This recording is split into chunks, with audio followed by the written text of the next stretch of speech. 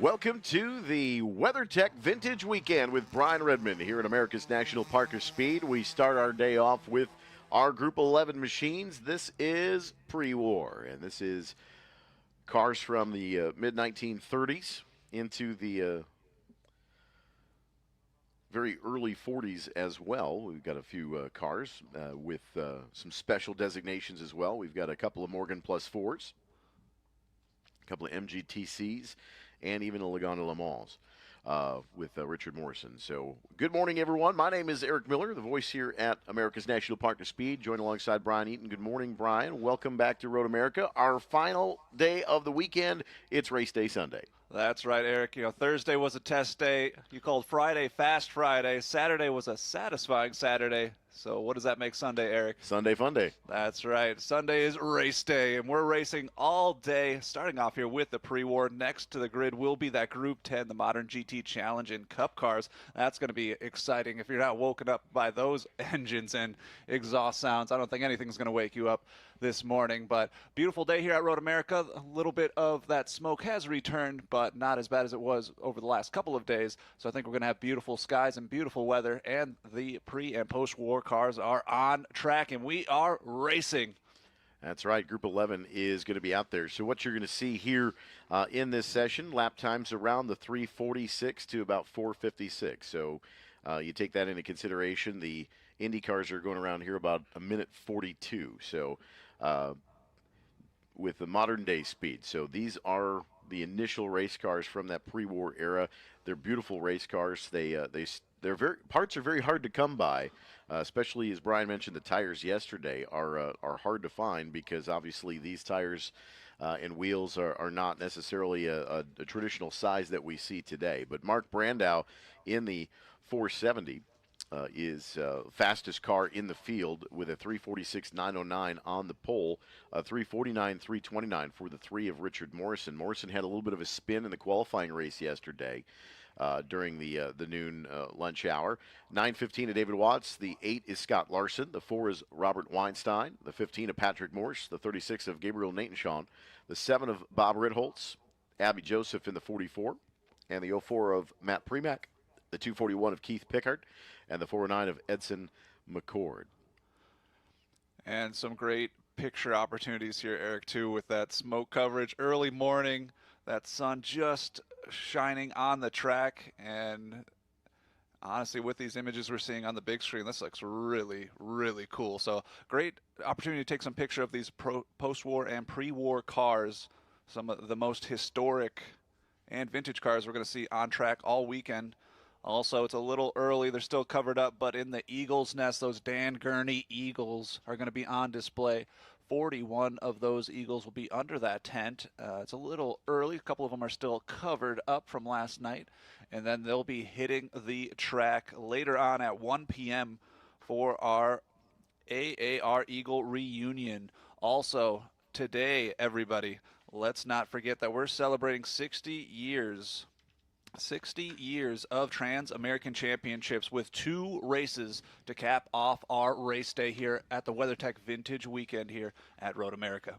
Brian, you're absolutely right. Looking forward to Group 12 and 12B, 12A and 12B for the Trans Am celebration.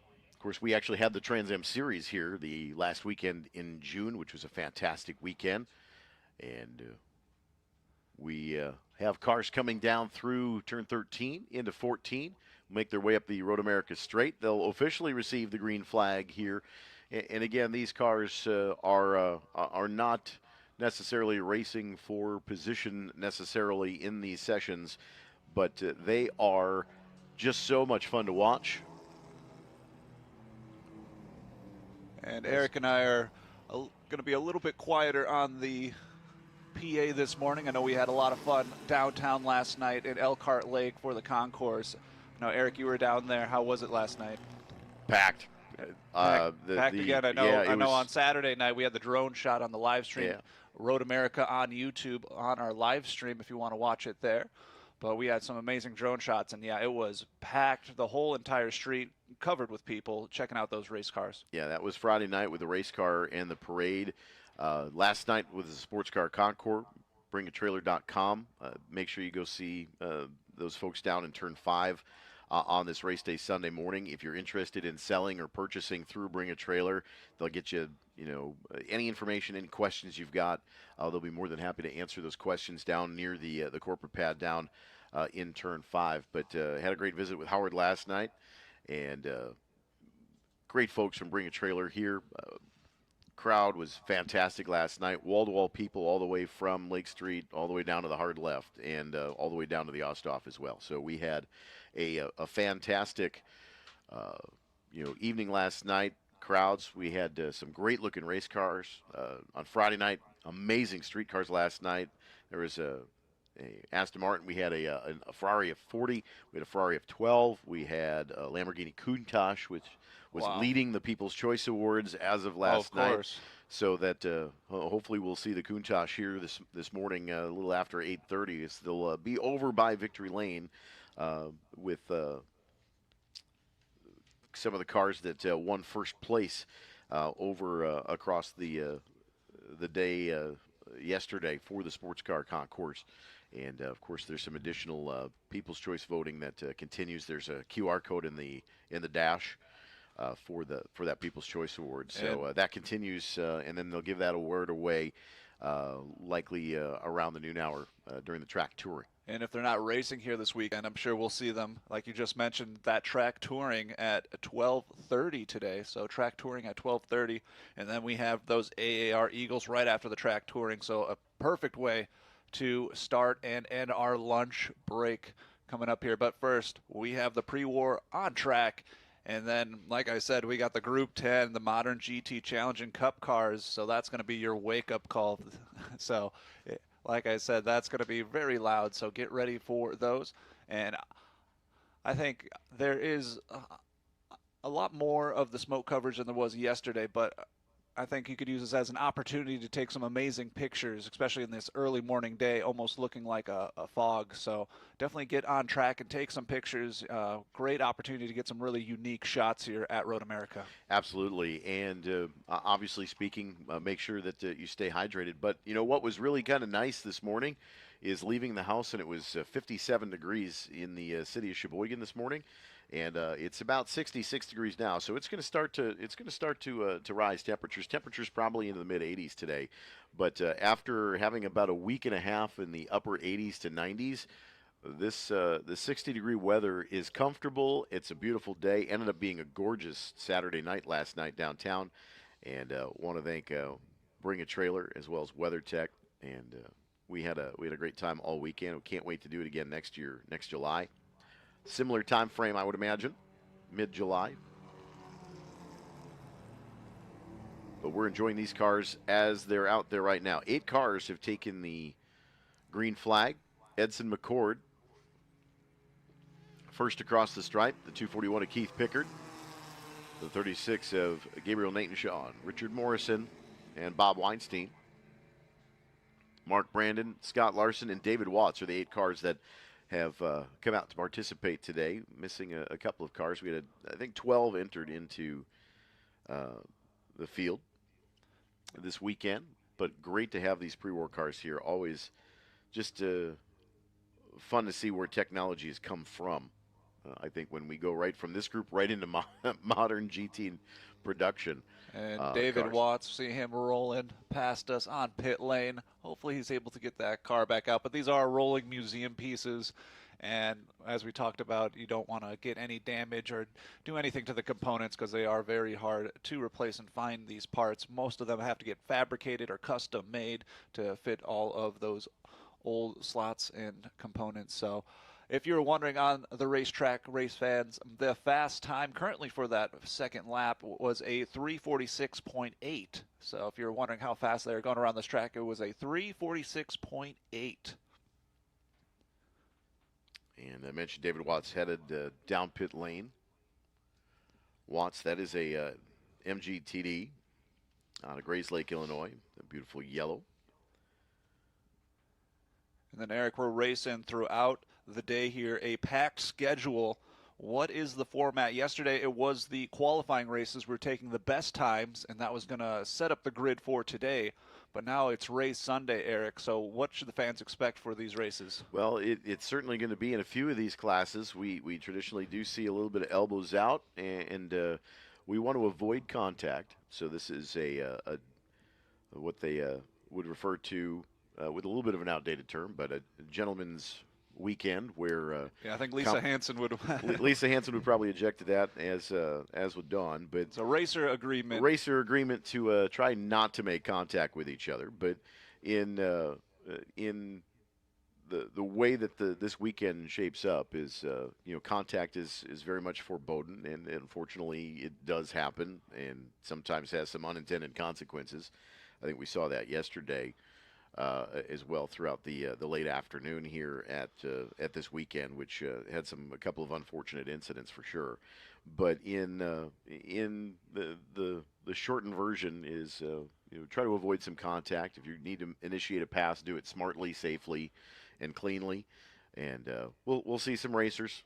They are racers at the end of the day. A lot of the modern production cars they get a little bit more elbows out than some of the more vintage, the older cars or the smaller displacement cars. But they can get a little red mist occasionally, and we see it come out. But this is one of those weekends where it's more about enjoying the different sounds, the different colors, the different smells. Part of the weekend, gear oil and all of those fantastic smells that you get here at the racetrack. Fuel burning off, methanol for some of the open wheel cars.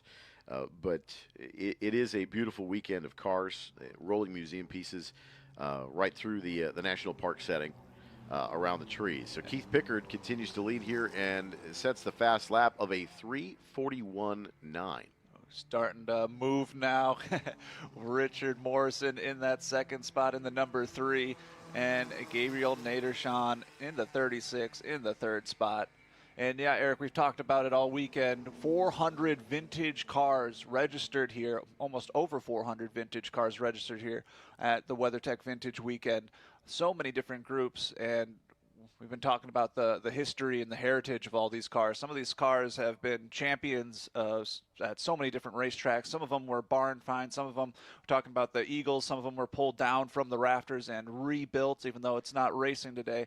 It is on display. And it's just so amazing just to see all these amazing cars on track. And so many great places to watch the race here too, Eric. Turn 5, one of my favorites, and you also lots of opportunity to watch inside of the woods too. Oh, we've got somebody with a potential issue over at turn 3. Sounds like fluid may be down, inspecting the course from turn 2 over into turn 3.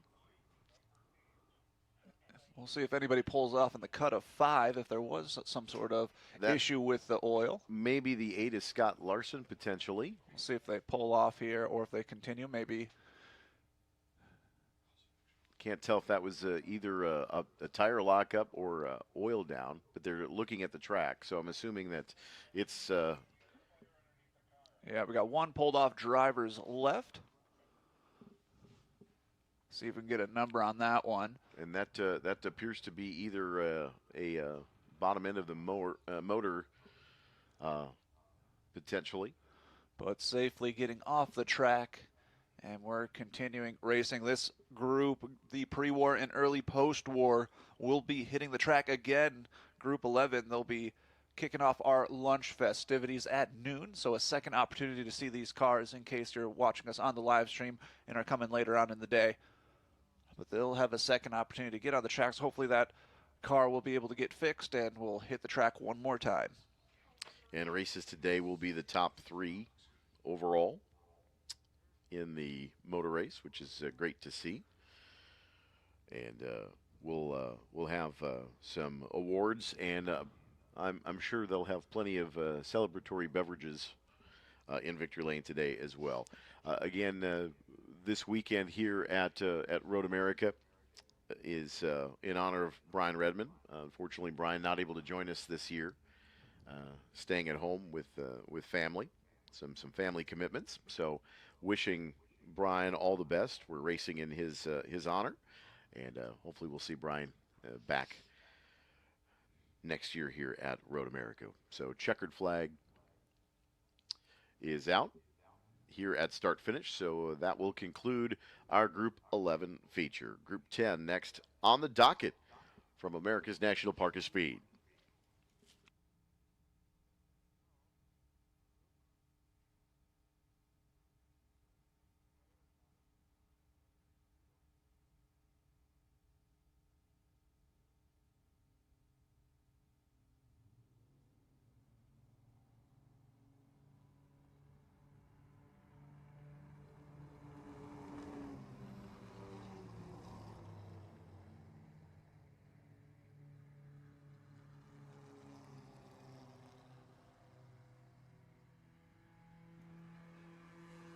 And the 241 Keith Picard takes the checkered flag for that first spot. In number 2, number 3, Richard Morrison. And in the third spot, the 409, Edson McCord. Your top 3 here at Road America.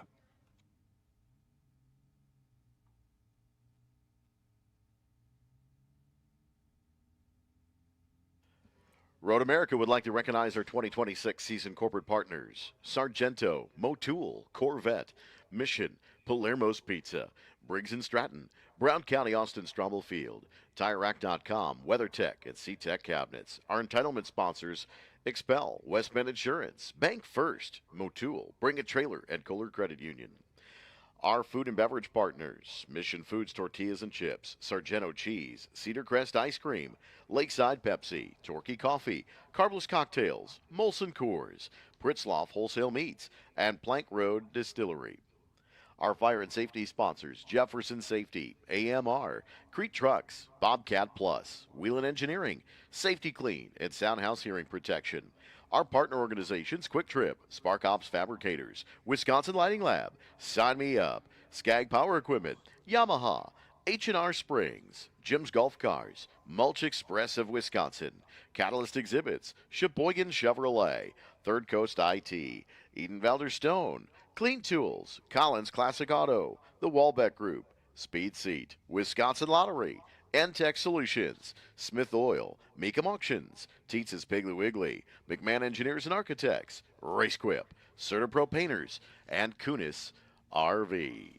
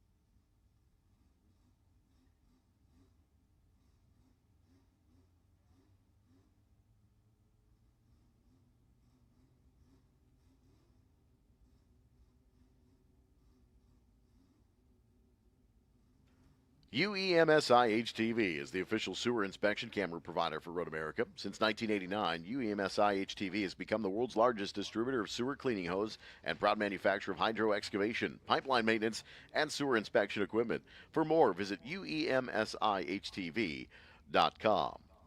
Racing brought to you by Yamaha, the industry-leading power sports company. From motorcycles, ATVs, and side-by-side vehicles to power products and much more, Yamaha revs your heart.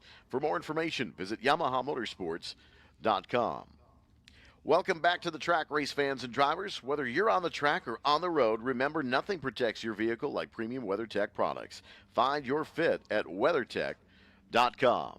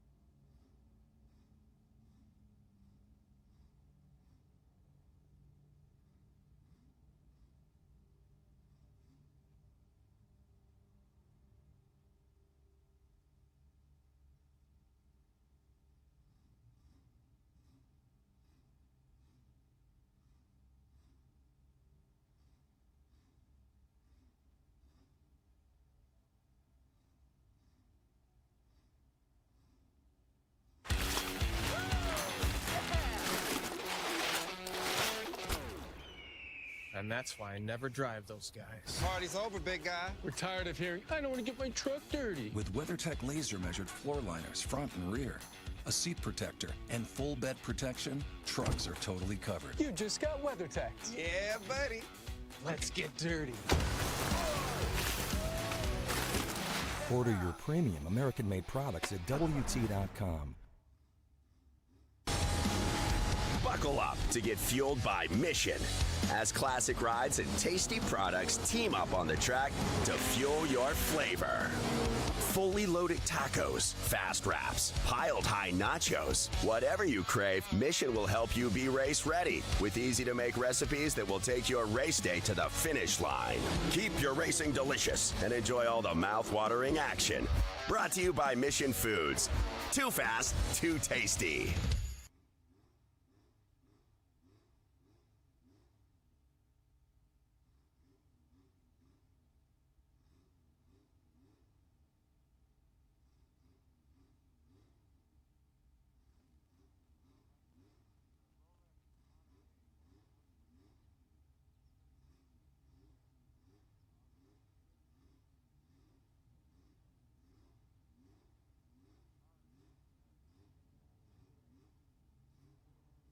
Looks like the cleanup is just about concluded over in turn 3 for the stricken Group 11 car. Time to take a look at your Group 10 starting lineup. The starting 37th, the 518 of Dave Goronsky in a Ford Mustang. In 36th, the 14 of John Snyder, a BMW M3. Starting 35th is the 9 of Joe Dillon, and the 44 of Scott Tyler will start 34th. That is an Audi R8 LMS. Starting in 33rd is the 17 of Steve Simchek in the Nissan 370Z. Starting along the outside of the next row is the 128 of Fred Benedict in a Ford Mustang and Robert Boxall in a Porsche 944. Starting 30th is Thomas Hayes in the 191 and the 17A of John Murray in a Mercedes-Benz. The next row is the 125 of Michael Ketton. Alongside is the 5 of Max Fedler in a BMW M240. Steve Walker will start 26th in the 27 machine, another BMW M3. Seb Coppola in the 458 Ferrari Challenge entry. That is the number 26, or 28 rather, and he'll start 25th. Starting 24th, the 45 of John Bibbo in an Audi RS3. Patrick Kroll in the 061 BMW M3 will start alongside. On the outside of the next row is the 88 of John Whitaker. That was a Concours Award winner. Honda Civic from Real Time Racing for John Whitaker, the number 88. That is the Dayglow yellow and or Dayglow orange and white Real Time Racing entry. Starting 21st to 33, Chris Higgins in the Panos GT. Starting 20th is 53, Tom O'Toole in a BMW M2.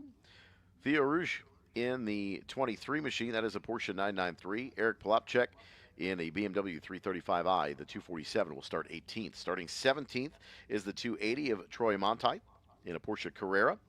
The next row is the 8 of Brian Carlson in the Chevrolet Camaro and Jim Benson's number 58 Porsche 997 Cup car. Anthony Stevens, the 194, will start outside row 7. In the 288 of Adam Karen will start 13th. Starting 12th is the 3 of Matthew O'Toole, a BMW M2, and Peter Cunningham will start on the inside of that row in the Acura TSX from Real Time Racing. On the outside of row 5 is the 43 of Howard Swig, a Porsche 996 Cup entry. Jeff Jones in the 22, another Cup entry with a Porsche 991. Brian Weatherid in the 69 will start 8th. Mark Bowden in the BMW M3 will start 7th. The 110 of Jimmy McGlynn is a Porsche 996 Cup entry. And Paul Denton in the 87 will start 5th. On the outside of row 2 is the 16 of Steve Denton in another Cup entry. Keith Clark in the 74, another Cup entry, will start 3rd. Starting on the outside of the front row, the 81 of Tom McGlynn and the 260 of David Treichel. That is the Fab Car Porsche. Starting from the pole. Group 10 on the grid, waiting for the start here. Scheduled to go at 8:30. Some natural brakes are built in just in case we get a full course yellow, anything like that happens.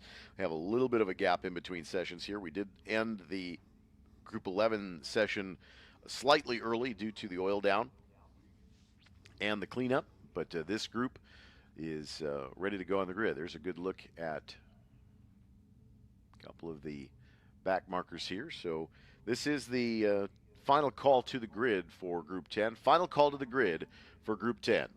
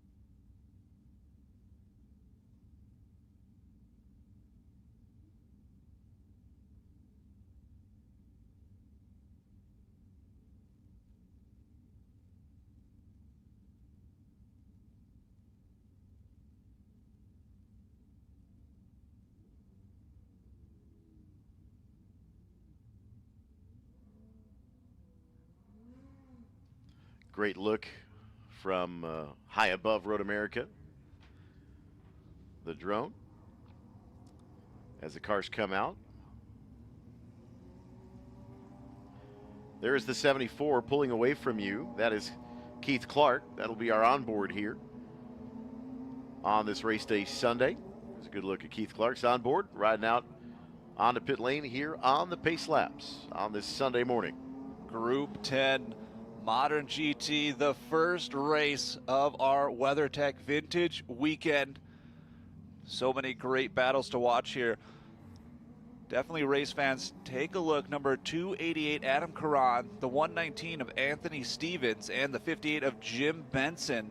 All three of them were battling yesterday. They're in similar setups here in their Porsche 997. So take a look at those. They're currently running 13th, 14th, and 15th, but they were battling back and forth. So make sure to take a look. 288, 194, and the number 58. That's going to be a great battle to watch in the back of the pack. WeatherTech Vintage Weekend here at the National Park of Speed. Corvette safety car. Beautiful C8 Corvette leading the field.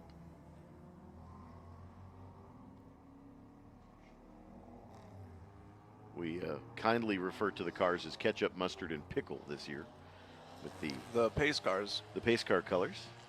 That is ketchup leading the field. Self-explanatory. I like the green one. I like pickles. Pickles? Pickles is my favorite. I got to drive mustard in January. It had 11 miles on it when I picked it up. Took it down to the Southeastern Wisconsin Short Track Hall of Fame in Hartford, and the Young Racers special there, which is great because you get a lot of young racers with their cars. Ava Hansen, who competes here at Road America in the F4 ladder,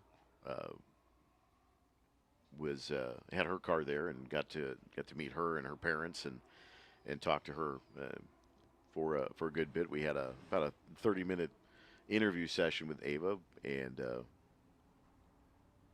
great driver, learning the ropes and starting to kind of down the path of trying to race professionally for her. So wish her good luck, but it's always a good time getting the chance to drive those as well.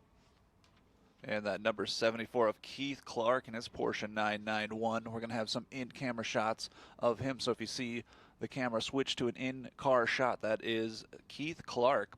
Group 10 Modern GT Challenge Cup on course next. And if you're wondering who is hitting the track next, we'll have the Group 4, the Classic Monoposto, will be the next group up.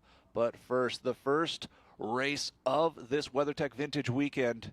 And there is that in-camera shot with Keith Clark, number 74, currently in the third position. Put down a 219.7 yesterday. Right there in the mix. He's going to need to get a couple more seconds of speed here around this 4-mile track. Tom McGlynn and David Treichel super fast yesterday, putting down 217, but David Treichel with a 217.1. So in that starting spot in his silver Porsche. Attention to the paddock area. Attention to the paddock area. The GJR 4 car that was in the pea gravel at turn 14 yesterday, you likely lost your Motorola radio. You can claim it in the tech shed in the south paddock area. So again, if you were the individual found in the pea gravel at turn 14, you can claim your radio that must have fallen out of the car at the tech shed at the south paddock area.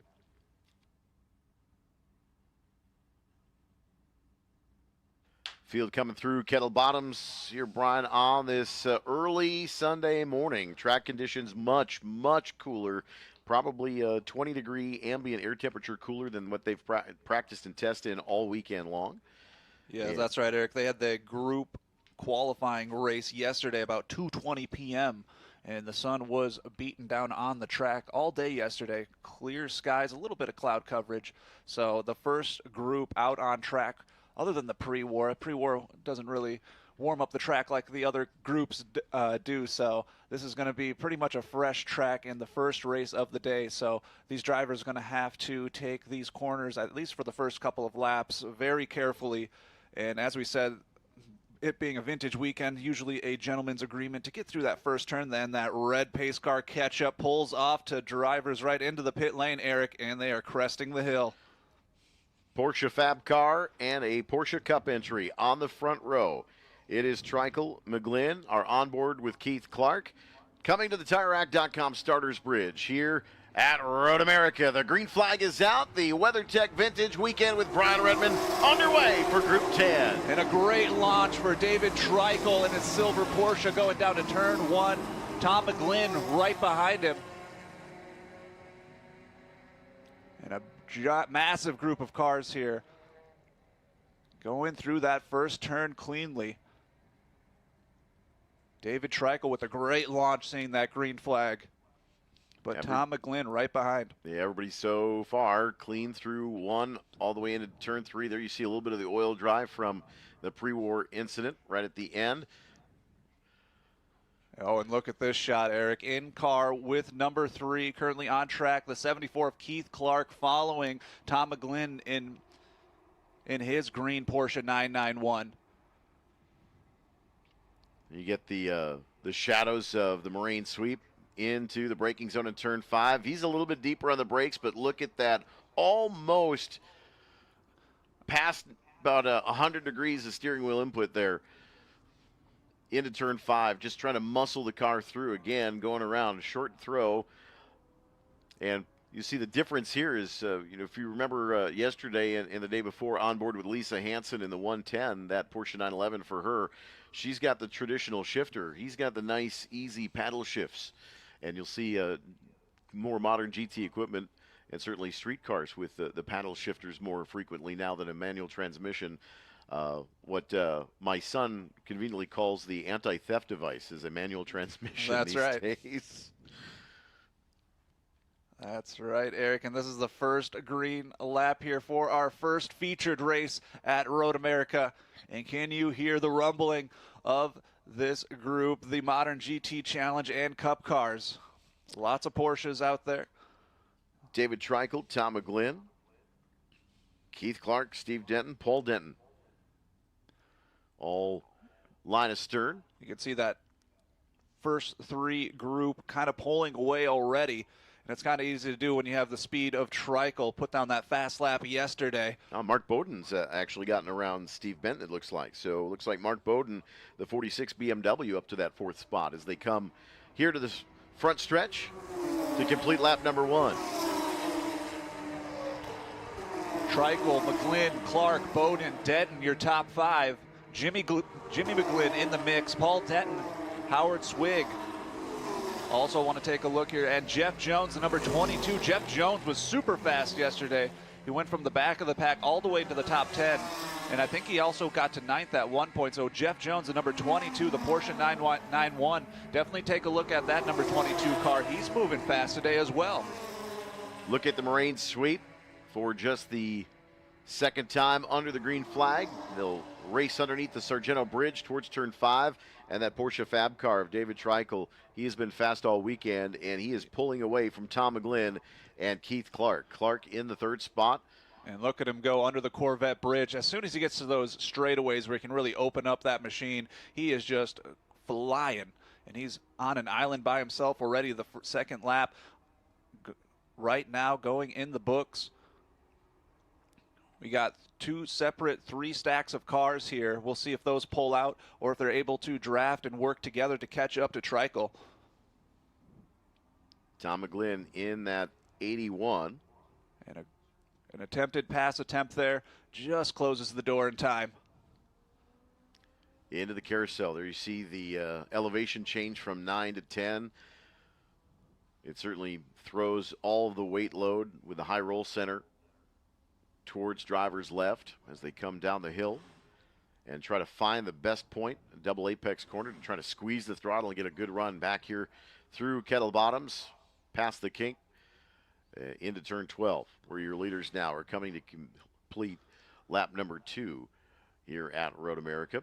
And a battle starting between Keith Clark and Tom McGlynn.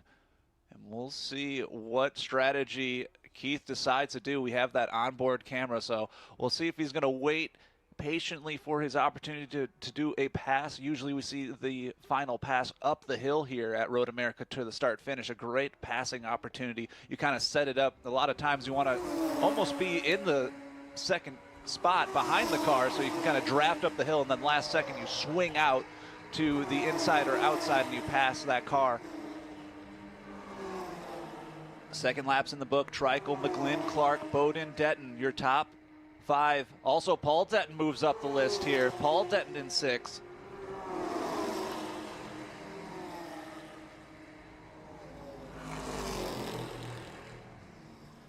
A couple of good battles a little bit further back in the field. There is Peter Cunningham in that Acura TSX. Gets a little bit better run through the center of turn 1. Back on board with Keith Clark, settling into that 3rd spot. Tom McGlynn just ahead.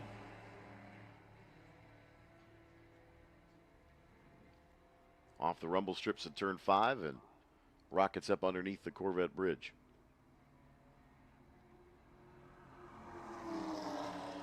Pretty aggressively using the exit curbing. At top of the hill at 6, also at 7 is Keith Clark. Yeah, using that full track here at Road America, and so much information he has there in his cockpit. So many different screens that he can reference to give him just a little bit more edge here as he's trying to chase down Tom McGlynn here in that 2nd spot. Mark Bowden in the BMW settles into the 4th spot. Gap has kind of developed between Clark and Bowden. Bowden all by himself there through Kettle Bottoms. And then Steve and Paul Denton, the next 2 line of stern behind Bowden. Here's the Dentons. Porsche Cup entries. And yeah, Steve and Paul Denton, they can work together to maybe catch up to Mark Bowden there. He's kind of on an island by himself. And well, Bowden's got the advantage here now because he's got some space between himself and Clark. So I think Bowden's just trying to be as smooth as possible, and because he's got really nothing right behind him, he can focus on the road forward and just run some smart, clean laps. And I think that's why Bowden wanted to get through traffic as quick as possible to just try to put some distance there. But that battle for the 2nd spot there, going into turn 1, that is Tom McGlynn and Keith Clark. There's he looks to the inside. And looks like Paul. Very late to turn in by Steve there.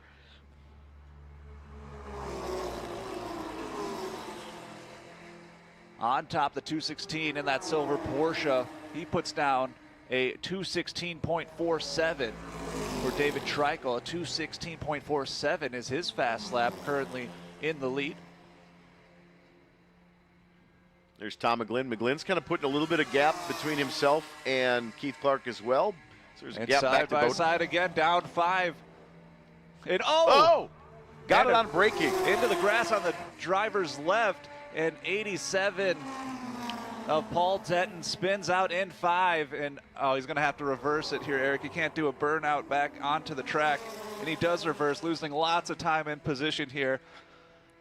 And it looks like Steve Denton's going to take it as far as that battle goes, and he's able to rejoin and continue his track day. That's unfortunate for Paul. Paul was a little bit faster than Steve going into turn one as well, and Steve made a little bit of a late turn in, and Paul then was able to kind of use that back into three and got a really good run into the Moraine sweep. But unfortunately, Paul going to shorten the corner entry got a little long on the brakes and had a little bit of a brake lock and ended up putting too much rear brake into it, I think. And barely touched that grass, and as Yep. soon as he hit the grass, you start spinning here, unless it's the grass creep that they've been adding here throughout the track at Road America. But that was a battle that started right at start, finish all the way down to turn one, and then the battle finished there at turn 5. Back on board with Keith Clark here coming through Thunder Valley. See that sunrise in the morning, pretty bright on the windshield. Downhill, right-hand apex, trying to hit the center apex curbing, try to stay off the grasscrete on the exit of 14. Clark running a nice, tidy line right now on the exit of 14. But it looks like Tom McGlynn's able to get just a little bit more distance here. So Keith Clark falling a little bit off of the pace. See if he's able to catch up. And Mark Bowden's happy just to do his own thing and kind of be all alone. Doesn't need any partners there. And all these cars spreading out nicely. I want to go down and take a look here. We were talking about it before. The battle between we had Matthew O'Toole, Anthony Stevens, and Brian Carlson. Also Jeff Jones. We were talking about Jeff Jones at number 22. He was in 10th, but Adam Caron was able to take that top spot. Howard Swig in the number 9. And Brian Weathered also had a great run yesterday. He's in 8th spot. So take a look, race fans. Number 69, Brian Weathered in his 991. Also number 43, Howard Swig, Adam Caron, and Jeff Jones, the number 22. Take a look out for those racers. They are getting after it here for our first race of the weekend here at Road America. WeatherTech Vintage Weekend. There's Peter Cunningham. The little Acura TSX that could. He's been battling the whole day, too. He's trying to get a pass here, and he just hasn't been able to find the right opportunity. So take a look at Peter Cunningham's car, too. He's battling out there, trying to get position. And that's, I believe, still battling with Jimmy McGlynn in that battle for what I believe is 6th and 7th. There's your leader, the Porsche Fab car, David Treichel. There is Tom McGlynn. Keith Clark into 12. And leaders coming through Thunder Valley. It's a great shot. And you can see that fairly new paved walking trail that you can take if you want to take a look back there. You can take your golf cart, your bike. Also a great place to watch the race. Such a different sound than anywhere else on the track. All that heavy braking zone in 12, you can hear it all the way through the woods. Such a great place to watch. Leaders into turn one. 11 and a half minutes gone by. Fast approaching 12 minutes into this Group 10 feature on your Sunday. Tom McGlynn puts down a 2:17.111 yesterday. His best lap was a 2:17.109. So he is right on pace with his yesterday's fast lap. So Tom McGlynn is super happy with how he's doing today. As long as he can bring it home safely, he should be able to keep that pace and take the checkered flag. Keith Clark, Mark Bowden, Steve Denton, and Jimmy McGlynn. David Treichel with the open racetrack in front of him. Still laying some purple laps down. Last time through was a 2:16.392. 2:16.392 for Treichel. Actually, purple almost, that time almost through. almost a whole second faster than yesterday. So actually, Treichel getting even faster today than he was yesterday. I kind of anticipated that a little bit. Track conditions, tire temps up, but track temperature down, which means that the track's going to have a little bit more grip. It's not going to be as, quote-unquote, greasy or slimy. Some good bite with some fresh tires. There's Tom McGlynn underneath the Mission Foods Bridge. should be coming to the white silk this time through. Mark Bowden on the exit of 10.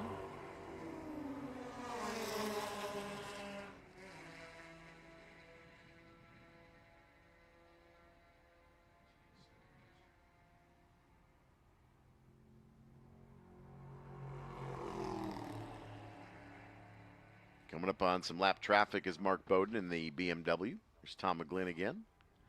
Second place coming in to make the right-hander at 14. There's Keith Clark running third here in the motor race.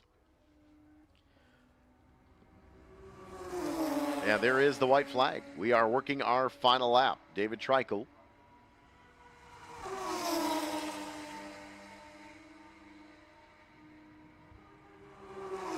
Your leader here in Group 10.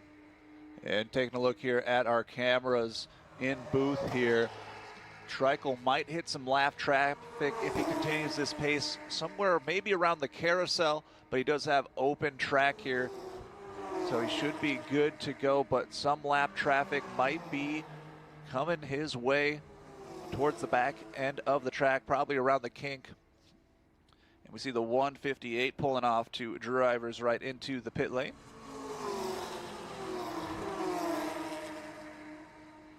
That looks like that is Dave Goronsky retiring the Ford Mustang Challenge car. Started shotgun on the field on this Sunday morning.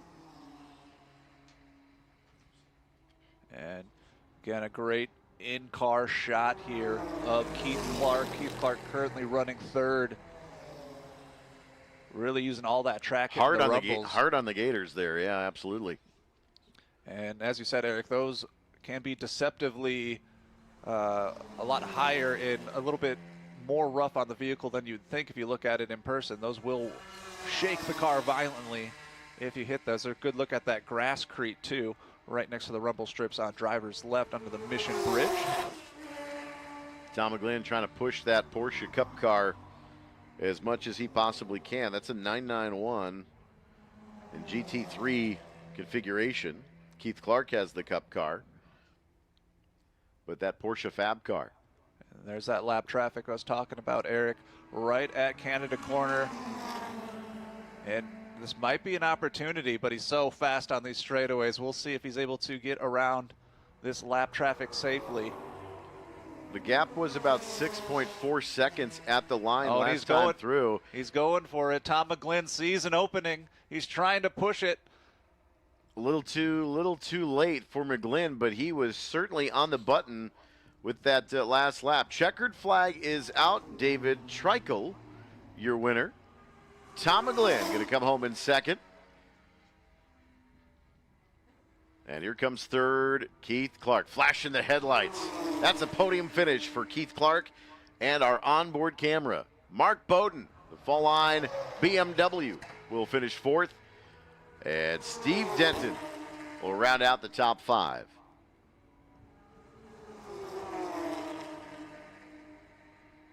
WeatherTech Vintage Weekend continues throughout the day today. We're streaming on the Road America YouTube page. So those of you that are joining us here at the racetrack, you can listen to the Track PA at 87.9 FM. You can listen to the Track PA on the Road America app as well. But nothing better than being here at the National Park of Speed. Checkered flag is out on Group 10. It's Treichel, McGlynn, and Clark, your podium. Mark Bowden, Steve Denton, Jimmy McGlynn, Brian Weatherid. Peter Cunningham comes home in the 8th spot. Howard Swig in 9th. And Brian Carlson in 10th. More from Road America in just a few moments as we continue the WeatherTech Vintage Weekend with Brian Redman at the National Park of Speed, Road America.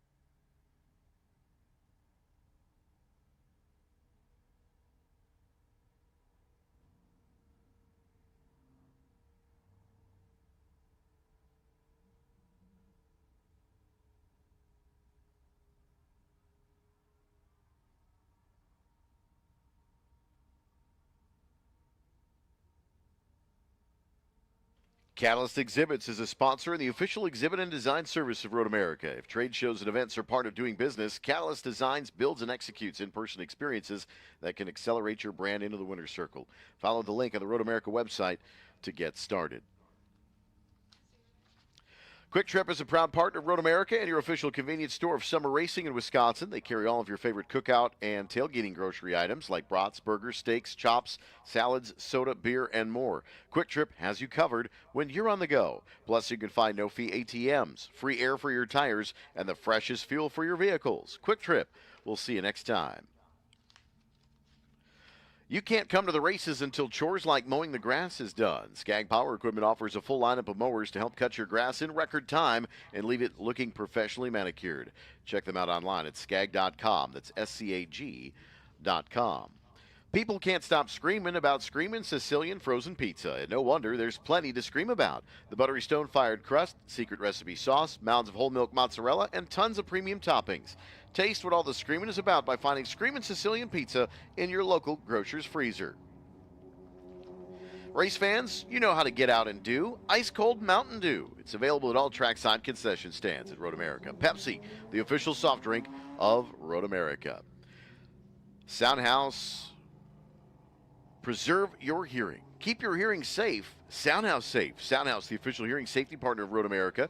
You can visit Soundhouse next to the paddock shop or one of the vending machines for your hearing safety gear. SeaTech Manufacturing is a premium aluminum cart, cabinet, and drawer manufacturer. Competition at the racetrack has pushed SeaTech storage products to outperform the competition in efficiency, appearance, and functionality. Driven by passion and storage expertise, SeaTech's products have expanded outside of racing to serve many other industries. Whether it's at the track, in the garage, or at your place of business, take your storage to the next level with a custom storage cart, cabinet, or drawer from SeaTech Manufacturing. Safety Clean, a Clean Harbors company, is the official fluid recycling service company of Road America. Safety Clean products provide automotive fluid recycling services for the competitors racing here at the track. Safety Clean is the largest refiner of used oil, antifreeze, and cleaning solutions worldwide. Safety Clean encourages all race fans to do your part to properly dispose of your used automotive fluids. Safety Clean, a Clean Harbors company. Help make green work.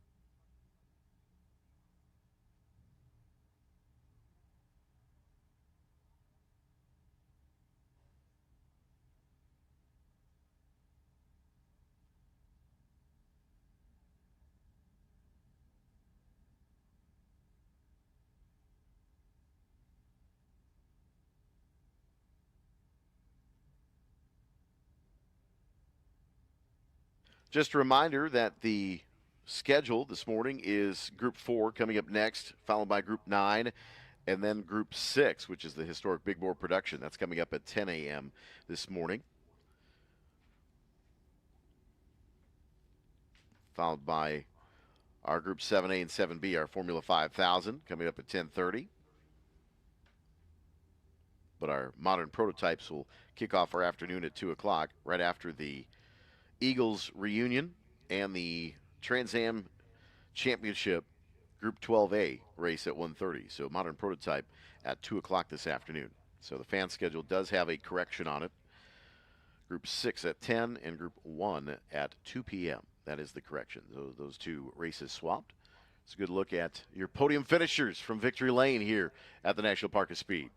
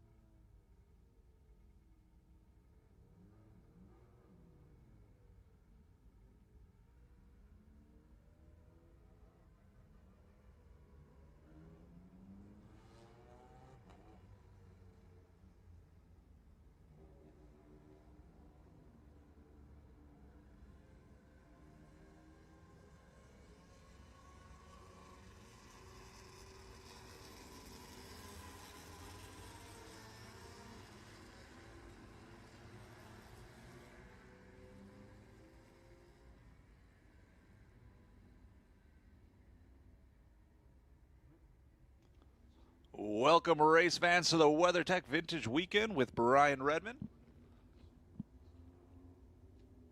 On course now, we have Group 4, the Classic Monoposto, hitting the track and getting ready for their featured race. Also, taking a look over under the big white tent, we have the Dan Gurney Eagles. 41 Eagles assembled over under that tent. Looks like they're all uncovered and ready to go here. They'll be hitting the track here coming up around 1 p.m. So that's right outside the paddock shop. The paddock shop will be opening from 9 a.m. to 4 p.m. So paddock shop is now open. So go check out the paddock shop if you haven't gotten your event t-shirt. Also take a walk over to the Buzz Through Coffee. Buzz Through Coffee, amazing coffee, ice drinks as well. So if you need something to cool off, go get an iced coffee from the Buzz Through right next to the paddock shop. Also, concession stands open throughout the grounds, the Gearbox, also Parker John's Barbecue and Wings. We also have the tram schedule. That's going to be running today, 8 a.m. to 5 p.m. So look for those shuttle signs throughout the track in case you want to take a break and just ride along through this 4-mile race course. 400 vintage cars registered this weekend for the WeatherTech Vintage Weekend with Brian Redman. On track now, we have Group 4, the Classic Monoposto, up next here at the National Park of Speed, Road America.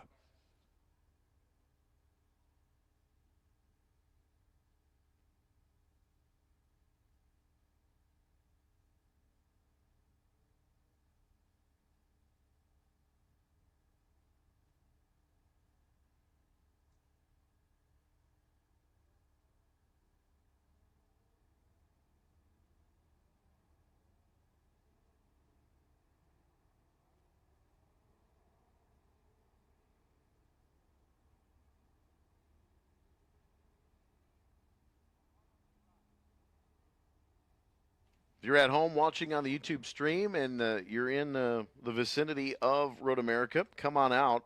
Children 16 and under receive general admission at the gate with a paying adult, and students save $10 at the gate with a current year student ID. So come on out. If you're still here in Sheboygan County or maybe in the Tri-County area, Calumet or Fond du Lac County, Manitowoc County, come on out. It's a beautiful day here at the National Park of Speed. Nothing like sitting in a park and watching some cars go by.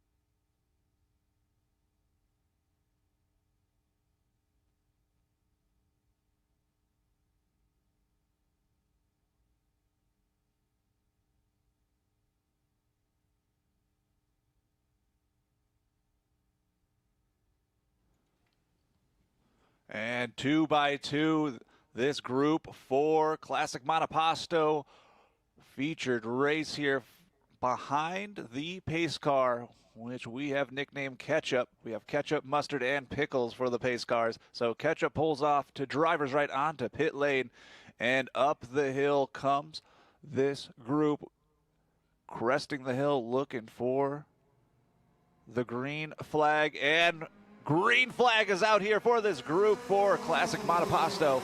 Green flag and beautiful images coming out from our production team. David Oddie, Dan Kane, Matt Daniel, Mike Plotz, Sharon Frey, Mike Pop, John Lux, and Glenn Theichel, Jeffrey Jorgensen, and Atonis Kometz. your top 10 in that group. We do have a split start for this group here, and the second group coming in now. Green flag for that second group. Green flag for the second group as they make their run to turn one.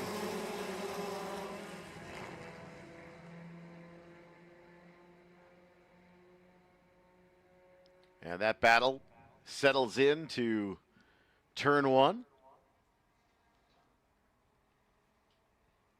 And we are underway here in Group 4, the WeatherTech Vintage Weekend with Brian Redman.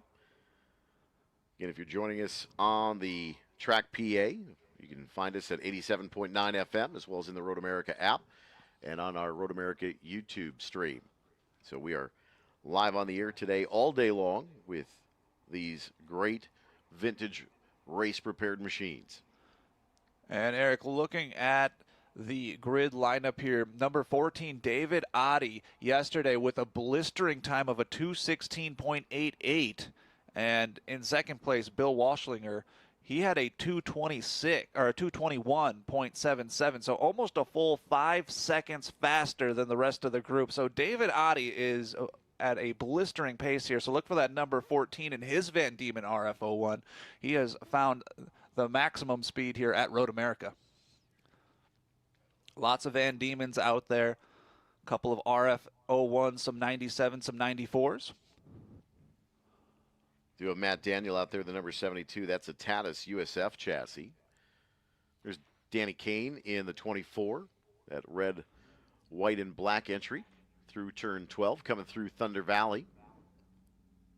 The black nose cone. Danny, a former dirt modified racer at the Sheboygan County Fair Park. This is David Oddie, your leader, underneath the Mission Foods Bridge on the front stretch. The yellow and white 14 to David Oddie. Bill Walschlager in the 3. Danny Kane actually has moved up into that second spot now. The 24 and 33 of Mike Plotz, the 72 of Matt Daniel.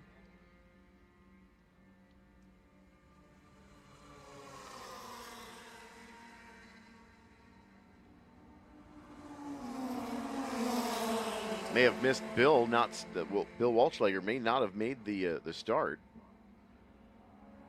Yeah, I think you're right, Eric. I don't think Bill took the flag. We'll take a look at the down in the standings to see if maybe he had some sort of issues.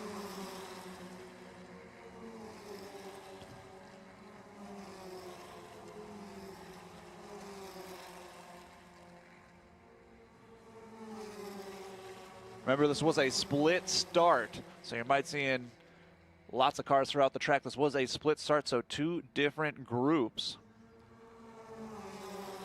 The 777 of Tonis Kometz, he actually puts down a fast time there, so look for Tony Kometz in his Brabham BT29. He is flying down the track, gaining lots of speed here, currently running 6. Todd Willing, though, right behind him. Todd Willing very fast as well. Steve Grundle, of course, from Blue Mountains, Wisconsin. And Travis Ingen, the number 1, of course. Travis, always somewhere in the top 10. Right now, currently running 11th with Joel Quadracci right behind him. Group 9 to the grid, please. Group 9 to the grid, please. Group 9 to the grid, please.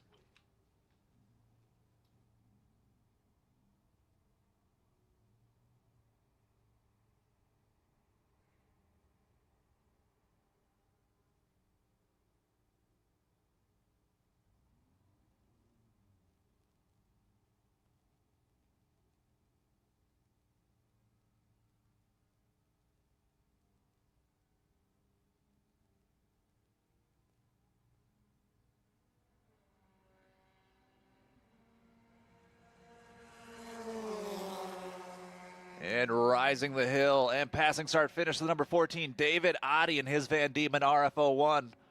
He puts down a purple lap there all alone. He was super fast throughout qualifying. He puts down a 2:22.45. Currently about 3.5 seconds faster than Dan Kane. But Matt Daniel makes his way up to 4th. And we were talking about it, Tony Kometz. Tony Kometz moves up into the 5th spot. But number 4, Steve Grundle, that Blue Mounds, Wisconsin native, he goes purple on that lap. So Tony Kometz and Steve Grundle battling it out here. So look for that 777 of Tony Kometz and the number 4 of Steve Grundle. They're having a battle. Matt Daniels in the mix too. Mike Plotch, Dan Kane, David Ottey, all within the top 5. Also, the 25, Todd Willing. Todd Willing had a great qualifying session over the last couple days. Todd Willing in the mix. And Travis Ingen, he was in 11th, now moves his way into 10th. Like I said, Travis Ingen always finding his way into the top 10. I believe he has 3 different groups that he's participating in this weekend. Travis Ingen definitely knows the fast way around this 4-mile course here at Road America. Your top 3 right now, David Ottey, the number 14 in his Van Diemen. Number 24, Dan Kane in his Van Diemen RF94. And number 33 of Mike Plotz in his Ralt RT5. This is Group 4, the Monoposto. Next up, we're going to have Group 9. Group 9, the Modern GT and American Stock Cars is going to be up next. So Group 9, the Modern GT and American Stock Cars, that's going to be an exciting one. And a loud one at that, too.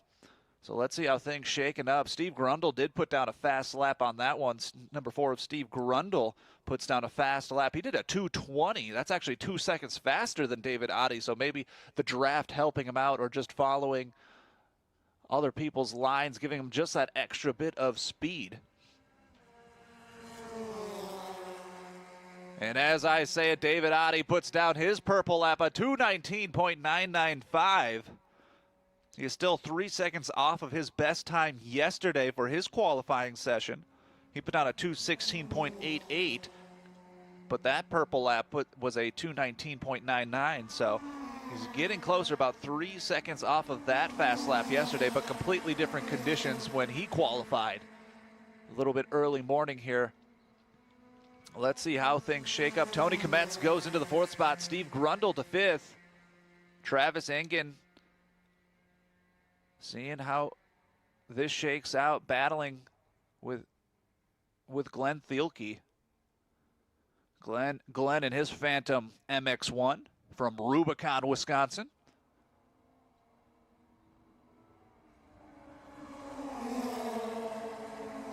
And it is a battle. We're having a 4-way battle into the top 10 here. Travis Ingen moves from 10th to 8th. Joel Quadracci moves up the board. Number 44, Joel Quadracci, goes to 9th.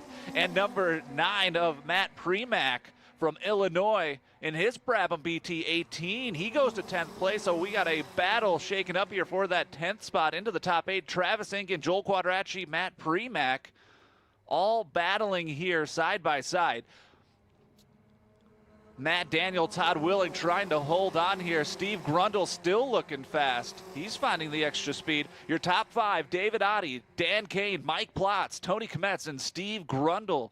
Your top 5 as they run 9 minutes into this Group 4 featured race. The Monoposto on track right now. Next up, race fans, next up, we're going to have the Group 9 Modern GT and American Stock Cars. They'll be up next here, but this race is heating up. David Ottey seems to be the fastest on track currently, but Steve Grundle, though, was able to put down that purple lap. But we'll see if David Ottey has anything else. He's still 3 seconds off of his fast time yesterday. But take a look, race fans. Number 1, Travis Ingen is going to be one to watch. Joel Quadracci trying to chase him down. And as David Ottey passes it, and he does put down that purple lap, the 2:18, he is getting faster and faster all alone on his own island. The number 14 of David Ottey with a 2:18.01. David Ottey looking fast here. Looking to the back of the field here. Oh, and Tonis Kometz is just moving up the board. He went from 10th all the way to 3rd within 2 or 3 laps here. The 777 of Tonis Kometz in his Brabham BT 29 into the top 3 on the podium currently, but Steve Grundle right behind him trying to take away that top 3 spot. Todd Willing still in the mix. Mike Plotz, but here comes Mike Daniel. Mike Daniel moves up the list, goes to number 7. David Oddie, Dan Kane, Tonis Kometz, number 3, going purple there with a 2:17.25. Tonis Kometz is finding some speed with Steve Grundle. Those two battling it out for the podium. The top 3, Todd Willing trying to keep it together as well with Mike Plotz. Travis Ingen, of course, we keep saying his name, the number 1 Travis Ingen in his Chevron P17. He holds on to his 8th spot. Joel Quadracci right behind him. Trading ball, and Mark Garreau, Matt Premack, they go side by side past the start-finish line. It is a battle for the 10th spot as well. Look for the number 9 of Matt Premack and also the number 59 of Mark Garreau. They're having a battle here for that 10th spot, race fans. So look for that number 9 of Matt Premack in that Brabham BT18 and Mark Garreau. They are battling it out here, trying to crack the top 10. But Tonis Kometz, the 777, is moving quick and gaining speed. Can he catch up to Dan Kane? Him and Steve Grundle working together, trying to catch up to that 2nd spot. David Oddie, though, looks unstoppable here this weekend. He has found so much speed, number 1 in every single qualifying, and also number 1 here for our Group 4 featured race. Also looking down the board here too, Jeff Jorgensen in his Red Devil RD Eagle from Manitowoc, Wisconsin. Him and the 00 of Glenn Theichel are battling it out, and here comes the white flag. The white flag is out here, race fans. David Oddie takes that flag. White flag is out, 1 to go here at the National Park of Speed. This is the WeatherTech Vintage Weekend with Brian Redman, and things are heating up. Tonis Kometz, Steve Grundle, Todd Willing, Mike Plotz, Mike Daniels, and they come around, and Tonis Kometz goes to 2nd.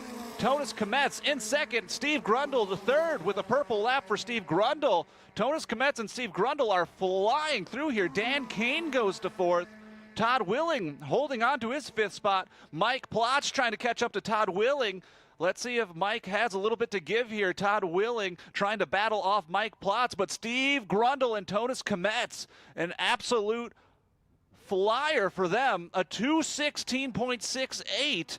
That's faster than David Oddie's best overall time for the qualifying session. Race fans, take a look. 777 Tonis Kometz. We've been saying it all race. And Steve Grundle battling it out. They're now in 2nd and 3rd. The podium shaking up here on the final lap here for the WeatherTech Vintage Weekend with Brian Redman, and Travis Ingen moves up the board into the 8th spot. Joel Quadracci goes to 9th, and Matt Premack to 10th. So a battle for that 8th, 9th, and 10th spot as well in the back of the pack. Mike Plotz trying to catch up to Todd Willing. Todd Willing has been holding on to that 5th spot all race. Can he do it? Can he keep that top 5 finish here? But we're looking at 77 Tonis Kometz and Steve Grundle. A battle between those two for the top of the podium. David Oddie still on an island. Let's see how this shakes out. The Van Diemen, the Brabhams battling it out, trying to catch up to that Van Diemen RFO1. White flag out on this race weekend here at the WeatherTech Vintage Weekend with Brian Redman.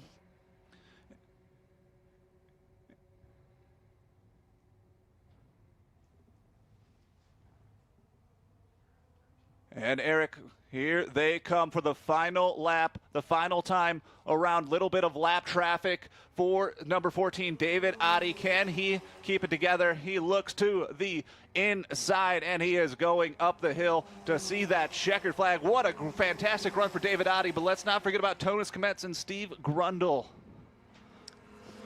What a great battle for that 2nd and 3rd and 4th spot. Dan Kane trying to hold on as long as he could, but Steve Grundle and Tony Kasimets in the Brabham. Both Brabhams very fast. They were in the split start, and they had to work their way through basically the Club Fords.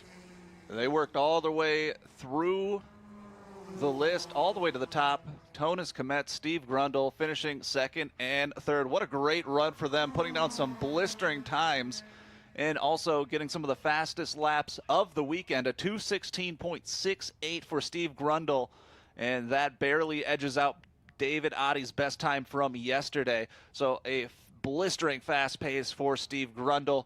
Your top 3, David Oddie, Tonis Kometz, Steve Grundle, And in fourth and fifth, Todd Willing, Dan Kane, Mike Plotz, Matt Daniel, Travis Ingen, of course, Joel Quadracci, and Matt Premack, your unofficial top 10. Let's see how things shake up here. And Joel Quadracci, last second, pulls right around Travis Ingen, taking away that 8th spot. Joel Quadracci goes to 8th. Travis Ingen and Joel Quadracci battling this whole entire time. And Joel Quadracci moves to 8th. Travis Ingen tonight. And Matt Premack was able to hold on to his top 10 finish. What a fantastic race, racing all the way around the track. Sometimes the best races aren't in first, second, and third. Sometimes they're in the back of the pack too, so always good to keep up with everything going around this racetrack. Next up on track, we have Group 9, the Modern GT and American Stock Cars. This is the WeatherTech Vintage Weekend with Brian Redman at the National Park of Speed, Road America.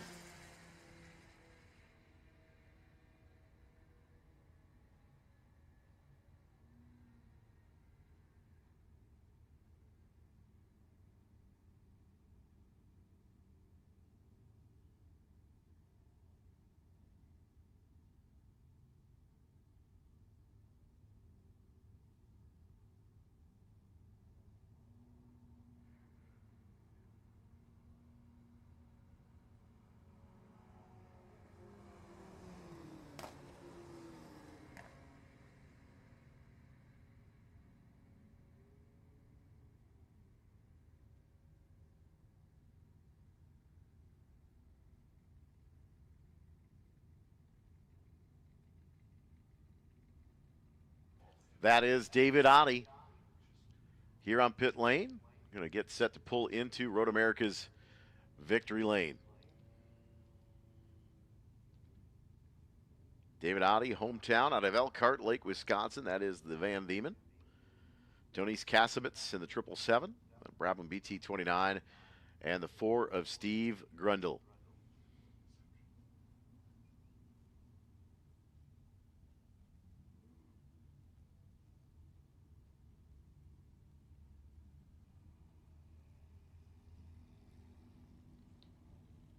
Top 3 here in the motor race. Here at the Road America victory lane.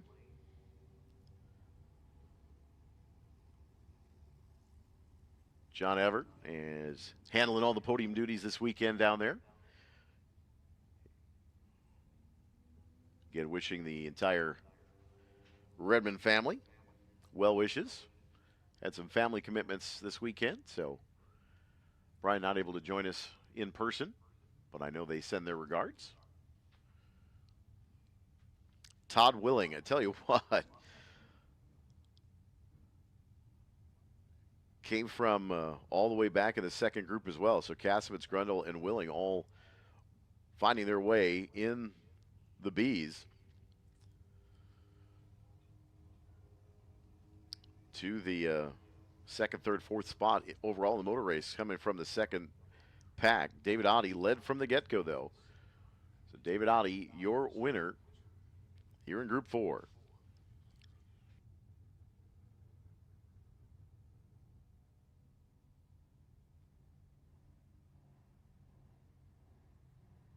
Sargento, the official cheese of Road America, invites you to enjoy a delicious Sargento cheddar cheeseburger today at a nearby concession stand.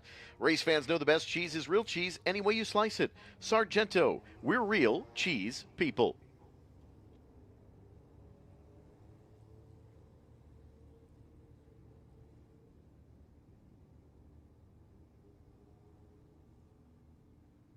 TireRack.com is proud to be the official tire retailer of Road America. For over 40 years, Tire Rack has been helping drivers find the right tires for both the street and the track. Ship fast and free and backed by 2 years of free road hazard protection. Enjoy next day delivery to you or one of the over 10,000 recommended installers. Shop for wheels, brakes, suspension, and more. TireRack.com, the way tire buying should be.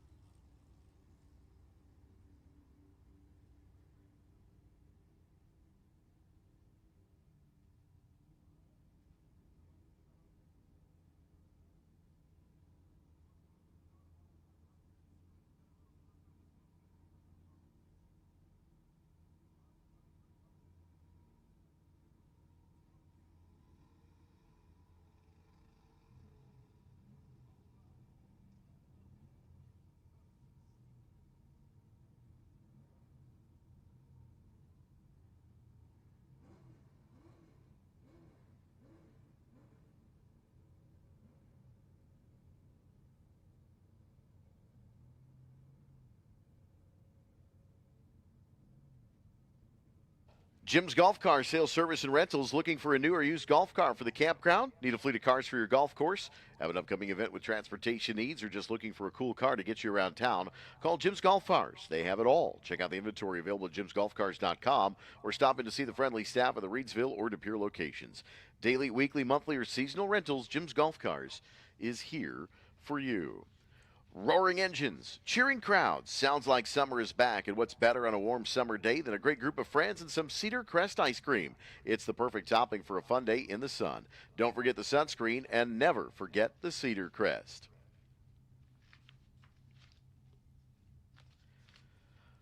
Stop down to the Spark Ops Metalworks patio at Turn 1 by the Family Fun Zone. Grab a drink at the patio bar, catch up with friends, and enjoy some great views of the track. Spark Ops Metalworks, the official metal fabricator of Road America.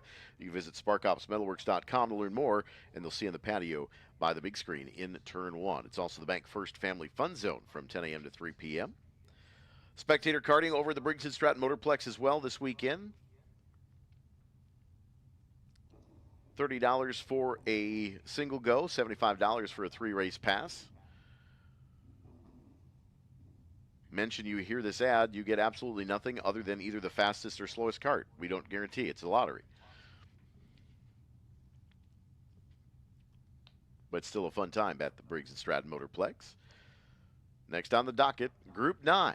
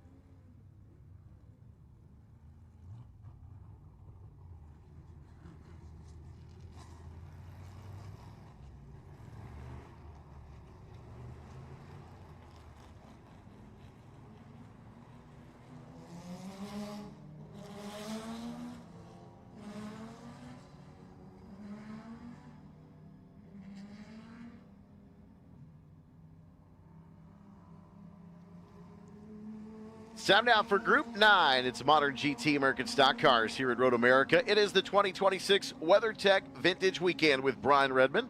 I'm Eric Miller alongside Brian Eaton for the call of all race weekends action here on the Road America YouTube page, as well as on the PA at 87.9 FM and on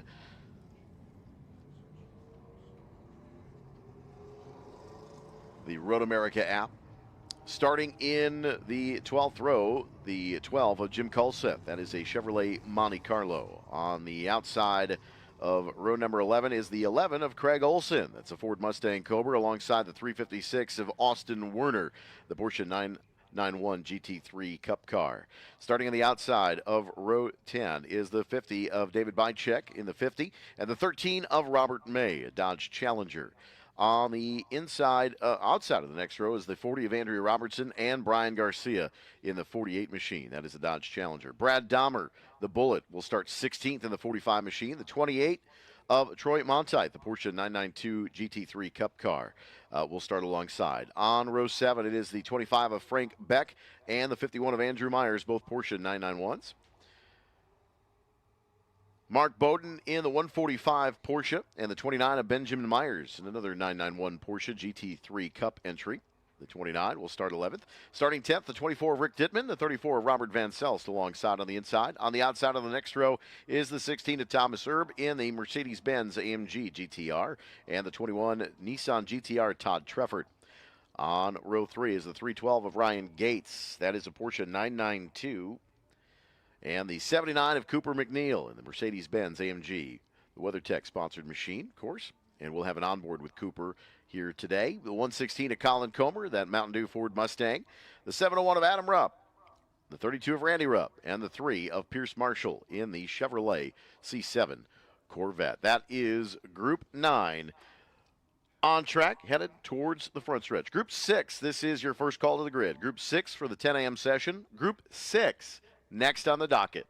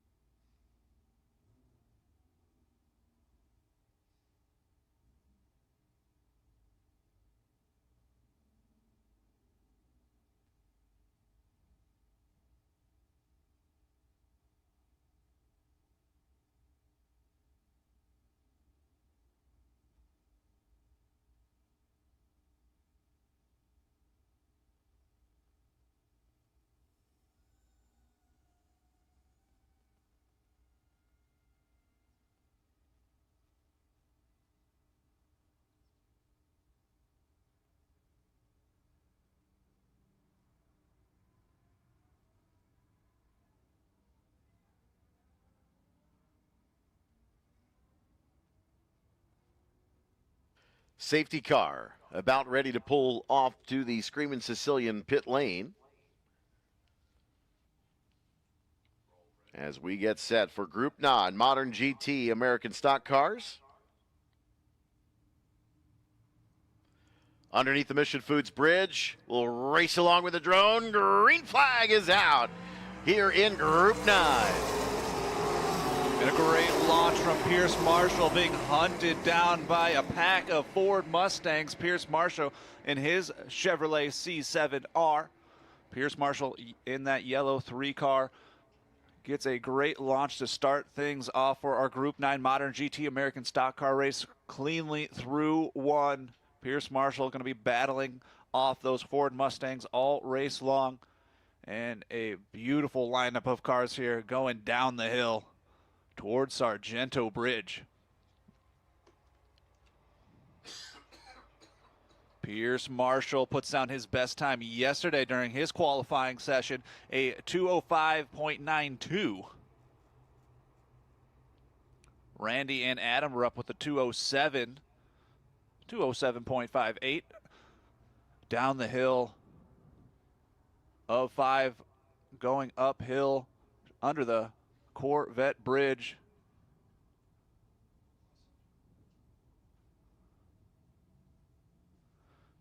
Pierce Marshall early looking fast in the Rups right behind him, grouping up. Lots of passing opportunities. We have the onboard camera. We just saw Cooper McNeil go by in his Mercedes-Benz. And a great shot of that onboard. A little bit more tech than the last car there. He had a full video display to see the rear end of his car. That was on board with Cooper McNeil in the 79 Mercedes-Benz AMG. Pierce Marshall, though, with a quick start here in his Corvette C7R, that yellow number 3 machine.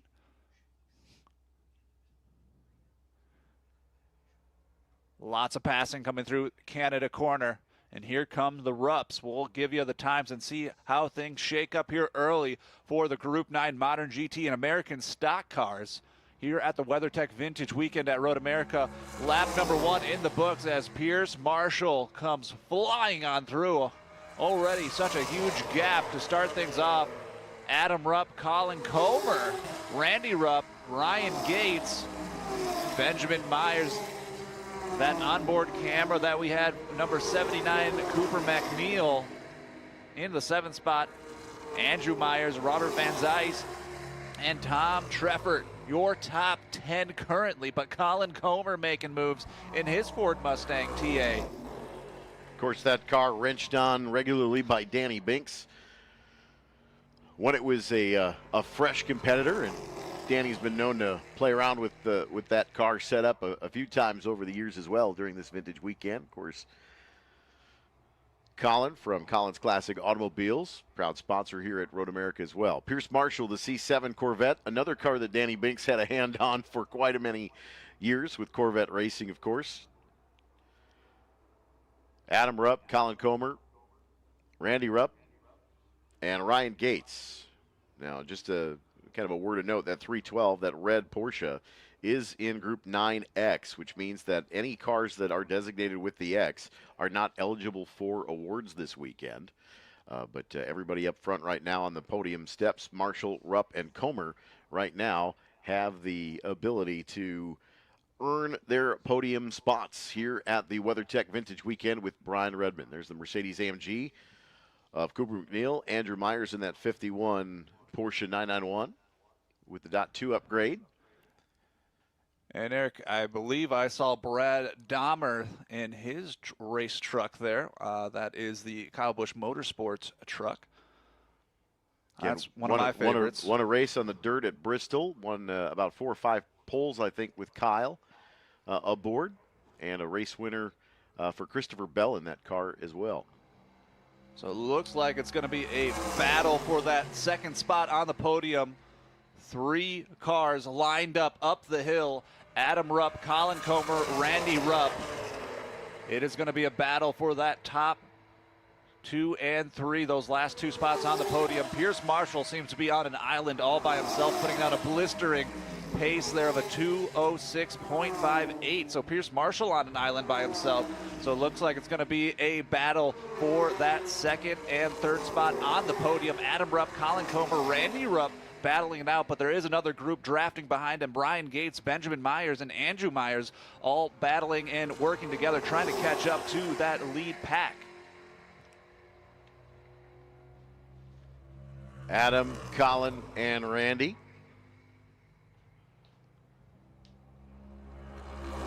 Adam and Randy parked actually right next to Brad Dahmer. It looks like we're going to go full course yellow here. We've got a situation. So full course yellow coming out.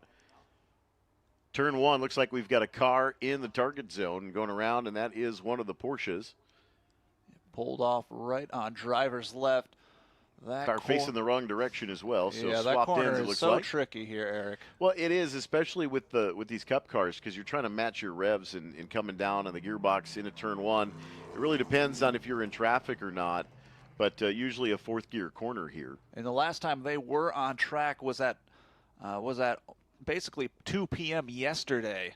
So completely different track conditions, and just looks like it was just overcooked and spun that car. Safety on scene, though.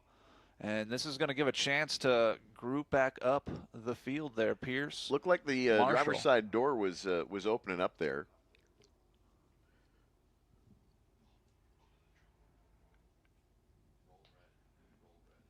And that is the,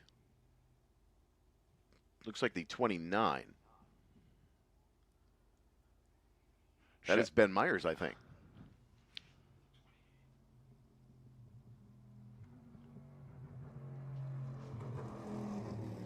It might be number 28, Tony Monthi, in the Porsche 992 GT3. Yeah, that is the 29. Yep. Yep, it is the So 29. thanks to the drone with the zoom, and that looks like there's some fluid coming out of the back half of that car, and that that would not be a good thing. That looks like some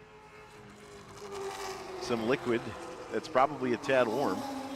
And Benjamin Myers was running in that 6th spot. Yeah. He was battling with Ryan Gates, and now obviously working his way down the list now as he is pulled off right at turn 1. So he was battling and could have made a top 5, even a top 3 finish there, but you can see all the fluid leaking out the back of that Porsche, so it'll probably be the end of his day. For sure. Now looking at, looks like some of the skid marks there, obviously from other race weekends, but you kind of put 2 and 2 together. It looks like the car swapped ends, so I'm wondering if that's a gearbox potentially. Yeah, with that much fluid, you'd almost think it's some sort of mechanical issue. Yeah, either the gearbox or the bottom end of the motor, but it looked like it locked up because it looks like the car spun around and swapped ends pretty quickly. And the driver right there. And the pace car able to grab all of the cars. They're going down turn 5 right now. So all these cars getting bunched back together. And they'll have a second shot to catch up to Pierce Marshall, who's putting down some blistering times of a 2:06.58. Adam Rupp, Colin Comer, Randy Rupp right behind him, Ryan Gates, Andrew Matthews. Behind the safety car now at the top of the hill. That Mountain Dew car, that's definitely one of my favorites.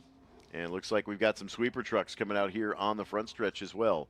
So it looks like we may have some fluid down and may need some cleanup assistance. So definitely the bottom end of the motor potentially here. Buffalo blower headed out as well. Yep. So it'll take just maybe one more lap just to get things all tidied up, but we have the best in the business when it comes to safety and cleanup here at Road America. Big shout out to all of the safety workers and those Angels in White, the flaggers, and of course race control for keeping all of these race competitors and fans safe over this weekend. Also, Eric, we are celebrating the All-American Racing Eagles who are under the tent. They'll be hitting their track session coming up here at 1 p.m. today to cap off our lunch session. Also here at Road America, we're celebrating 60 years of Trans-American Championships. We have 2 races for you coming on the back half of this day, so we are celebrating all of those Trans Am cars. Absolutely. Group 6 next on the docket for 10 a.m. This is a 15-minute call, an early 15-minute call for Group 6. Group 6 next here at Road America from the National Park of Speed in the WeatherTech Vintage Weekend with Brian Redman.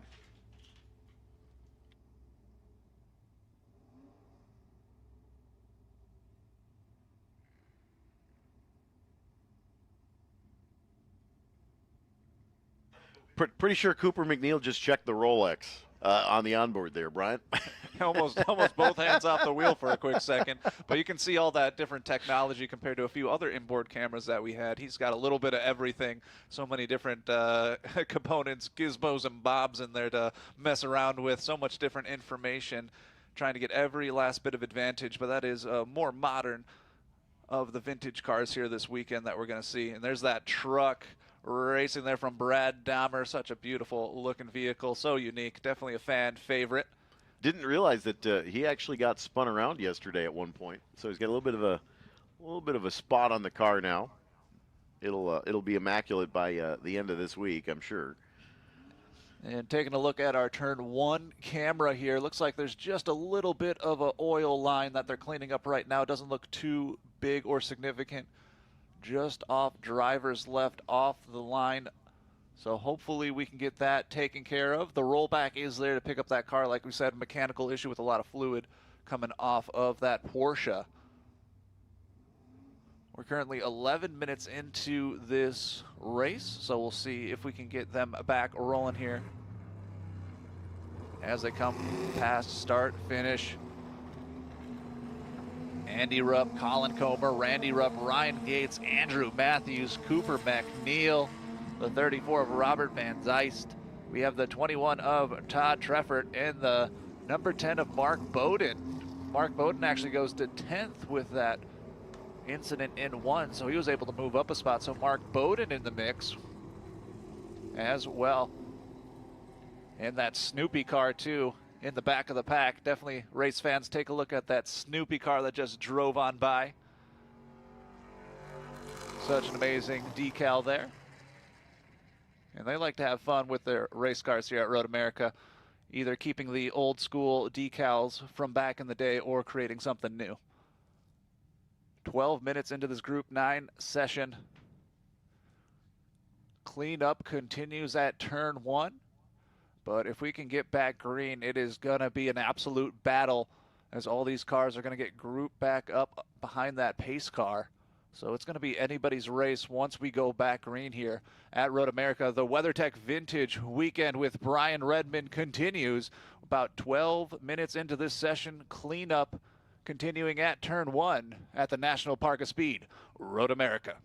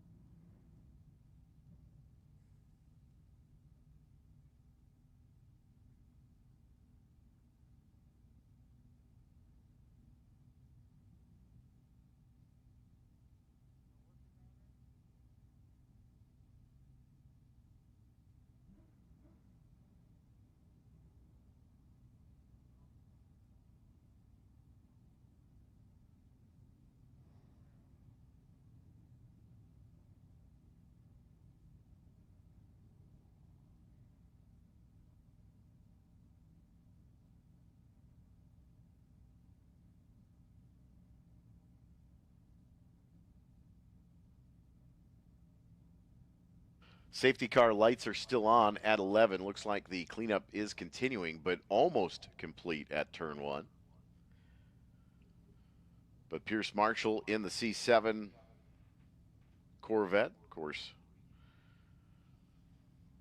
the 3 machine, part of the Pratt & Miller fleet of Corvettes under the direction of Doug Feehan for many years. Adam Rupp in the 701 had some issues yesterday, pulled off during the qualifying race. Colin Comer in the 116. And that Mountain Dew Ford Mustang. That is your podium so far here in Group 9. Group 6 next on the docket. Group 6 to the grid, please. Group 6 to the grid, please.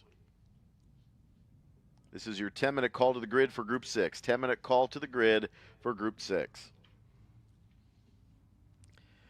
Realistically, we have probably about 5 minutes left in this one, if we can get back to green, but I don't know if we're going to get more than one lap dash or if we're going to see the checkered flag next time through. So it'll kind of depend on the cleanup in 1, and they are still there. It's going to be a close one here, Eric. I know we all want to see that green, white, checkered finish here if we can. The safety crew's moving as fast as they possibly can here as the cars are moving past that incident now. Again, it was just some sort of mechanical failure. Some oil was leaked down. What a cool shot from the drone. Take a look at the full campground and all of the houses that, the tiny houses that you can get for a weekend here at Road America. RoadAmerica.com/lodging. Why not stay with us for the races? Yeah, if you want an alternative to camping, setting up your own campsite, we have those mini houses that you were talking about, and those things are super cool. Lots of really cool features, and it's right next to start, finish, and also turn 1. So right outside your door, you got a big screen to watch the races. So you could really have fun with those options here at Road America. Cleanup is continuing. You can see a big bunch of... That tells me the bottom end came out. There's a lot of kitty litter down in one spot. That tells me that that's going to be an expensive pallet, I think, of some kitty litter down in turn 1. Don't forget, throughout the morning, the Concours d'Elegance, brought to you by BringATrailer.com, all next to Victory Lane. Those cars will be on display for the rest of the morning for the most part. And then during our lunch break, we'll be handing out some additional hardware, including the People's Choice Award. And last night was the Lamborghini Countach was leading the People's Choice Award during the concours voting. Of course, there's the QR code on the windscreen of each of our participants both nights at the concours. You could kind of scan the QR code and vote for it for the People's Choice Award, which is pretty cool. But that Countach, beautiful car. And cleanup just about done. We're almost 19 minutes into this session. They are going through turn 6, the pace car and the field. We'll see what race control decides to do here. We have so many races this weekend. It is rapid fire, race after race after race.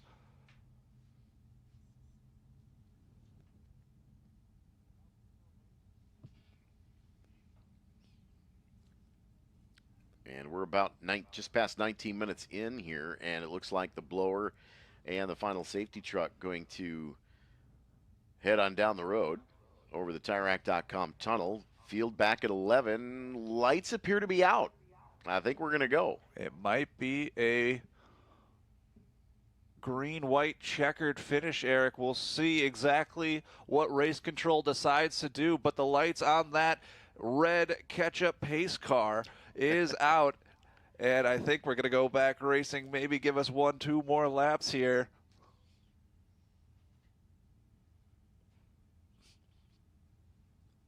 Just a great variety of cars here. You got the TA2 Challenger there right behind the GT40 of Andrea Robertson.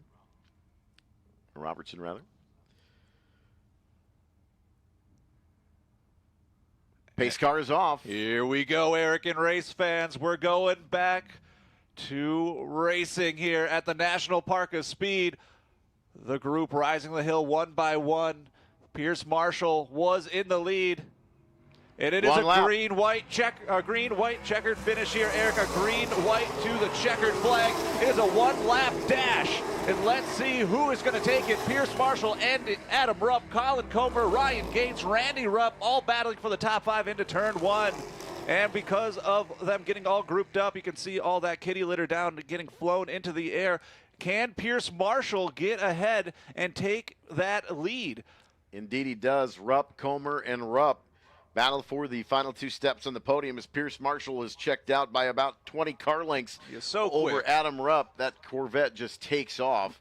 Underneath the Sargento Bridge, headed towards the Marine Sweep for the final time here in Group 9. And maybe a pass here at turn 5, Eric, for that Mountain Dew car. And he does get there, but can he go to the inside and make a dash up the hill under the Corvette bridge? Comer deep on the brakes into turn 5, up the hill to the blind. Corner at 6. Comer in second around Rupp. And Gates now. So Randy Rupp has been shuffled back. So it is Comer and then Adam Rupp behind Pierce Marshall. Right now, those are your top 3 in the podium positions. The 312 of Ryan Gates not eligible for awards with that Porsche 992, but in the 4th spot. Trying to see if Cooper McNeil was able to advance any positions as well on the restart. Mercedes right behind Randy Rupp. And this could be anybody's race here for that 2nd spot. The top 5 is wide open, but that Mountain Dew car pulling away. And look at this, Eric, right behind the 3rd place, coming up fast into Canada corner. It might be a battle for that 3rd spot here. The number 3, Pierce Marshall, Comer cruising. pulling away. Adam Rupp And look is at this, Eric. under pressure from Gates now. Final couple of corners. Cross Bill Mitchell Bend. Over the hill, back down the hill to 14, and then power down on this Road America straightaway. Pierce Marshall, the Corvette, going to take the top spot. Colin Comer, the Mountain Dew Mustang, will take home the 2nd step on the podium. And Adam Rupp, Gates, Randy Rupp, Andrew Myers, Cooper McNeil, and Todd Trefford. Robert Van Zelst and Mark Bowden, your top 10. It's Marshall, Comer, and Adam Rupp, your podium here in Group 9 of the WeatherTech Vintage Weekend.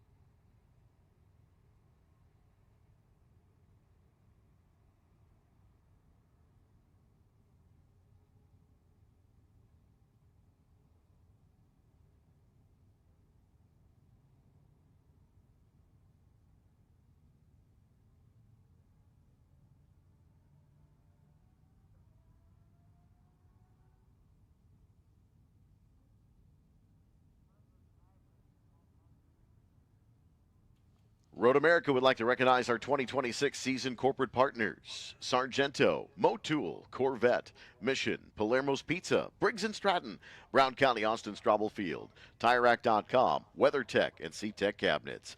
Our entitlement sponsors: Expel, West Bend Insurance, Bank First, Bring a Trailer, and Kohler Credit Union. For our food and beverage partners: Mission Foods Tortillas and Chips, Sargento Cheese, Cedar Crest Ice Cream, Lakeside Pepsi, Torquay Coffee, Carbless Cocktails, Molson Coors, Pritzloff Wholesale Meats, and Plank Road Distillery. Our fire and safety sponsors: Jefferson Safety, AMR, Creek Trucks, Bobcat Plus, Wheelan Engineering, Safety Clean, and Soundhouse Hearing Protection. Our partner organizations: Quick Trip, Spark Ops Fabricators, Wisconsin Lighting Labs, Sign Me Up, Skag Power Equipment, Yamaha, H&R Springs, Jim's Golf Cars, Mulch Express of Wisconsin, Catalyst Exhibits, Sheboygan Chevrolet, Third Coast IT, Edenvalder Stone, Clean Tools, Collins Classic Auto, The Walbeck Group, Speed Seat, Wisconsin Lottery, M-Tech Solutions, Smith Oil, Meekum Auctions, Tietz's Piggly Wiggly, McMahon Engineers and Architects, RaceQuip, CertaPro Painters, and Kunis RV. Pierce Marshall, Colin Comer, Adam Rupp, to the podium here in Group 9 at the National Park of Speed Road America, all part of the WeatherTech Vintage Weekend with Brian Redman.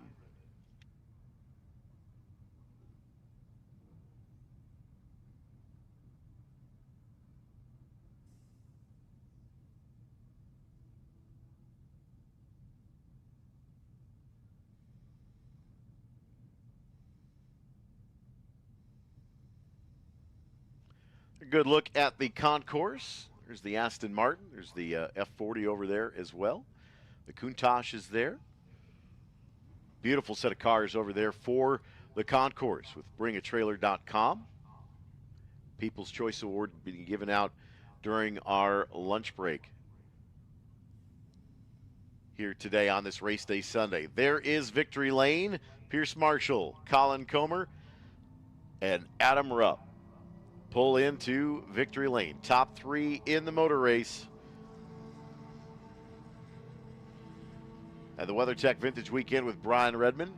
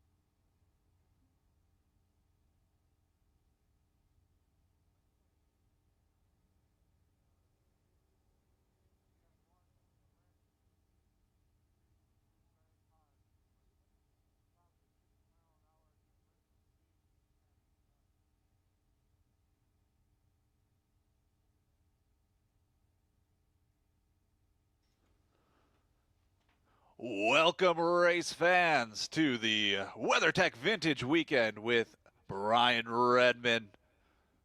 Group 6 featured race on track now.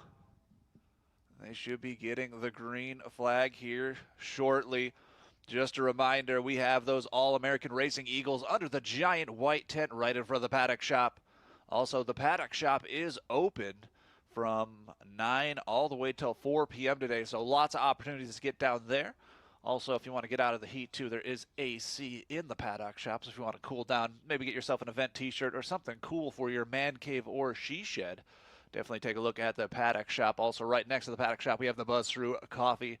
Say hello to Bruce and get yourself some coffee. They also have iced drinks too, so not just hot drinks, they also have iced drinks as well. Concession stands open throughout the grounds.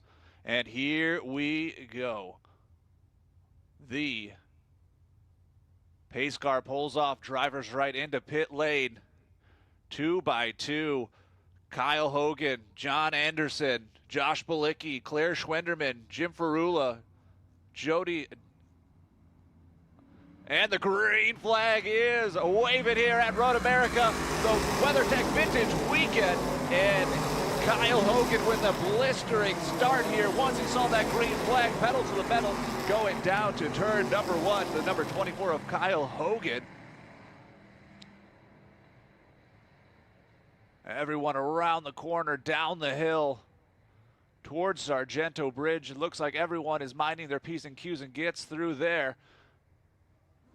Great look at the field.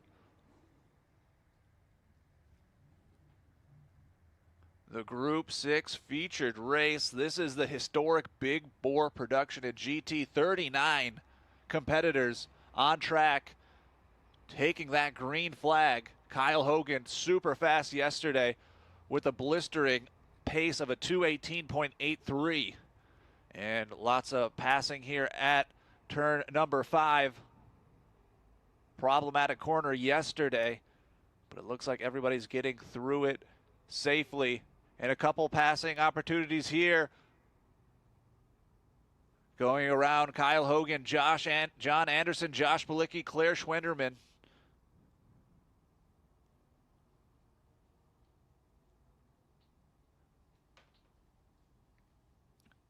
Next up after Group 6, we're going to have Group 7, AB Formula 5000. So Group 7 will be up next.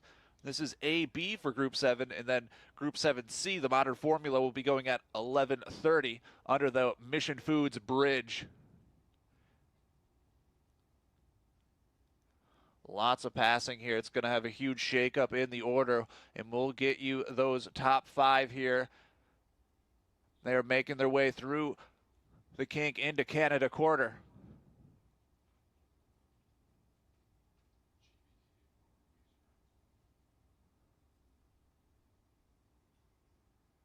A little bit of brake lock up there in Canada corner, seizing the opportunity. Cars trying to make it past. And here comes your first 5 up the hill. The WeatherTech Vintage Weekend with Brian Redman and Kyle Hogan. Josh Bilicki and Claire Schwenderman battling side by side going into turn 1.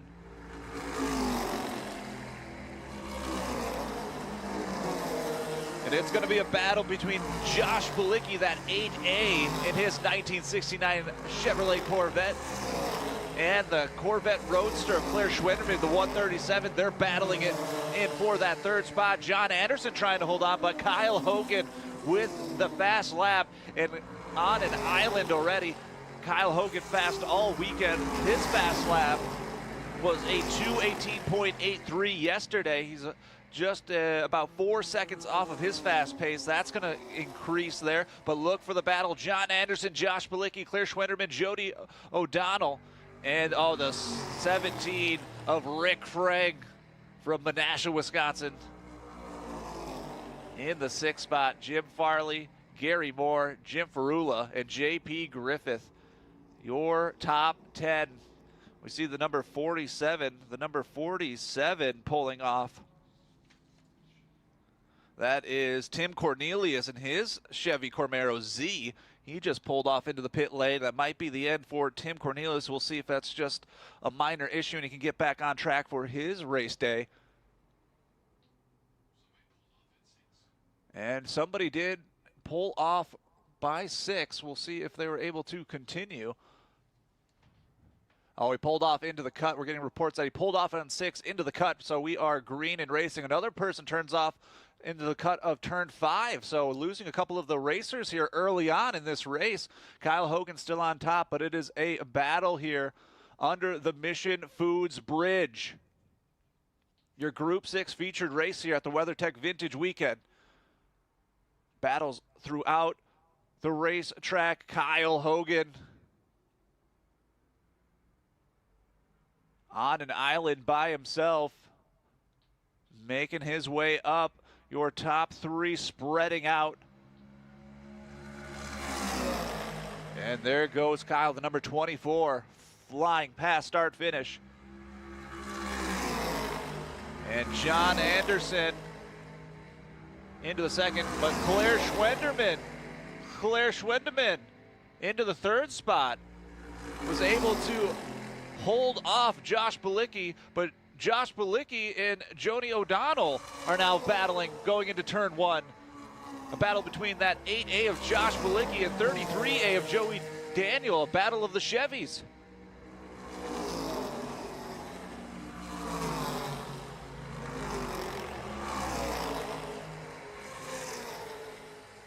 Josh Balicki and Jody trying to battle there. Josh Balicki was battling for 3rd, but now he's battling for that 4th spot. Josh Balicki just a little bit off the pace, trying to hold off here.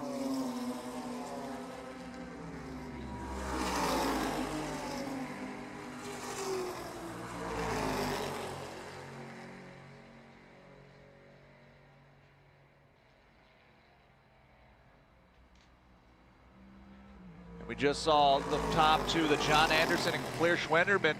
The 137 of Claire Schwenderman catching up to John Anderson now. Can Claire challenge that top 2 spot?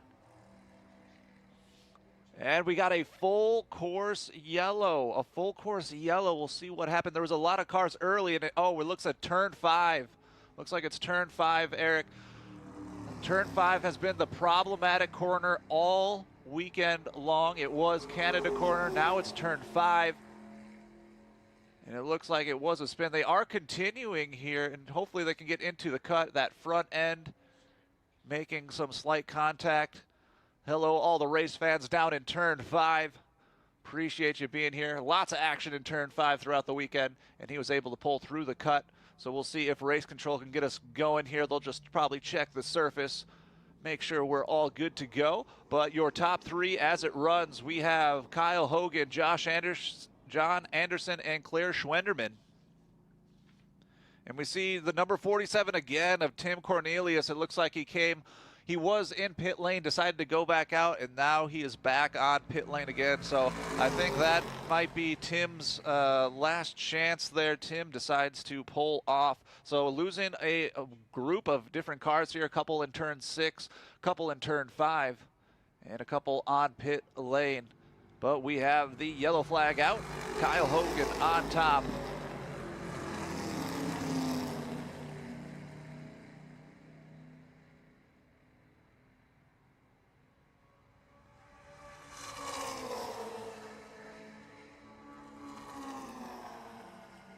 And that pace car able to pick up the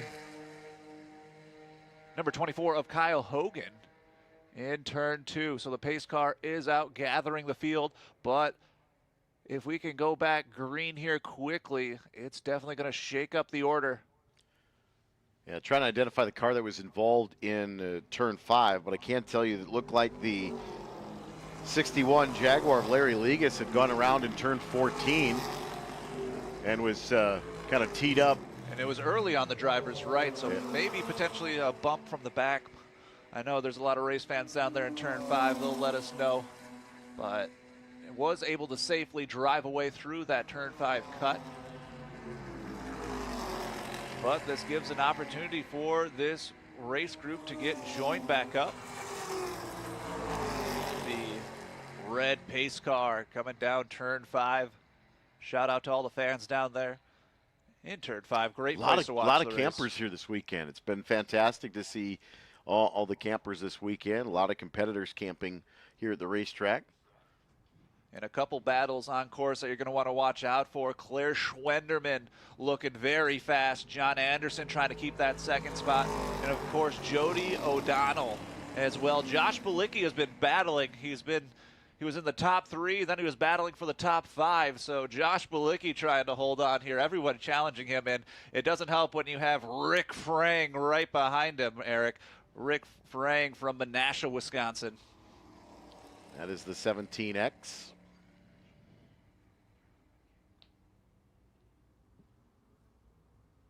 In the hurry downs here. I'm not seeing any safety cars on track, so hopefully that means we can go back racing here at the WeatherTech Vintage Weekend with Brian Redman. This is Group 6, the historic Big Bore production. We've got GT. a car off at 6. Just stopped. Just stopped up the hill. See if we can get a number on that car. He is on driver's right, not really a safe spot to pull off when you're going uphill there, but he's right next to the flagging booth. Shout out to all of our angels in white out there. Thank you for keeping the track safe. Shout out to all the flaggers. And there is safety. So maybe one more lap around this 4-mile racetrack as they grab this racer. Shout out to WeatherTech as well as the safety car bumps the WeatherTech side. 10.5 minutes here on your Group 6 featured race. We initially had a spin in turn 5, but now we have another person off driver's right under the yellow right before the Corvette bridge. So safety on scene should be able to grab him quickly, and we can continue racing here. Up next here, we have Group 7AB Formula 5000. So Group 7, very large group, got split into 2 different groups today. So this is Group 7AB Formula 5000 will be up next. That is Group 7AB up next here at the WeatherTech Vintage Weekend with Brian Redman.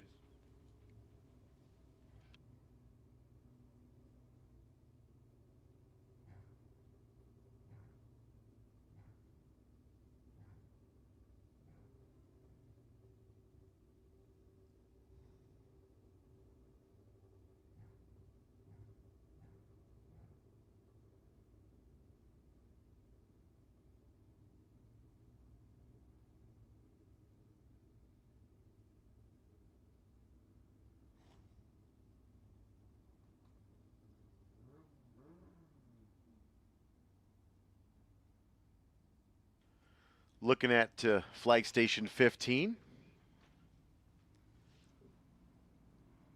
All of our course marshals, flag marshals, all an integral part of what we do each and every race weekend here at Road America.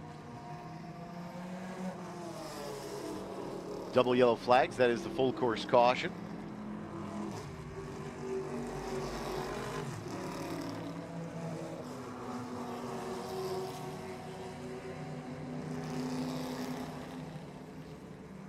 WeatherTech Vintage Weekend with Brian Redman.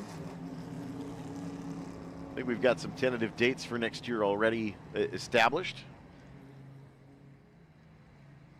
But a great way to keep a memory of the facility here is to pick up one of your souvenir programs from the paddock shop, or I believe at the gates as well. But Tim Berry Motorsports art on the cover has a great rendering of some of the Eagles that are competing here this weekend, historically. Also in that paddock shop, you can pick up event t-shirts too. So don't miss out on grabbing your event t-shirt, as well as so many different great pieces of Road America merchandise and memorabilia. So many things to see in there, so it's worth it to check out the paddock shop. Also, there is some AC in the paddock shop, so if you want to get out of the heat real quick for a couple minutes and maybe do a little shopping, go to the paddock shop. Right out front of the paddock shop, Eric, we've been talking about it all weekend because it's so exciting. We have the 41 Eagles under the giant white tent that we've nicknamed the Eagle's Nest, and they're going to be hitting the track and getting some laps in here. So time out. It's the Eagle's Nest. Should it be they're perched? They're perched. They're perched at the Eagle's Nest. Okay, just checking. We'll say they're perched under the tent, the Eagle's Nest, and they're going to be flying onto the track here at 1 o'clock. So get ready for that perfect time to get yourself some food, a beverage, and get to your favorite spot, because they are going to be driving around this 4-mile racetrack in a historic moment, the largest gathering of these Dan Gurney Eagles. And we were taking some pictures of them yesterday, so it is super exciting. Also, 60 years of Trans Am, Eric, as well. 2 races. We have the over 2.5 and the under 2.5 liter coming up to end our day here. So lots of exciting races. Feel like we've been racing all morning, but we're only a couple races in, and we are absolutely loving it here, Eric. Next up to the grid, we have Group 7 AB Formula 5000 coming up next. Pace car on the track. Let's see if we're maybe able to go green this time around, Eric, and we're getting the thumbs up. Looks like we're lights out, flags down, which means that we're going to go green and white together. So a 1-lap dash would be my guess here. Is this race is very much like the predecessing race from a timing standpoint. So it looks like we're going to go green, white together. One final lap here at the Brian Redman WeatherTech Vintage Weekend. It is so great to see so many race cars here, over 400 plus. A lot of smiley faces, a and there packed it is, paddock. Eric. Green flag back out here at Road America. Green, white, checkered here, race fans. We have a 1-lap dash for you. Kyle Hogan, John Anderson, Jody O'Neill, Josh Balicki and Rick Frank. Watch out for Josh Balicki and Rick Frank. They're going to be battling for that 4th spot. With them being grouped up, they might have a chance to push their way onto the podium. Anybody's game here at the 4-mile race course, the National Park and Speed Road America. Down turn 1, down the hill looking towards Sargento. A great passing opportunity here, Eric, is going to be that turn 5. Well, your restart into 1 leads the run down to the hill to 3, and then back the long straightaway through the moraine sweep to turn 5 as they cross underneath the Sargento Bridge on the way into braking zone for 5. Kyle Hogan by about 20 car lengths now, your leader over John Anderson and Jody O'Donnell.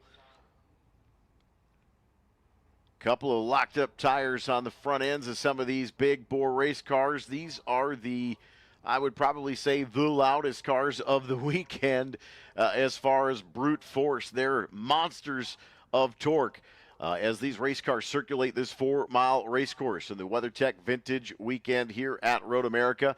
On the YouTube stream all day till the end of the day as well.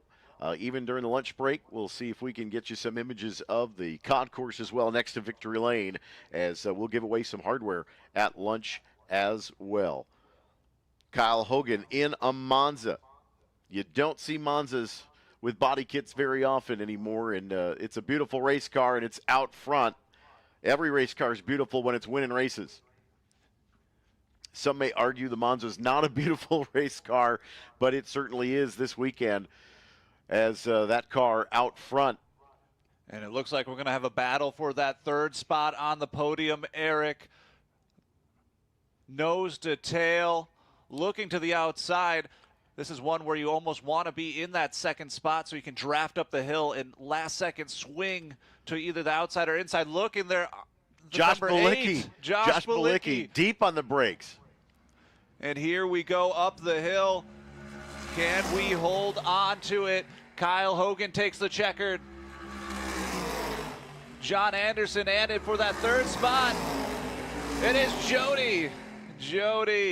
Jody O'Donnell with the 3rd step on the podium. NASCAR Cup Series road course specialist Josh Balicki finishing in the 4th spot. And Matt Jensen, that 68, that Corvette C5, ends up taking that 10th spot. Matt Jensen with a great run there, cracks the top 10. Rick Frank comes home in the 5th spot overall. Gary Moore 6th. Jim Frula in 7th. Damon DeSantis and J.P. Griffith and Matt Jensen. That is your top 10. Brian, what a great Group 6 race. Fortunately, we had that full course yellow for a little bit of a cleanup, but tell you what, the last couple races that we've restarted with 1 lap to go, those finishes have been fantastic. It's with a lot been of a spots lot of changing. fun. Been a lot of fun, Eric. You always got to love those one last dash laps there to end the race here for Group 6. So much fun. The double flags out, waving through the air, and get down to victory lane where we're going to be celebrating Kyle Hogan, John Anderson, Jody O'Donnell. Victory lane coming up.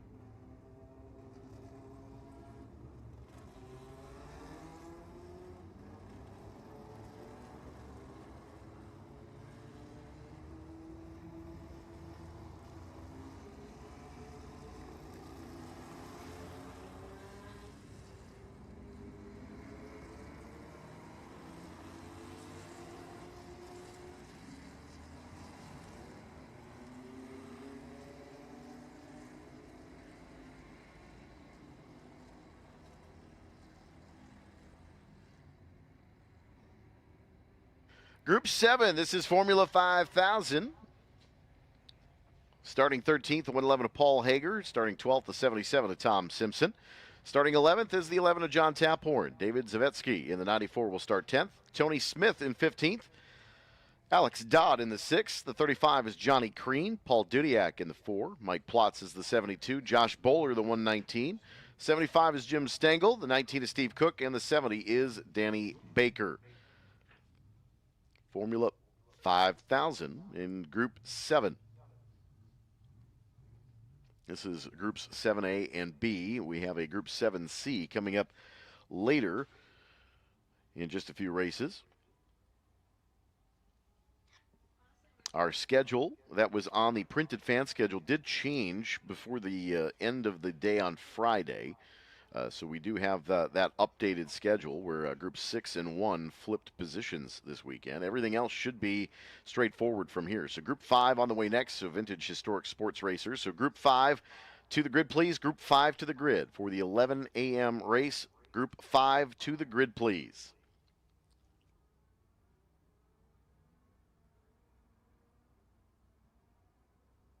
We are on board Paul Dudiak in the McKee.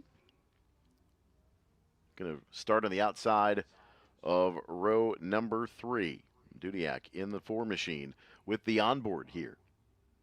And just on the exit of 6 into hurry downs to 7. Making their way out for the start.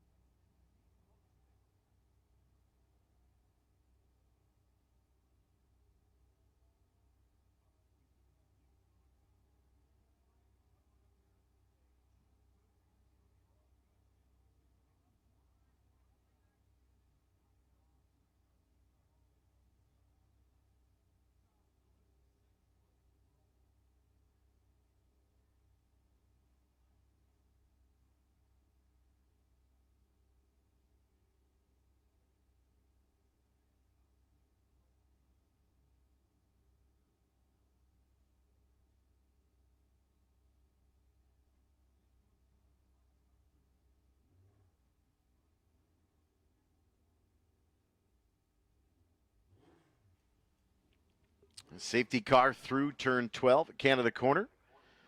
And lights are out. And we'll go green here. Through Thunder Valley. Formula 5000 here, ready to go green. And the WeatherTech Vintage Weekend with Brian Redman here at Road America.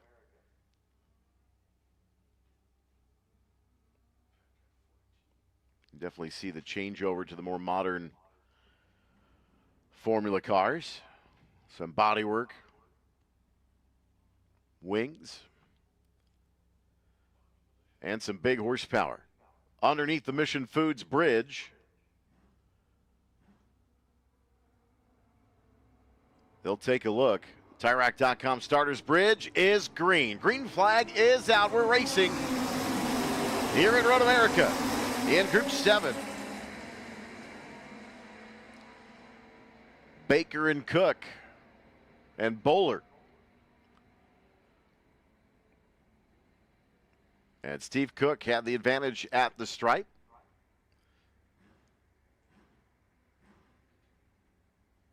And the front 5, single file, and everybody kind of minding their pints and quarters here. And into turn 3, cleanly for the first time here in Group 7A and 7B. This is the modern Formula 5000.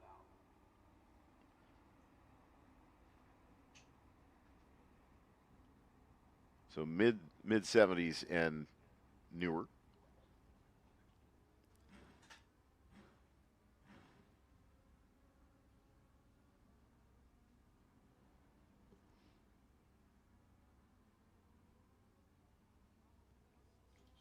And a great run for Steve Cook to start the race. Saw that green flag and just launched it Danny Baker, though, right on his heels. Great in-shot camera here. Completely different setup than what we're used to, Eric. This is such a cool look here. Very tight, almost so compact. Yeah, these cars are were made basically to just be an engine with four wheels. These cars are built to go fast. And Paul Dudiak on board that number 4 machine underneath the Mission Foods bridge into the kink.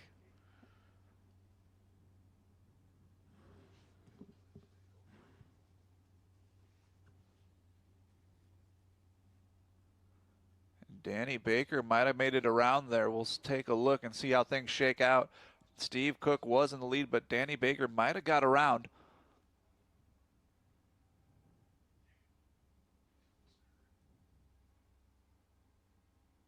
Battle for the top 2, up the hill of 14.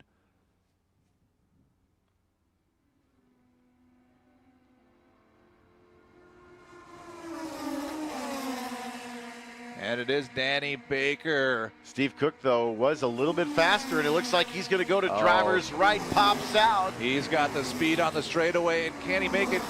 And oh, man. Baker shut the door into turn 1. He almost had a launch there, so you can see the advantage when it comes to those straightaways. So this is going to be a battle for first and second. This is exciting stuff here. Danny Baker, Steve Cook, the number 70 and the number 19 battling for that top spot on the podium. That bright-colored chevron of Josh Bowler, the 119, into the 3rd spot. Jim Stengel in the 75. 35 is Johnny Crean. Oh, and a passing here, Eric.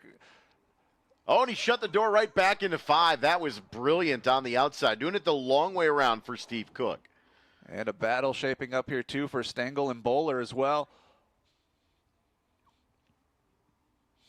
And they're trading back and forth here. Looks like the straightaways are going to Steve Cook, but Danny Baker maybe a bit faster in the twisty bits. And here he goes looking to pass here and makes it safely. Man, they are trading back and forth here, race fans, under the Motul Bridge.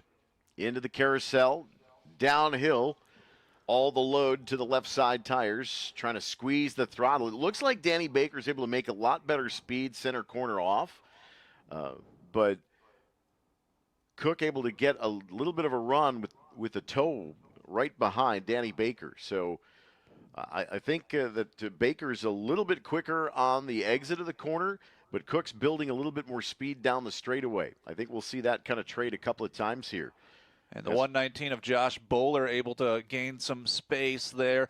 Clearly in 3rd place now on his own island. Oh, looks like the right front just went down, or he had a little bit of a brake lock up there for a moment in the 119. Yeah, it looks like maybe just a brake lock up for a moment. And looking at the last lap here, Steve Cook was able to gain that straight speed here up the hill. Let's see if he's able to keep that advantage with that straight line speed.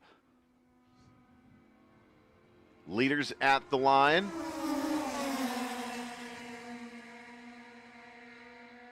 And again, Cook has the best speed. Looking on the inside, and he gets it this time.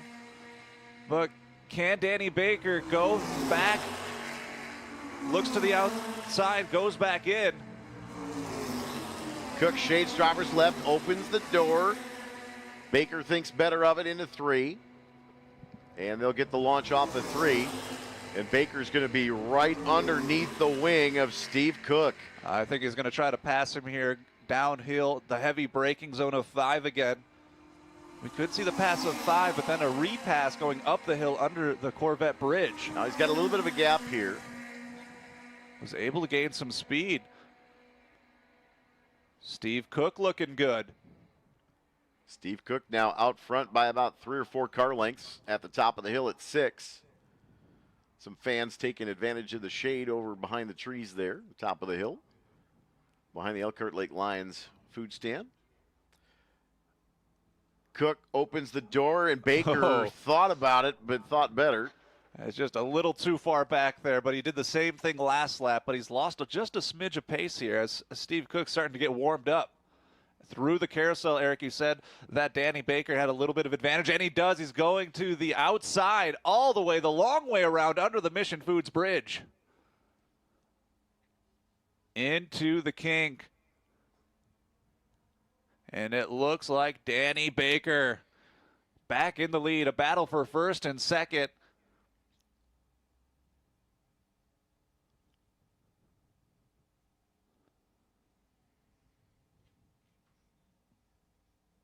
Your Group 7 featured race.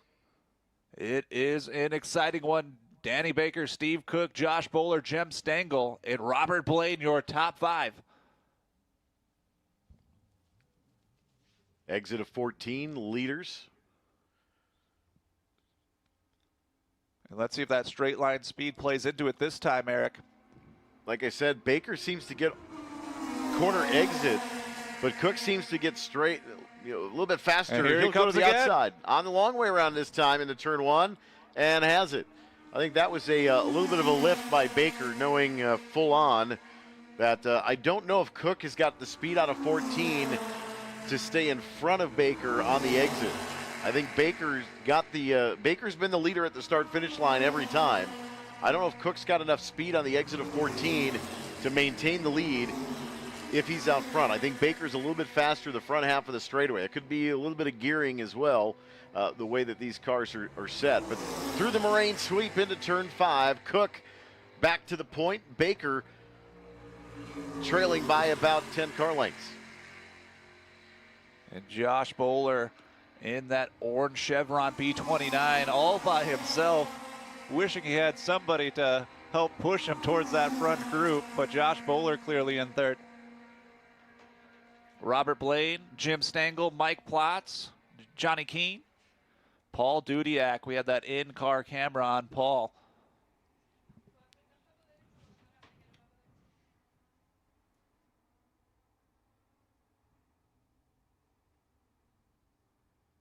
Through the carousel again, looking the long way around the outside. A battle between Danny Baker and Steve Cook.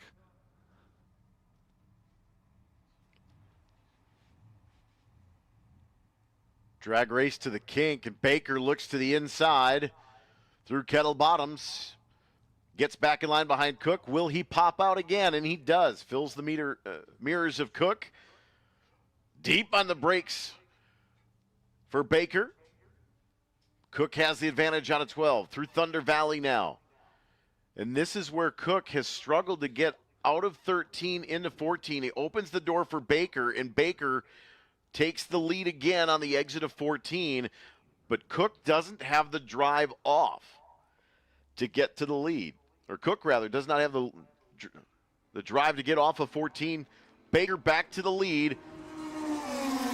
But then Cook passes him right back. So that's the first time that we've seen Cook able to hold on to the top spot on the exit of 14 there. And that is some smart racing, trying to set himself up here for when that white flag comes out. He's going to have to come up with a strategy. He knows he's faster on the straightaways, but Danny Baker just a bit faster when it comes to cornering and that early braking. So this is going to be a battle all the way to the end here, but it looks like Steve Cook has figured out something here, but can Danny Baker respond? Maybe he's setting up a trap for himself here. We know he's been in the lead going out of 14 before, but can he replicate it?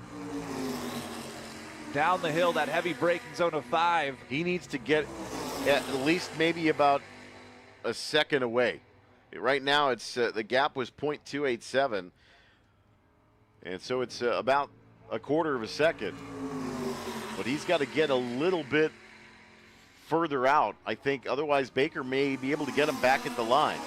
It all is going to depend. And he keeps popping out, showing himself in the mirrors like I'm right behind you. Well, that's a little bit of a distracting tactic as well, trying to show the mirrors full of race cars. And if Steve Cook is focused on the mirrors, he's not focused on the windshield He likes ahead. this move here, going the long way around the carousel. That is so difficult to do, all the marbles that are on the outside there. But side by side here in Formula 5000 Group 7, Baker to the lead. Squeezes through at the kink. And every single lap is different for these two competitors. Race fans, get to the track if you're not looking right now. The number 70, Danny Baker and Steve Cook with the battle of the weekend for the top spot on the podium, going past that Bobcat Plus sign. Through Thunder Valley. Also taking a look here, number 9, Robert Blaine on that last lap goes purple. So Robert Blaine getting some speed here. Not sure if he's going to be able to catch up to Josh Bowler, but Robert Blaine looking fast in front of John Stengel in 5th.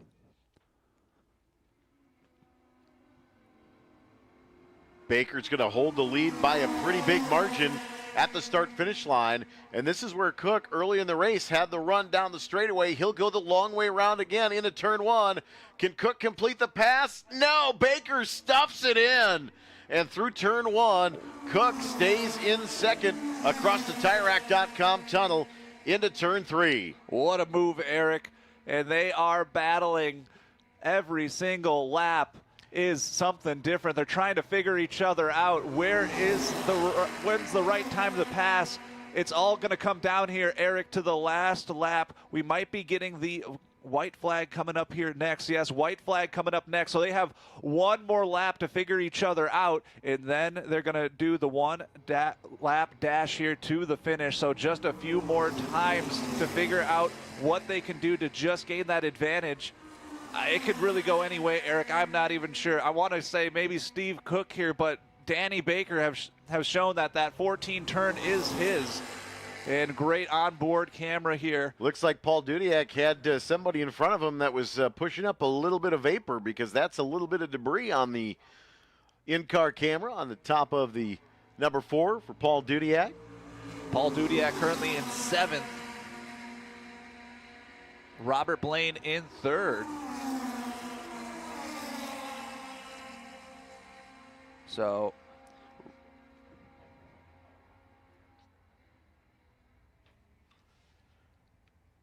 Baker pulling well ahead now of Steve Cook.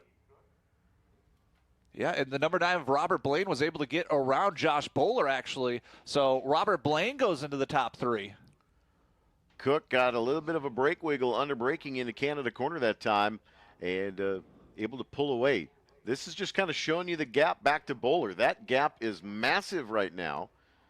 Or Robert Blaine, rather, is in that 3rd spot now. As you mentioned. Robert Blaine was able to get around Josh Bowler. Josh Bowler now in 4th. Bowler was holding on to 3rd the whole time, but Robert Blaine put down that purple lap just a few laps ago, and Eric, the white flag is out. And a significant lead this time for Danny Baker. Over 0.6 of a second to lead, 0.683 the gap between Baker and Cook. And Cook, I don't know if he was trying to cool the tires off a bit or if that car is slightly going away for the number 19 is Steve Cook. But they've been battling this whole time, so not a whole lot of chances to save those tires as they have been just going back and forth. So we'll see. Does Steve Cook still have enough here to challenge for that top spot? Danny Baker, your current standings right now for the last lap: number 70, Danny Baker; number 19, Steve Cook; and number 9, Robert Blaine; and the 119 of Josh Bowler in the 4th spot. Jim Stengel in 5th, Mike Plotz and Paul Dudiak, Johnny Crean, Alex Dodd, and Tom Simpson, your top 10 so far. Lead, battle for the lead out of the top of the hill at 6, and A little Cook bit of is a tire wiggle. back to the gearbox of Baker. Maybe too little too late here. Baker able to pull ahead from the twisty bits here, able to get a little bit more torque off of the corner exits. Under the Motul Bridge, Steve Cook trying to make his way through the carousel now. We already know that Danny Baker had the advantage in the carousel, so can Steve Cook through the kink get a little bit of advantage? And then that heavy braking zone of Canada corner coming up here soon. And then obviously the last chance for a pass up the hill of 14. He's going to have to gain a little bit of distance here. Late braking, trying to gain some extra speed here. And it's going to be a battle. Danny Baker, Steve Cook. Baker with a considerable lead now over Cook. I think that Steve may have cooked the car a bit, or the tires at least, as Baker going to come on the exit of 14. Cook is just getting to the exit of 14 now. But Danny Baker here in the Formula 5000 Group 7A and B. Danny Baker, your winner here at the WeatherTech Vintage Weekend at Road America. Well, what a great run out of Steve Cook, the number 19 in that white Chevron. What a great battle there between the top two. And let's see, Robert Blaine. And it is Robert Blaine taking the third spot. Josh Bowler with a consistent run there. Josh Bowler was holding on to third for the majority of the race, but Robert Blaine was able to put down a fast lap and pass Josh Bowler, Jim Stengel, Mike Plotz for that fifth spot. And it is Jim Stengel. Jim Stengel in fifth. In sixth, Mike Plotz. We're looking for Johnny Keene and that in-car camera of Paul Dudiak. Alex Todd, Tom Simpson trying to keep that top 10 finish alive. Can Johnny Keene hold on to that seventh spot? And Johnny Keene does it. Paul Dudiak, Alex Todd. And Dudiak dutifully carrying the in-car camera, following somebody that was putting up a little bit of oil. But Dudiak going to cross the start-finish line, head into Turn 1 at the WeatherTech Vintage Weekend with Brian Redman. They're going to be coming fast to Victory Lane in a moment. But we're joined here in the booth by legendary motorsports artist Tim Berry. Hi, Tim. Hi there. How are you? I'm doing great, thanks. Great to see you last night at the concourse. What a great event last night with Bring a Trailer. But you're on the cover of the last couple of programs back here at Road America. Awesome to see your artwork again. It's been a few years since I've seen it, and absolutely love it with Dan Gurney and the Eagles on the cover of this program here for the Vintage Weekend. Thanks. It was a lot of fun to do. I talked to Rick Dersang a couple of years ago, and he was telling me that he was trying to put this together along with Road America, and I was just really excited for this time to come because I've been a big fan of Dan Gurney for pretty much my whole life, and it was just great to be able to participate in this. You know, one of the cars that's on the cover obviously is probably maybe not necessarily one of the most well-known Eagles, but it is, you know, Jacques and Reed Hazelton is the driver, but that Club Ford 46 here is such an iconic car, not at all of these vintage weekends here at Road America, so I was really happy to see that car on the cover. But you know, a lot of race fans may be seeing the program here, but looking at the artwork itself. So what's the thought process between, you know, laying out when you do either a, you know, kind of a, you know, a drawing of Dan here as well on the cover of the program, but what's kind of your process to go through? Like what are you looking for inspiration to kind of create an image like that? Really, it's almost like I draw each piece of it individually. You know, I kind of started off with Dan's portrait on top, and then just kind of put together, you know, individual drawings of each cars, and then tried to piece them together into one piece. So it was, you know, it worked out really good this year, I thought, with being able to kind of get things going in different directions, but making it look cohesive as well. So, and I think to me, it captures the inspiration behind the design of the race cars itself, just kind of the way that they're laid out. Obviously, the prototype, you know, P.J. Jones was here earlier in the weekend as well. The Olsonite Eagle, of course, the Plymouth, as well. We mentioned, you know, the Pepsi car, and you look at Dan's legacy with the Eagles of how many of these beautiful race cars have been here this weekend. But I think this so exquisitely captures the spirit of the weekend, is preserving this type of history too. I think that's what I love about this cover in the program. But how can race fans find more of your artwork if they like what they're seeing on the program? Very easily is on Instagram, Tim Berry Motorsports Art. I also have a website, timberrymotorsportsart.com. Kind of long mouthful, but hopefully you'll be able to find me. You know, I update it a lot, so there's a lot of different cars that show up on that website, and hopefully we'll continue to grow and continue a partnership with Road America as well. So We- you'll see a lot of the inspiration there. And we love the artwork. Tim, thanks for stopping by on this Sunday morning. I appreciate it. Thanks so much. Thanks Eric. so much for being here this weekend. Victory Lane up ahead here at Road America. Awesome. Thank you. Appreciate it.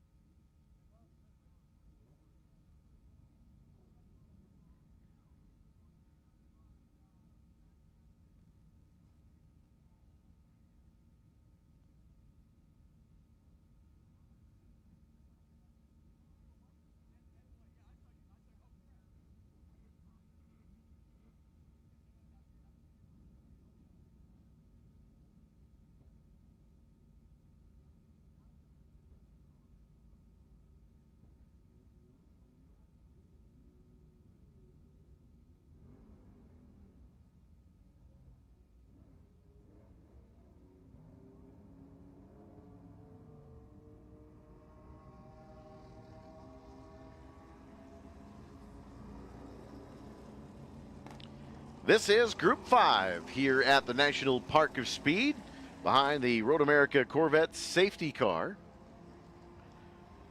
leaving pit lane. Good morning, everyone. My name is Eric Miller alongside Brian Eaton on our Road America YouTube stream, bringing you all the action all day from Race Day Sunday and the WeatherTech Vintage Weekend with Brian Redman. And we've had some action-packed races so far, a couple of white, green, checkered finishes. And we just had a amazing race there, a battle for that top spot in the podium. So the action is heating up here at Road America. Also in that giant white tent, we do have those Dan Gurney Eagles all perched under that Eagle's Nest, as we've been calling it, right outside of the paddock shop, as the cars here for the Group 5 feature race have hit the track. Brian Garcia, Josh Bowler were super fast during qualifying. Also, Timothy Nichols in his Can-Am from Dallas, Texas. Timothy Nichols was looking fast at 41 car. But the 98 of Jim Farley in his Lola, he is super quick. He is about just shy of 4 seconds faster than Enzo Lucas yesterday. So look out for that number 98A of Jim Farley and his Lola 298. Enzo Lucas, number 66, and his Porsche 966.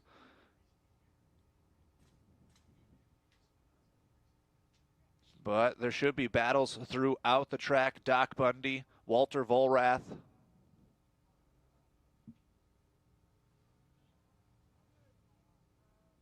Jeff Miller, the 0, in his Lola T496. The pace car under the Corvette bridge, and we're about to go racing here. This is a Group 5 featured race here at the WeatherTech Vintage Weekend at Road America.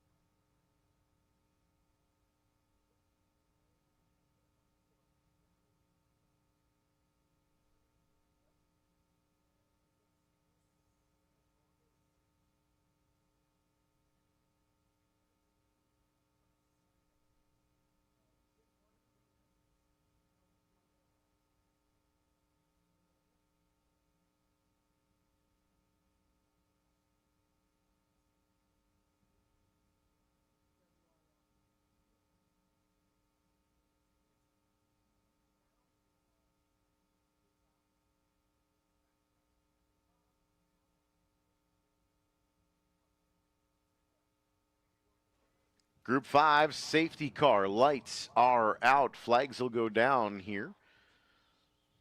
Actually, lights just went out here into turn 12.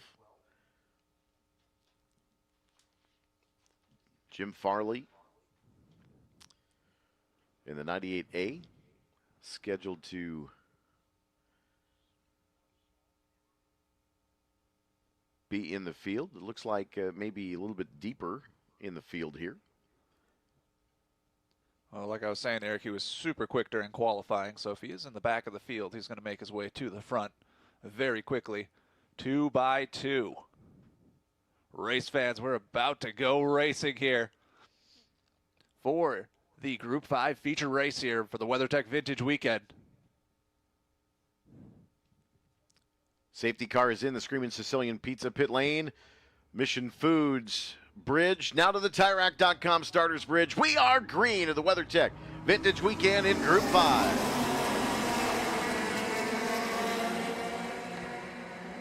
So Jim Farley on the point, that 98A, that is the Lola T298. Timothy Nichols goes to 4th. Timothy Nichols with some great qualifying sessions throughout this race weekend. The number 14 of Brian Garcia in the mix now, too. Brian Garcia with a great launch at the start. Problems for the 205 of Paul Hager. Paul on pit lane here did not make the start. Had pulled off to pit lane coming out of turn 14. Leaders into turn 5.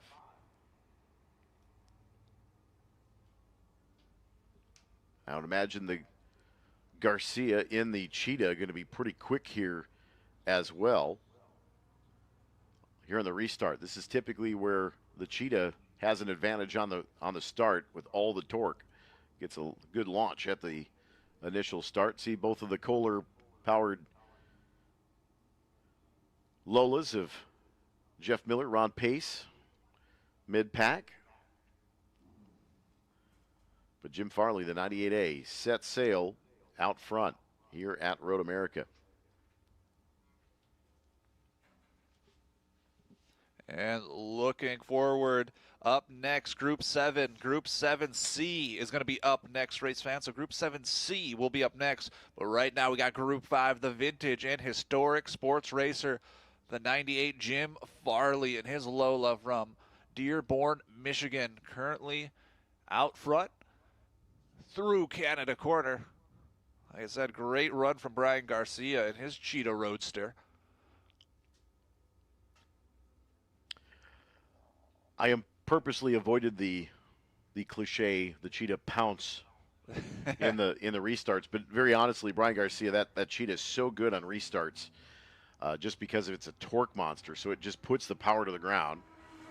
A lot of these Can-Am cars with bigger engines are as well. But Jim Farley, who works for Ford Motor Company, great to get a chance to talk to him on Friday during the race car concours as well on the bringatrailer.com stage down there. Don't forget those cars are over near Victory Lane as well. First place winners in the sports car concours last night, and best of show voting just about complete. And we'll find out who wins the best in show coming up at the lunch break. Your Group 5 feature race, your top three, the 98 Jim Farley, the 33 of Joel Weinberger, and his Chevron B21. He goes to second, and Brian Garcia, we've been talking about him, a great run here. He's in third. Number 41, Timothy Nichols in fourth. And at number 5, the 7A of Tom Grunna in his Nuart Can-Am. Your top 5. 3 minutes, 1 lap in the book.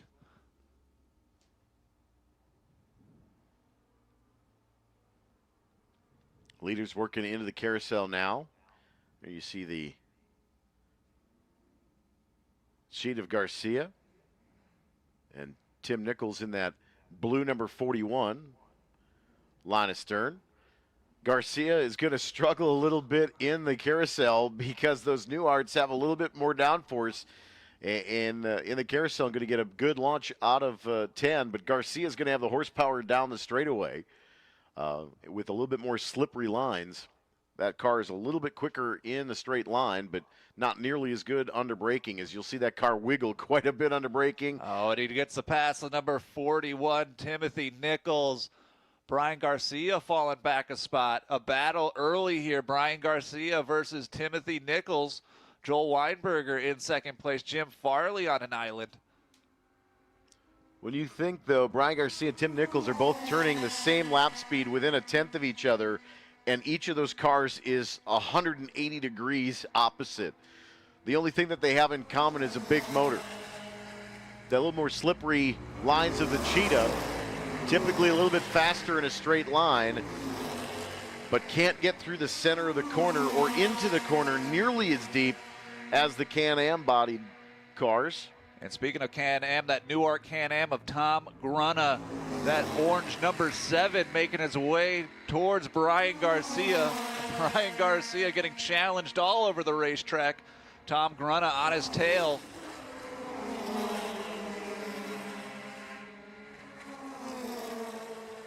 The Cheetah, basically the Chevy small block answer to the Ford Cobras of the time period. And there it is, Eric. Turn 5. Brian Garcia, a little trying to hold it together here. And it is going to be a battle. We got a Lola in the mix, too. That T70 from Damon DeSantis, yes, the 27 coming. That green 27. He's in the mix now. So it is going to be a battle for the top 5 and for that podium. A good mix of cars here, too, Eric. Can-Am, Lola, Porsche. Mix of everything here for this Group 5 featured race. 6 minutes in the books. 2 laps. Working lap 3. Jim Farley on top. Around the carousel.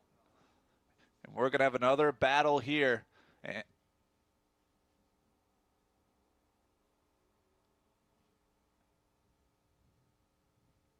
Cheetah still hanging on, has gotten back around Tom Grunna, it looks like. But Timothy Nichols and Joel Weinberger still second and third. Garcia settles into fourth with Grunna and DeSantis in tow. Jim Farley goes past the start-finish line. Jim Farley on an island by himself. He was almost 4 seconds faster during qualifying yesterday. Jim Farley with some speed. There goes Joel, the number 33.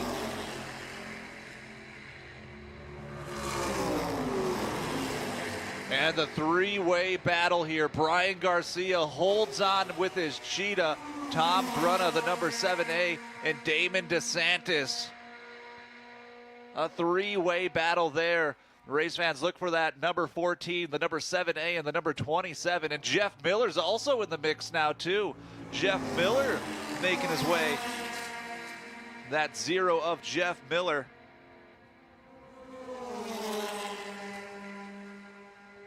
That Lola T40 9.6 from Elkhart Lake, Wisconsin now in the mix. Josh Bowler trying to catch his way back up. But that battle, Garcia, Grunna, DeSantis.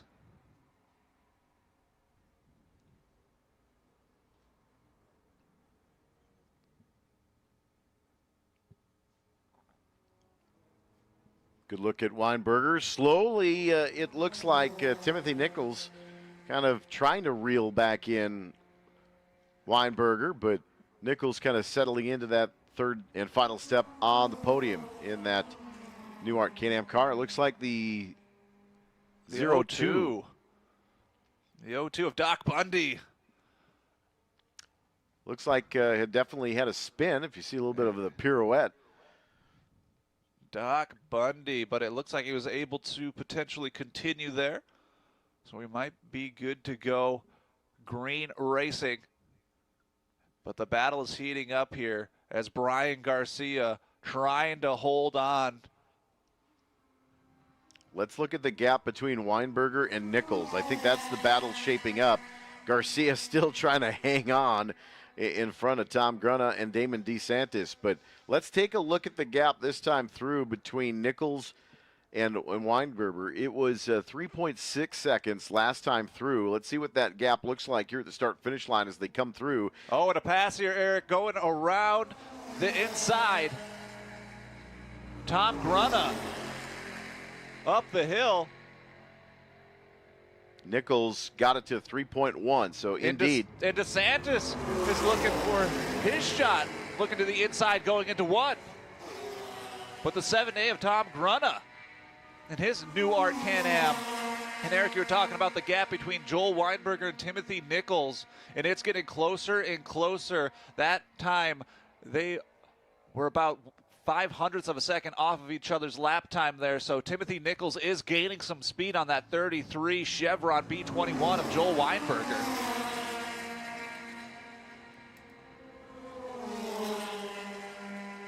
Garcia back around Grunna, and I think Grunna may have a problem. I believe Grunna's car is possibly giving up the ghost here.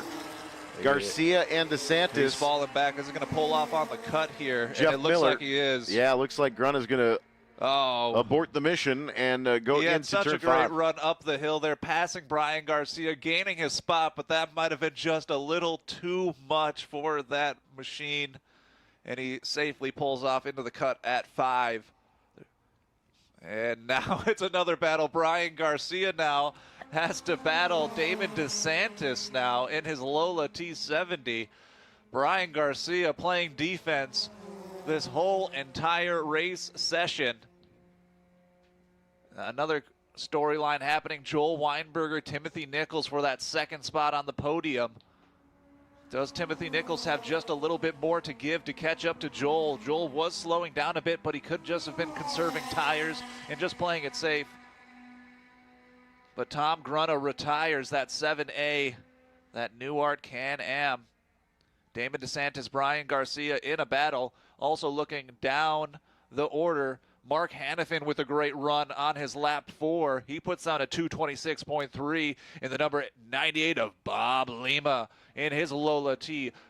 2:98. He goes into the 10th spot. So Mark Hannafin and Bob Lima crack the top 10. Josh Bowler trying to hold on. Timothy Nichols, Joel Weinberger, no change in the order, but wait. Eric, taking a look here. Some top speeds for Joel Weinberger there on his 5th lap. Brian Garcia holds on. Damon DeSantis in tow.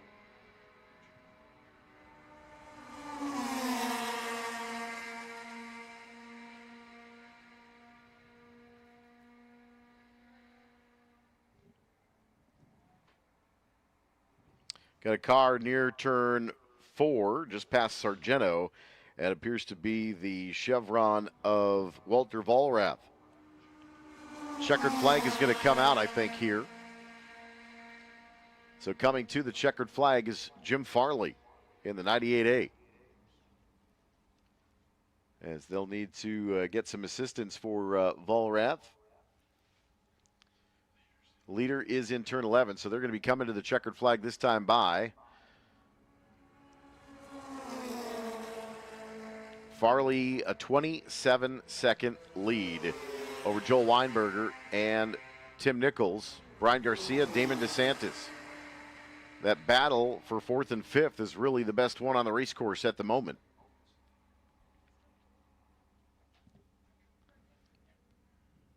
Your leader here at the Fly GRB sign. And he is certainly flying as well. And Farley is going to go to pit lane.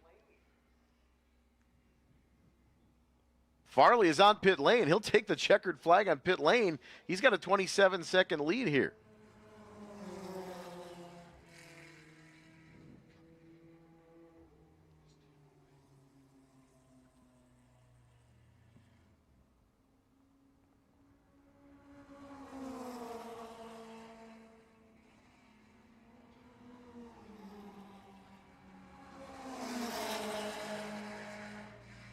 And Joel Weinberger, your number 2. And to finish out the podium, Timothy Nichols.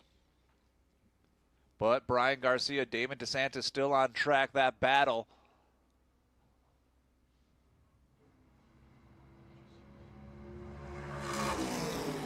And Brian Garcia hangs in there, battling off multiple cars and keeps his 4th spot. Brian Garcia, a great defensive run there. Damon DeSantis challenging him, though, throughout the whole entire race. What a great run for Brian Garcia.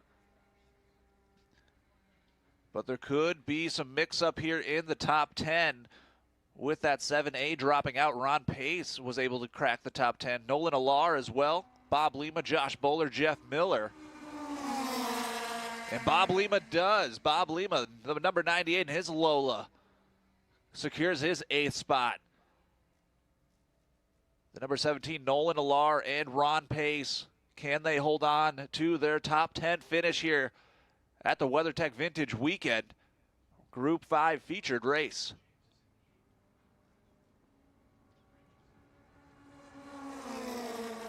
And the number 17, Nolan Alar, holds on to his 9th spot and for the top 10. And it is Ron Pace, the number 6 of Ron Pace in the Cedarburg, Wisconsin native. Ron Pace in his Lola secures his top 10 finish. And that is your Group 5 featured race. Jim Farley, Joel Weinberger, Timothy Nichols, Brian Garcia, Damon DeSantis, your top 5. Headed on over to pit lane.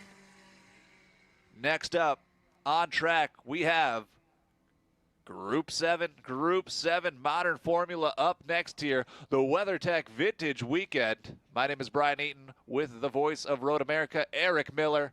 Hopefully all you race fans are enjoying the action here on track. We got a full slate of races still to come.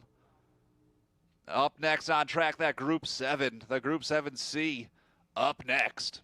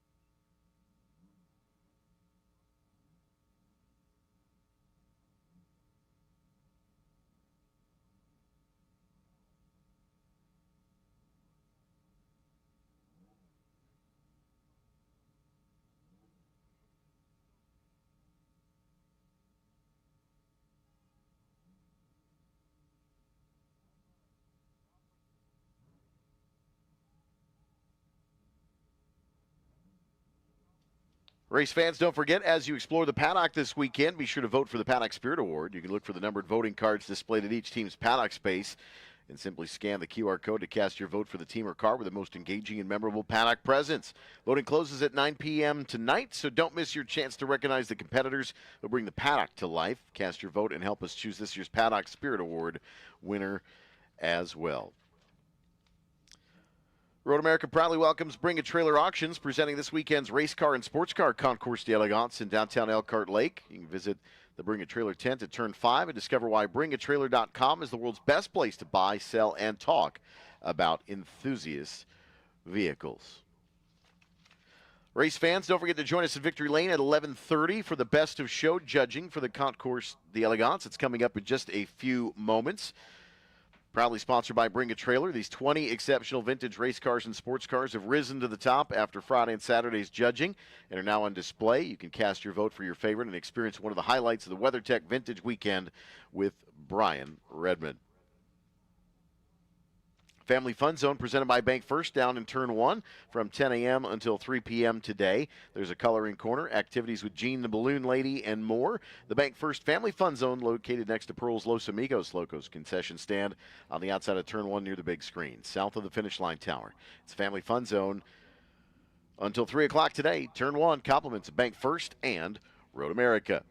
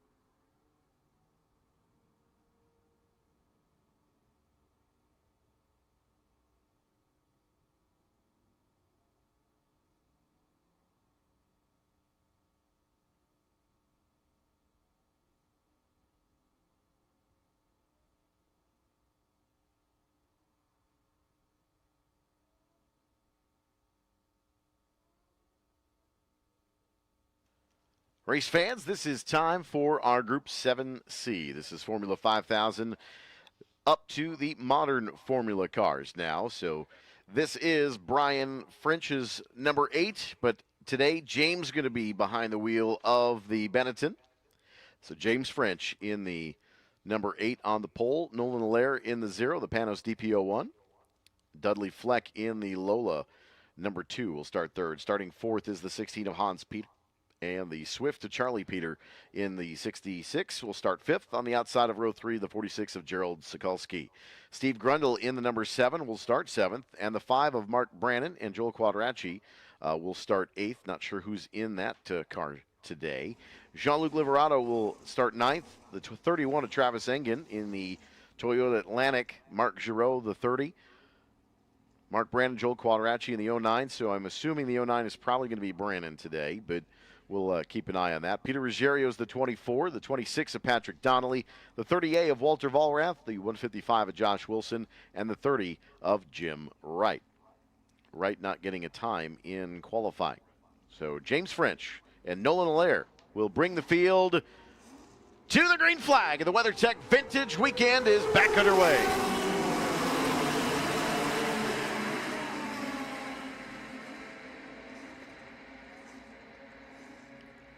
James French, Allaire, and Fleck, your top 3. The 3 fastest cars here of the weekend. Group 11 next on the docket for our pre-war and early post-war.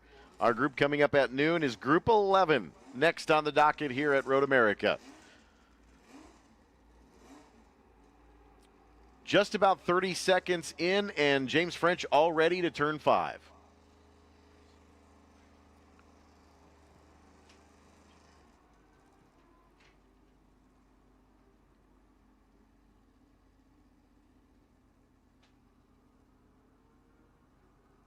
Dudley Fleck, that Lola, in that 3rd spot. Former Kart World Series car.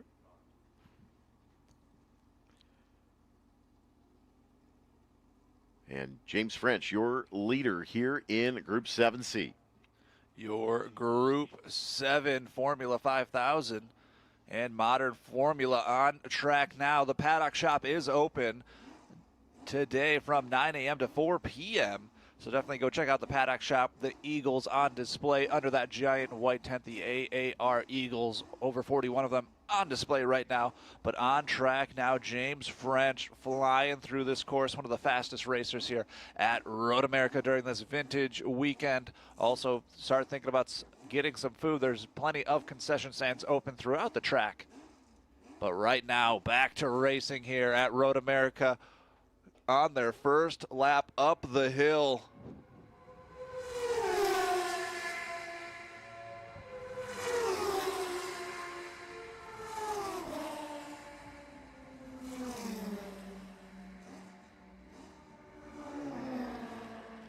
That Panos DP01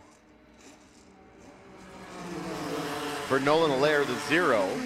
That car in 2nd place was the next generation of what could have been an Indy car before Dallara was given the bid, but that could have been a fantastic looking Indy car as well. And speaking of the champ car, the Lola BO2 of Dudley Fleck, that red and white number 2, that was one of the former champ car or kart, one of the last editions before the engines changed, and the Lola Cosworth.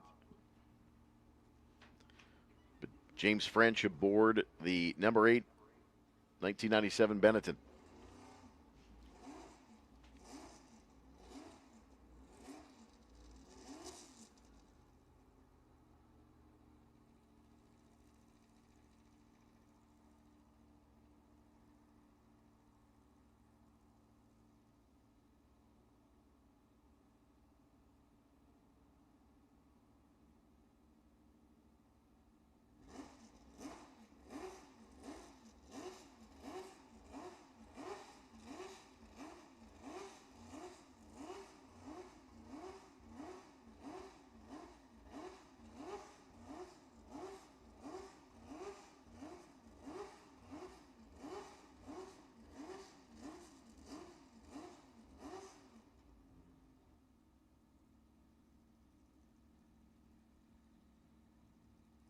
And we've got a full course yellow. We've got a car pulled over in turn 3. Safety on scene, pulled right to that tire barrier. Wasn't able to get to the full cutout, but should be a quick extraction here, and we'll be able to go back green for our Group 7 race here. But right now, full course yellow for this group, and that red Chevy pace car out on track, gathering the field. But it is turn three with the car over there. And that would be James French. I think you're right, Eric. James French. James French has the Benetton over in turn 3. Looks like may have made some contact with the tire barrier over there. And there's a good shot here, Eric. That FedEx adorned car.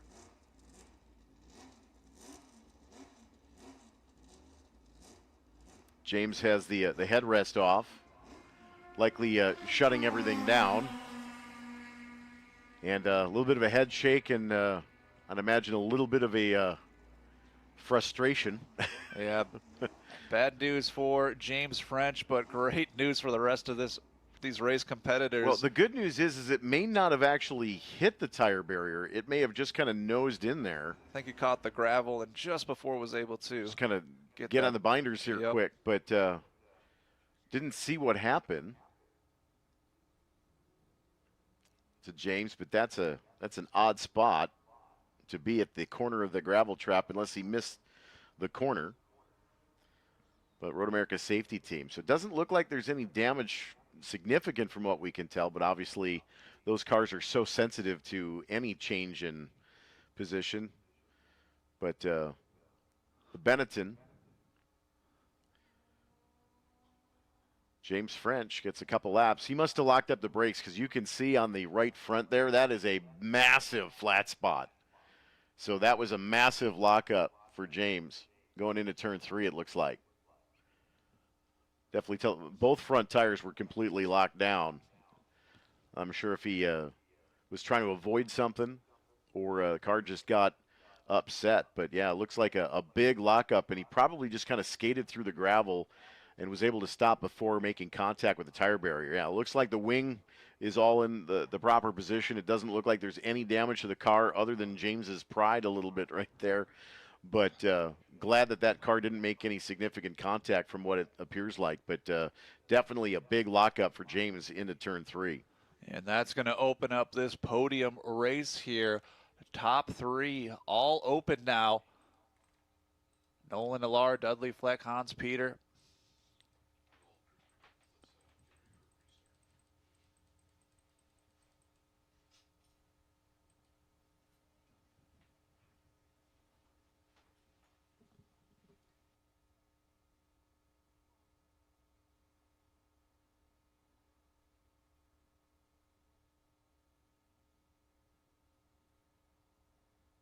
We do have a look at it off our main race control monitor, which unfortunately we don't have the ability to share that. But it definitely looks like James came in pretty quick into turn 3 and was locked up and kind of shimmied across the gravel trap there in turn 3. Green flag is going to come back out.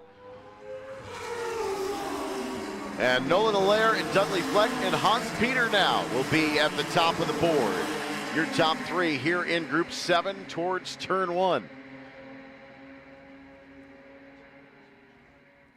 The red and white Lola of Dudley Fleck, with Hans Peter in the 16, that Dallara IL-15. In the 3rd spot, and the 0 of Nolan Allaire, that Panos DPO1, the Indy car that could have been.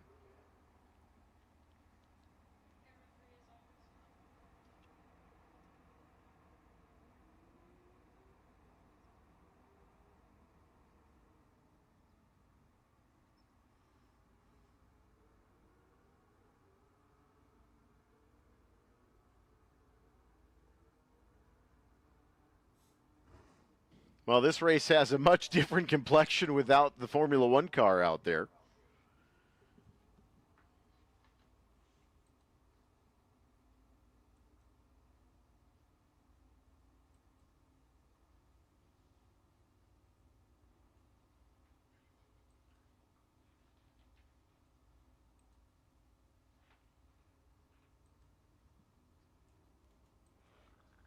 It's going to be a new battle for that top spot. Nolan Alar, Dudley Fleck, Hans Peter, Charlie Peter, and Mark Brennan.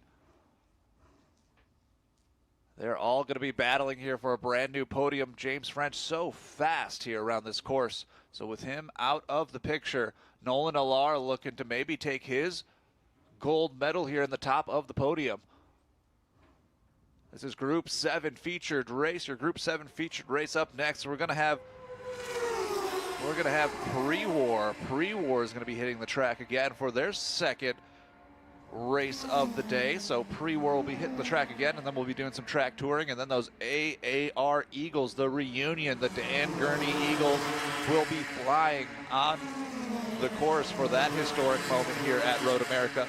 Also celebrating 60 years of Trans Am Championship cars here to cap off our day. The Trans American Championship over 2.5 and under 2.5 will be hitting the track here towards the back end of our day. Right now on track, Group 7.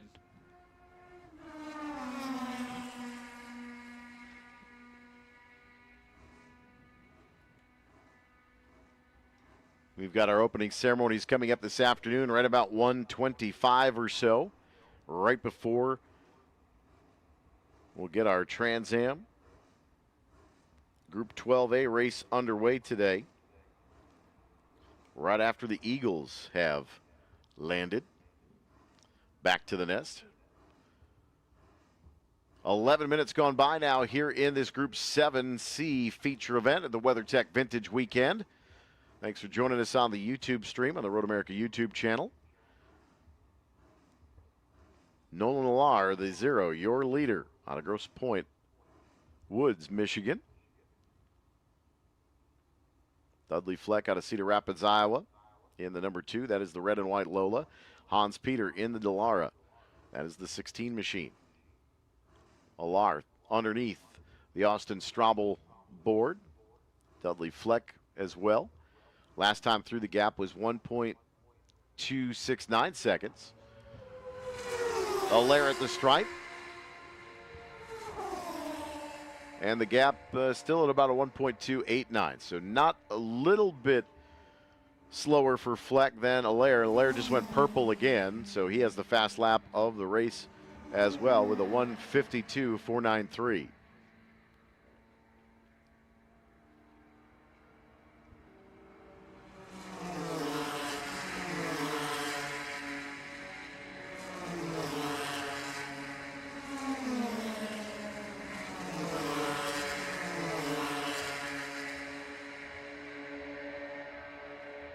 There he is again, Eric, the number 31, Travis Engen. Always seems to be able to crack the top 10. Such a fantastic driver. Also, Gerald Suzuki in his Lola into the top 5, that number 46. That yellow in blue Lola. Nolan Alar, Dudley Fleck, Hans Peter, Charlie Peter. Battling for those spots on the podium. 13 minutes into this Group 7 featured race. Mark Brannon is in the 5. Joel Quadracci in the 09. Those gentlemen switched between the two cars this weekend a little bit, so confirming that Brannon is in the 5 and Joel Quadracci was in the 09, and I don't believe that Joel Quadracci has come around either past the one lap. So James French going to finish 15th today. Quadracci 16th. Josh Wilson currently running in the 14th spot. Ruggiero in the 24th, 13th, and Donnelly in 12th. Walter Vollrath at 11th. WeatherTech Vintage Weekend. Underneath the Mission Foods Bridge. Great look back towards the starter stand.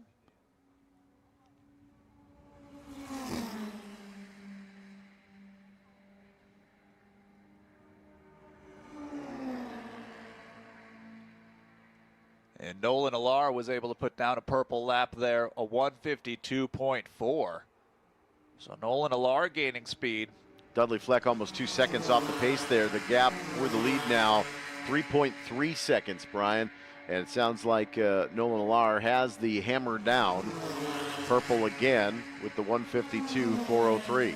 And just looking back just a few spots, a battle for the 5th spot here.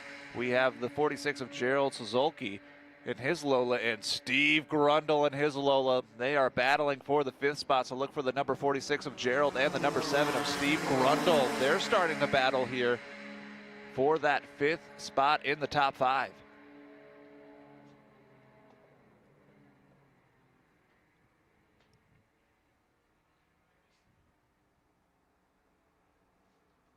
Looks like we had a spinner off in turn 3 to drivers right near the Skippy Road. And that driver back underway underneath the Sargento Bridge. And I'm almost inquiring if that was maybe Travis Engen. Travis Engen, the number 31, Lola T97. He was running in the 10th spot. It's actually the 16 car that was the spinner with the correction there. So that was Hans Peter had gone around. So your third place car had spun. Oh, that is Hans Peter in the top 3. So now the podium wide open. Charlie Peter looking to take that spot. And that battle between Gerald and Steve Grundle, the 46 and 47, their Lola's battling it out. They might be able to move up a spot into the top 4 and 5 now. Well, Hans Peter with a bit of a spin there. Let's see how much speed and position he was able to lose. He was able to continue. 16 minutes in the books. Group 7 featured race. So the Swift of Charlie Peter up into the third and final step on the podium now.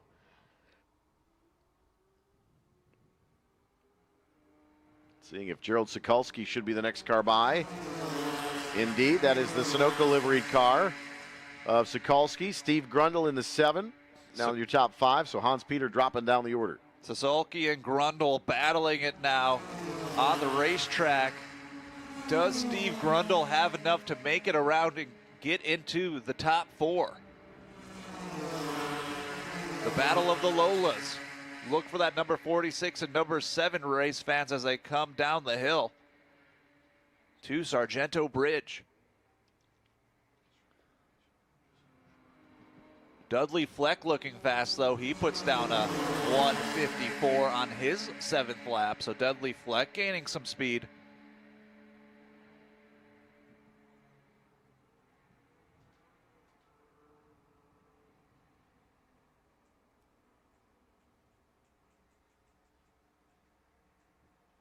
But out in front, the 0 of Nolan Alar. And his Panos DP01 as he goes past start, finish.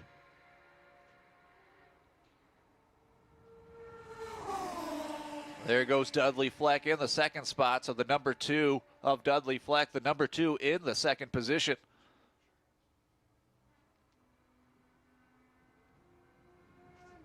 Coming to 1 to go this time by, I think. For Nolan Alar in that 0 machine.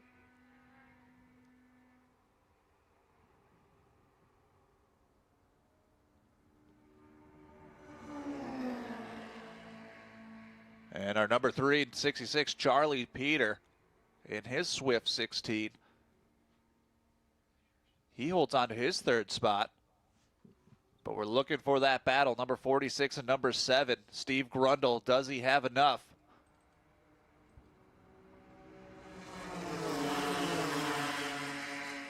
Steve Grundle right on the tail of that 46. Lola going into 1.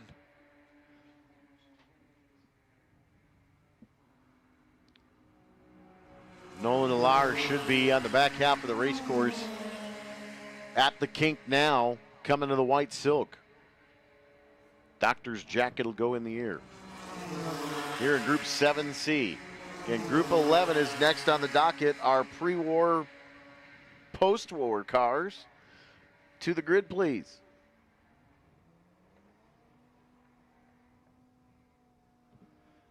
And at turn 5, Steve Grundle on the tail of Gerald Solsky. Those Lolas still battling it out up the hill under the Corvette bridge. That battle for the 4th spot here. Does Steve Grundle have enough? Did he set it up right?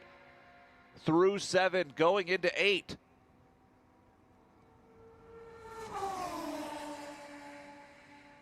Oh, and Steve Grundle a little bit too far outside onto the rumbles.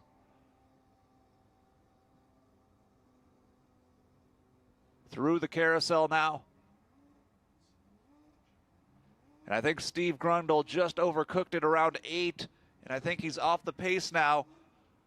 I believe Gerald Solsky is going to be able to hold on. That battle for the top 4.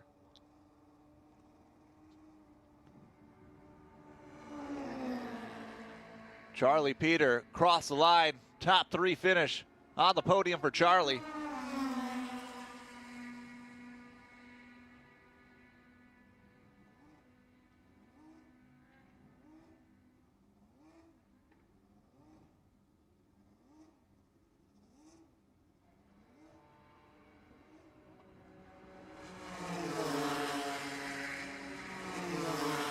And Gerald Solsky able to hold on, battling off the defensive driving there to keep his number 4 spot. Steven Grundle trying to give it all, but just a little bit too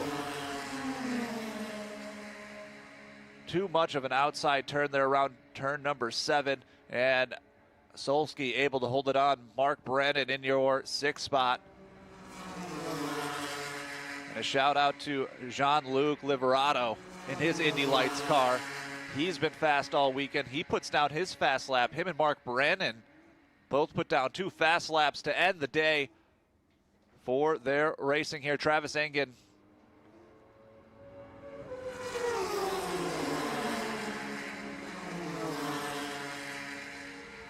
Your top 3, Nolan Alar, Dudley Fleck, Charlie Peter, headed to victory lane here at the WeatherTech Vintage Weekend at Road America.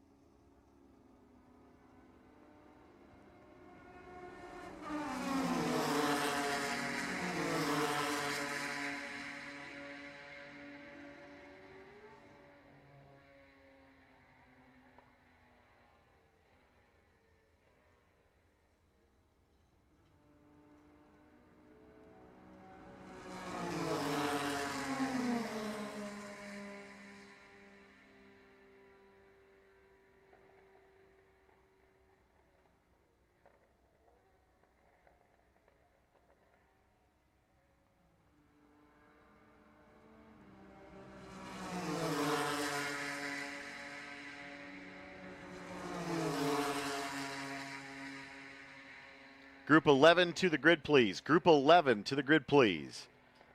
There is Nolan Alar coming through 14 on the cool-down lap. We'll head towards the Road America victory lane for the 0 of Nolan Alar. Out of Grosse Pointe Woods, Michigan, the Panos DP01. Dudley Fleck in the 2. The 66 of Charlie Peter, your 3 cars on top of the Road America podium here, the WeatherTech Vintage Weekend with Brian Redman. Going to John Everett's attention, and he'll handle all the podium celebrations here at Road America.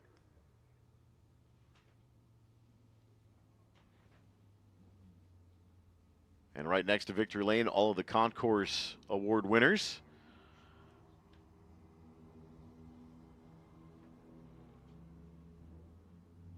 See the Ferrari F40 in there, the Aston, beautiful GT350 in there. Beautiful Porsche 356 too in there as well.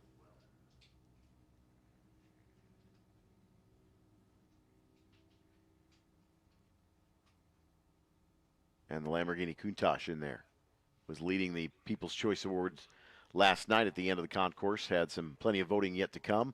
Nolan Lair hops out of the car in a victory celebration in that Panos DP01.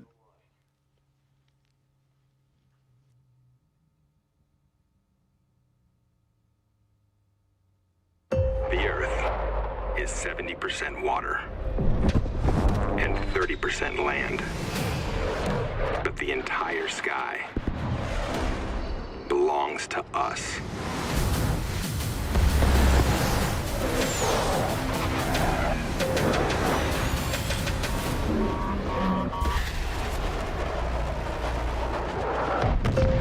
Copy that. Aim high, Airman.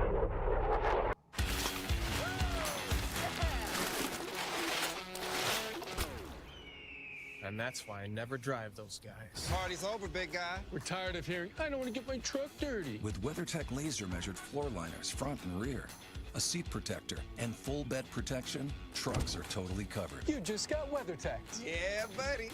Let's get dirty. Order your premium American-made products at WT.com.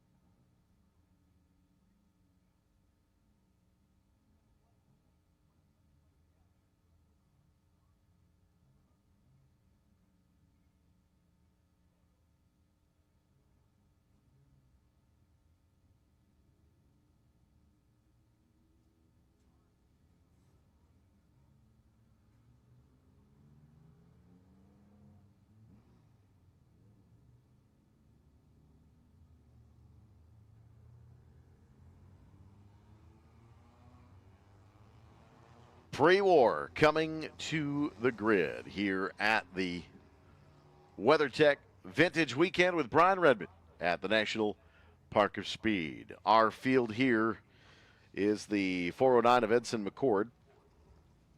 That is an MGTC. The Morgan Plus 4, the 241 of Keith Pickard, and that car has been the fastest card of the weekend as well. Matt Premack in the 04. The 44 is Abigail Joseph. Both of those are MGTDs. Bob Ridholz in the other Morgan Plus 4 in the 7. The 36 of Gabriel Nathan-Shawn in an MGTF with a Ford V8 on board out of Highland Park, Illinois. Patrick Morse in the 15 is an MGTD. Robert Weinstein in the MGTF. Scott Larson, the Bugatti. David Watts in the 915 MG. The Lagonda is the 3 of Richard Morrison, and the 470 Mark Brandau is an MGTC racer. 12 cars were entered into this. I believe 11 have come to cross the stripe.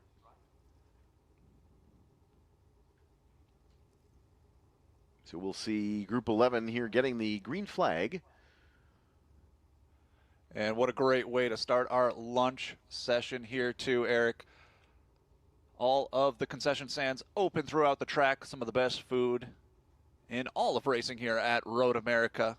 The Gearbox. Of course, we have Parker John's Barbecue and Wings. You went got a coffee before from Moxie next door. Yep, Moxie Open has some different Scenic coffee Route. drinks and Yeah, some Scenic adult Route over in beverages 3. too. Yeah, Scenic Route over in Turn 3. Pearls on the Hill, Elkhart Lake Lions, as well as Los Amigos Locos for the Family Fun Zone until 3 o'clock this afternoon for the youngsters 12 years of age and under. Pre-war is on track. This is, of course, considered a race, but they will very quickly single file and just maintain some nice clean laps. Unfortunately, we did lose one earlier today due to an engine failure. So, unfortunately, that I believe was the 8 of Scott Larson if memory serves me correct. So that would be the missing car that we had from our grid earlier, with 11 cars taking the timing line coming off of pit lane from false grid.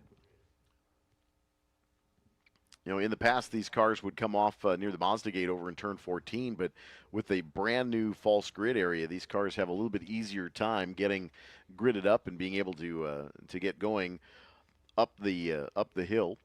And so they've been able to grid this weekend on the false grade with everybody else. It's great to see these cars mixed in with some of the more modern cars as well. Almost a century of rolling museum pieces here at Road America.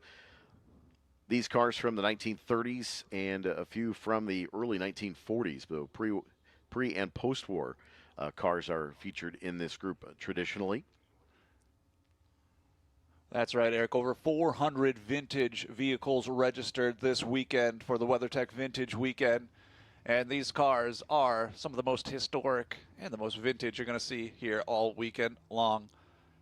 And a shout out to all of the drivers here, keeping these museum pieces rolling and race ready on track on this 4-mile Road America racetrack, the National Park of Speed. And this is such a great way to start our lunch session here with the pre-war and post-war group. Their second time on track today. They started off our day, and now they're starting off our lunch. And looking to the schedule, we're going to have track touring. And then also keep in mind the AAR Eagles are going to be hitting the track, flying around. And that is going to be absolutely amazing. Green flag in the air. Green flag in the air. Keith Picard, first one out. Richard Morrison, Gabriel Nadershawn, Mark Brandau, Robert Weinstein, Patrick Morse taking the green flag here. These are the pre-war and post-war.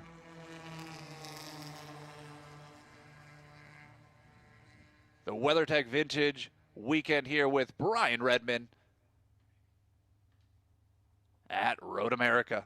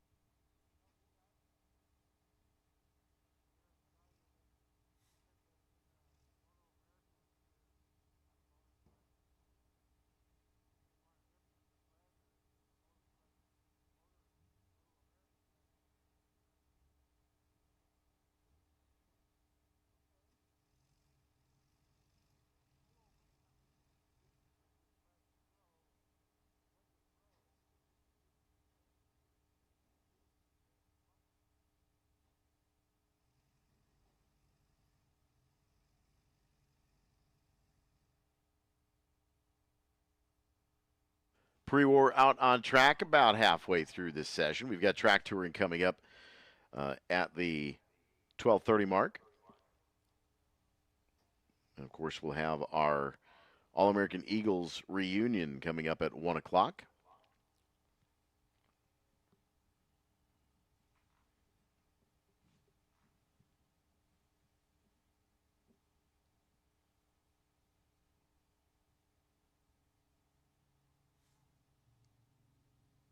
$241 to Keith Picard. That Morgan +4. The gorgeous maroon over midnight black.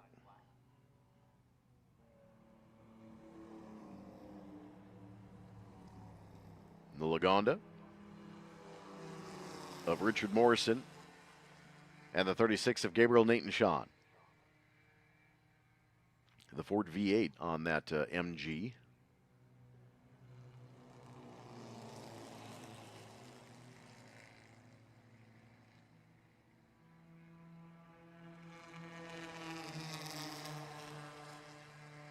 MGTF, that is Ford powered by Gabriel Nathan Shawn, currently in the third step on the podium here in this Group 11 feature. Edson McCord is the 409, that is the MGTC Special. Mark Brandau, the 470, currently in the fifth spot, and Patrick Morse across the line now, as well as Robert Weinstein, David Watts, Bob Ritholtz, Matt Premack, and Avi Joseph. 11 cars here in Group 11, their final feature race of the weekend.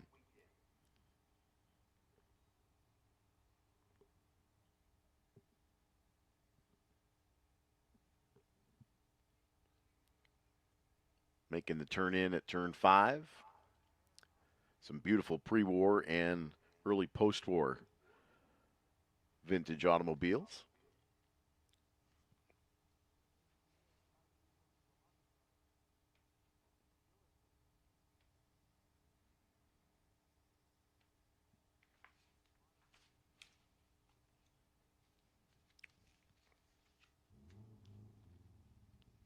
Our Eagles tribute coming up at 1 o'clock.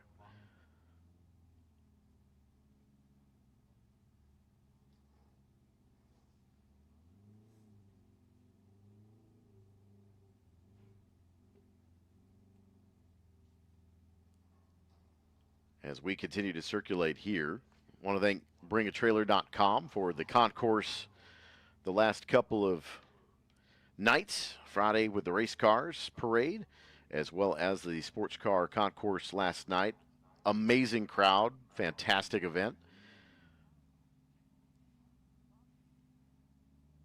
Had a different stage position last night towards the beginning of downtown rather than down the street like we were Friday night. So that was a cool, different vibe for the Saturday show last night. Great crowd for the award presentations both nights as well. A lot of great visits on Friday night and last night. Our guests from Bring a Trailer coming up both nights. And if you are interested in anything Bring a Trailer this weekend, you can visit their tent down in Turn 5, down near the corporate pad. Great opportunity for you to learn more about maybe buying or selling a vehicle through Bring a Trailer. And there were about a half a dozen cars last night on the Concours that were actually transactions made through Bring a Trailer that were in the showcase last night.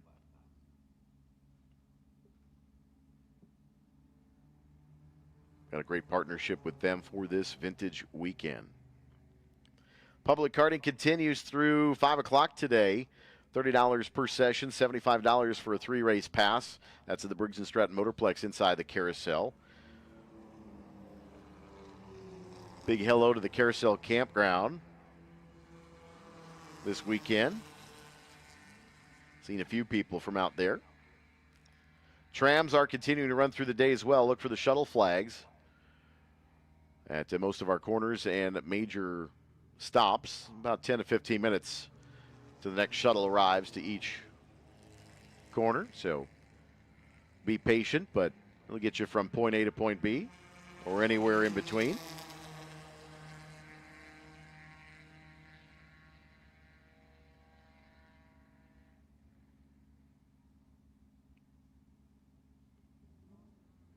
So these pre-war, early post-war cars here at Road America, all part of the WeatherTech Vintage Weekend. They will be with us again coming up for the Art on Wheels weekend this September. Usually they'll join us as well in fall, all the fall colors here. So if you're enjoying these vintage cars right now, come out and join us for the Art on Wheels weekend in September. Just 2 weeks' time from today will be the 6-hour Motul Sports Car Grand Prix of Road America. Tickets for that still available for that event at roadamerica.com.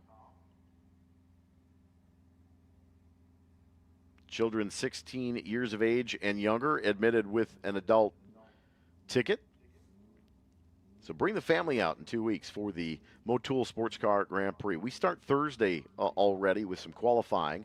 We've got 3 Porsche Cup rounds next week in 2 weeks, and as well as Lamborghini Super Trofeo, the Michelin Pilot Challenge Series, and the WeatherTech Sports Car Championship 6-hour. It's going to be a jam-packed weekend in 2 weeks. August 2nd, the 6-hour Motul Classic. Going to be a great weekend in 2 weeks. Camaro rallies here next weekend inside the carousel. Looking to be a part of that as well. Next weekend at the Briggs & Stratton Motorplex inside the carousel. A little bit of tussle here in the carousel. I got 4 or 5 cars all kind of grouped together. Some of the MGs.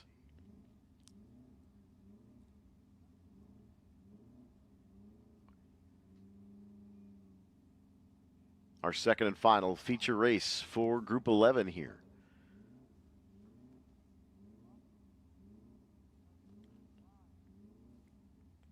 Eagles up next at 1 o'clock. We'll have about a 30-minute break for lunch or so.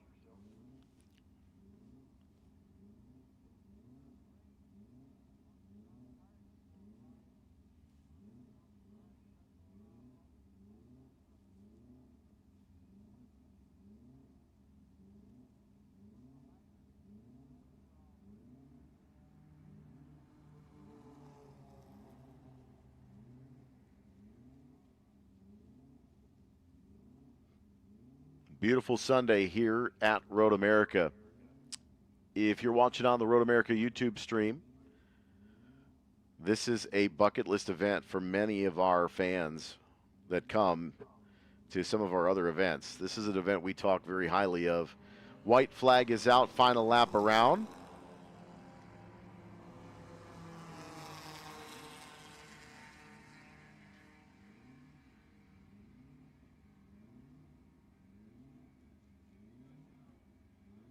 This will be the final lap for our Group 11 feature here at Road America.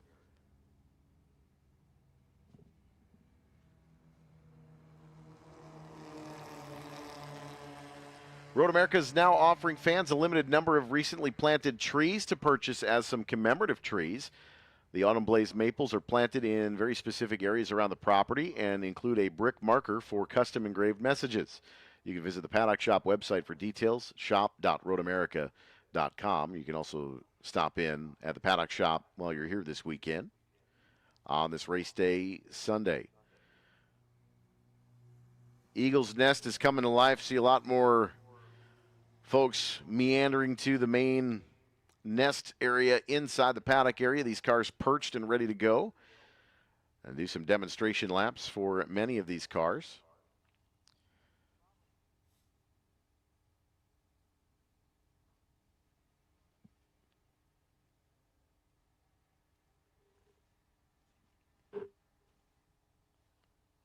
But we'll get more of the All-American Racers demonstration laps underway right at the 1 o'clock hour mark this afternoon. And then right after our All-American Racers Eagles, we will salute the 60th anniversary of Trans Am, the over 2.5 liter engines, considered the GT1 TA team. So you'll see some of those cars like Randy Rupp, Colin Comer, Rick Dittman, Brian Garcia, and more. Basically the big bore Trans Am Championship cars. The over 2.5 liters, that is Group 12A. They'll be up first right after the Eagles. And part of our 60th birthday celebration for Trans Am here in 2026. We had the current version of the Trans Am Championships here a couple of weeks ago, about a month or so ago, the final weekend in June.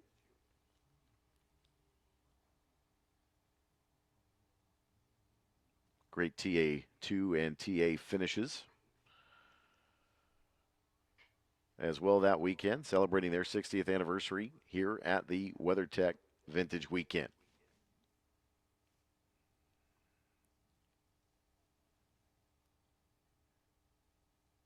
And that is the checkered flag coming out for your leader, the 241 of Keith Pickard.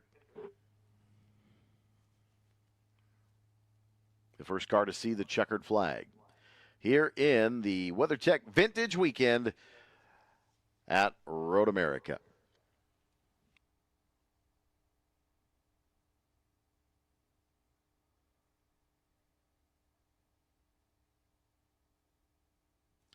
It is now officially our lunch break until 1 o'clock here at the National Park of Speed. So visit some of our concessions.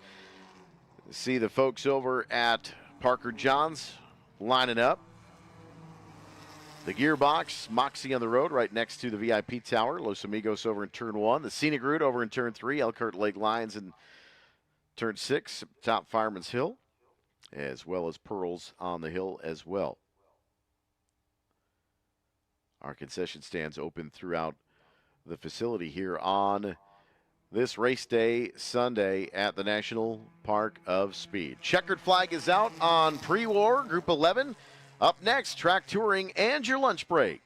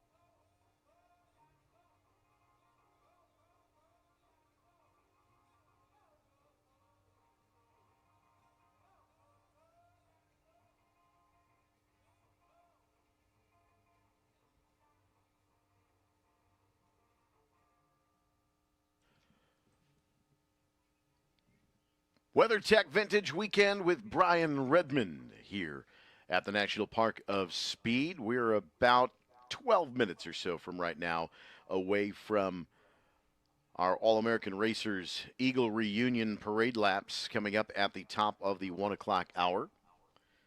Road America would like to recognize our 2026 season corporate partners, Sargento, Motul, Corvette, Mission, Palermo's Pizza, Briggs & Stratton, Brown County Austin, Straubel Field, TireRack.com, WeatherTech, and C-Tech Cabinets. Our entitlement sponsors Expel, West Bend Insurance, Bank First, Bring a Trailer, and Kohler Credit Union. Our food and beverage partners here at our lunch break, Mission Foods Tortilla and Chips, Sargento Cheese, Cedar Crest Ice Cream, Lakeside Pepsi, Torquay Coffee, Carbless Cocktails, Molson Coors, Pritzloff Wholesale Meats, and Plank Road Distillery. Our fire and safety sponsors, Jefferson Safety, AMR, Crete Trucks, Bobcat Plus, Wheelan Engineering, Safety Clean, and Soundhouse Hearing Protection. Our partner organizations, Quick Trip, Spark Ops Fabricators, Wisconsin Lighting Lab, Sign Me Up, Skag Power Equipment, Yamaha, H&R Springs, Jim's Golf Cars, Mulch Express of Wisconsin, Catalyst Exhibits, Sheboygan Chevrolet, Third Coast IT, Edenvalder Stone, Clean Tools, Collins Classic Auto, The Walbeck Group, Speed Seat, Wisconsin Lottery, N-Tech Solutions, Smith Oil, Meekum Auctions, Tietz's Piggly Wiggly, McMahon Engineers and Architects, RaceQuip, CertaPro, Painters, and Kunis RV. Earlier this weekend, Marshall Pruitt was here and took some video with the Eagles as well as with the Gurney family as well. I'd like to share that with you if you haven't seen it yet. But let's take a look at some of the Eagles that are here this weekend. They'll be doing demonstration laps in about 10 minutes. Morning from a beautiful, smoky but beautiful Road America. Going to be here about a half day today, Friday, and have to head off to Nashville to cover the IndyCar race. But this is the WeatherTech Vintage Weekend. Within it, though, the reason that I'm here, dear friends, the Gurney family, Dan Gurney Eagle Reunion. And we have about 40 Eagles here. This, having sat at All-American Racers up in the mezzanine for decades, just chock full of dust and craziness. Pal Jacques Drisang, his father Rick, this has made its way into their shop, just delivered. So Jacques was able to power wash some of the funk off. But take a look at the one thing here, which this is, I believe, 86 cart IndyCar chassis. I believe it's 86, could be off by a year, but look at the size of the rear wing end plate. There's the wheel and tire. There is the rear wing end plate. Bigger than the tire. Driven by good friend Jan Lammers. Look at this. Just gonna take you for a quick tour with my little phone, try and do some better stuff with proper camera a little later. The side hack, which I've featured before, was Jacques. This is really the car that got his Kettle Moraine preservation and restoration. His dad's business. This one here, Mark Donahue, Penske, Eagle, Offie. This is one that Uncle Bobby done crashed in testing at Phoenix, sat forever, and they have spent years putting this back together, making its public debut in this century. 68 Eagle. Gorgeous, gorgeous IndyCar. Couple of Dan Gurney bikes back when BMX was the rage.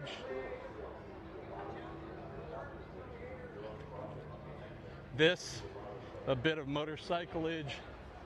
Look at the fairings here, just phenomenal. Dan's first Indy 500 car, 1967. The famous Mystery Eagle, of course. Most successful GTP car. All-time most dominant. Oh my gosh. The Gurneys sent out 2 trailerfuls of cars. This courtesy of the Indianapolis Motor Speedway, the first Indy 500 winning Eagle, Uncle Bobby, 1968. Even better, the first turbocharged victory at the Indy 500 here. Offie.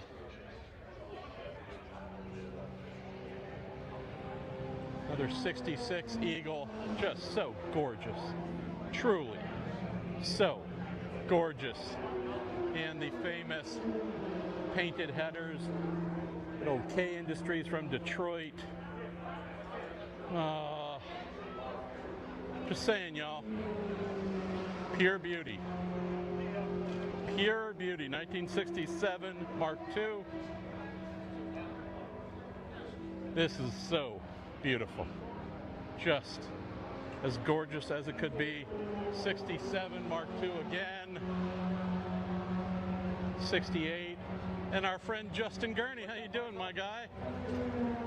So that's just a little walk through half of one side.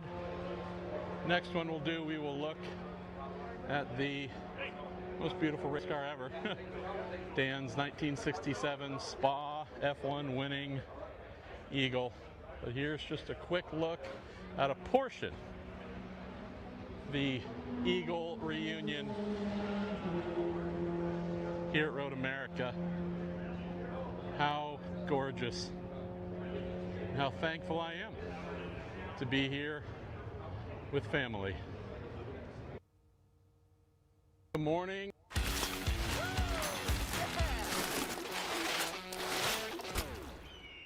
And that's why I never drive those guys. Party's over, big guy. We're tired of hearing, I don't want to get my truck dirty. With WeatherTech laser-measured floor liners front and rear, a seat protector, and full bed protection, trucks are totally covered. You just got WeatherTech. Yeah, buddy.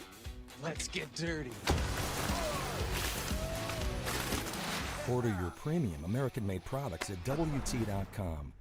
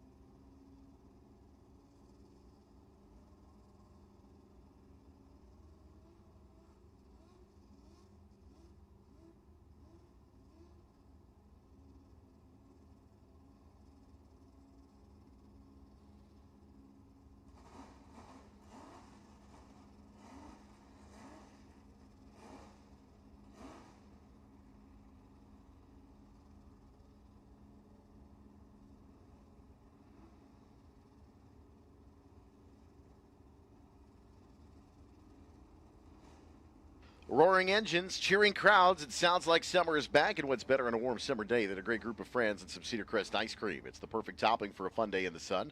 Don't forget the sunscreen, and never forget the Cedar Crest. The Village of Elkhart Lake welcomes you to Road America, the National Park of Speed. Following today's events, head north out of the gates into Elkhart Lake for great food and live lakeside entertainment. Let the fun continue at Wisconsin's legendary getaway, Elkhart Lake, Wisconsin. Spark Ops Metalworks is proud to be the official metal fabrication partner of Road America. Spark Ops is the professional partner you need when it comes to metal. Spark Ops provides fiber laser cutting with either oxide-free nitrogen or oxygen, with cutting capability up to 1 1/2 inches thick. Press brake and part forming up to 3/8 inches thick on CNC Bystronic brakes. Spark Ops offers both robotic and manual welding services along with full metal finishing for your parts. Contact Spark Ops today or visit them at sparkopmetalworks.com. Welcome to the home of one tough animal, Bobcat Plus. Wisconsin's largest Bobcat dealer has your rugged, reliable machines that get your jobs to the finish line, including tough Bobcat mowers, easy-to-use compact tractors, classic skid steer loaders, and new compact wheel loaders. From sales to service and rental, Bobcat Plus and Bobcat equipment are a winning combination. Visit us in De Pere, Appleton, Butler, and Eau Claire. Gear up with the best value in safety, RaceQuip. They keep you covered head to toe, including youth products. Visit RaceQuip online or in the Road America Paddock Shop. Gear up, strap in, go race with RaceQuip. Race fans, while the drivers battle it out in the legendary turns of Road America, kick back with a locally crafted cocktail. Carbliss, a ready-to-drink cocktail in a can. Carbliss is 0 carbs, 0 sugar, and full throttle flavor. Grab a cold, refreshing Carbliss at Pearls, Eltona, and Los Amigos Locos at Turn 1. Keep your eyes peeled for the Carbliss race car ripping around the track. Carbliss, live blissfully, drink responsibly.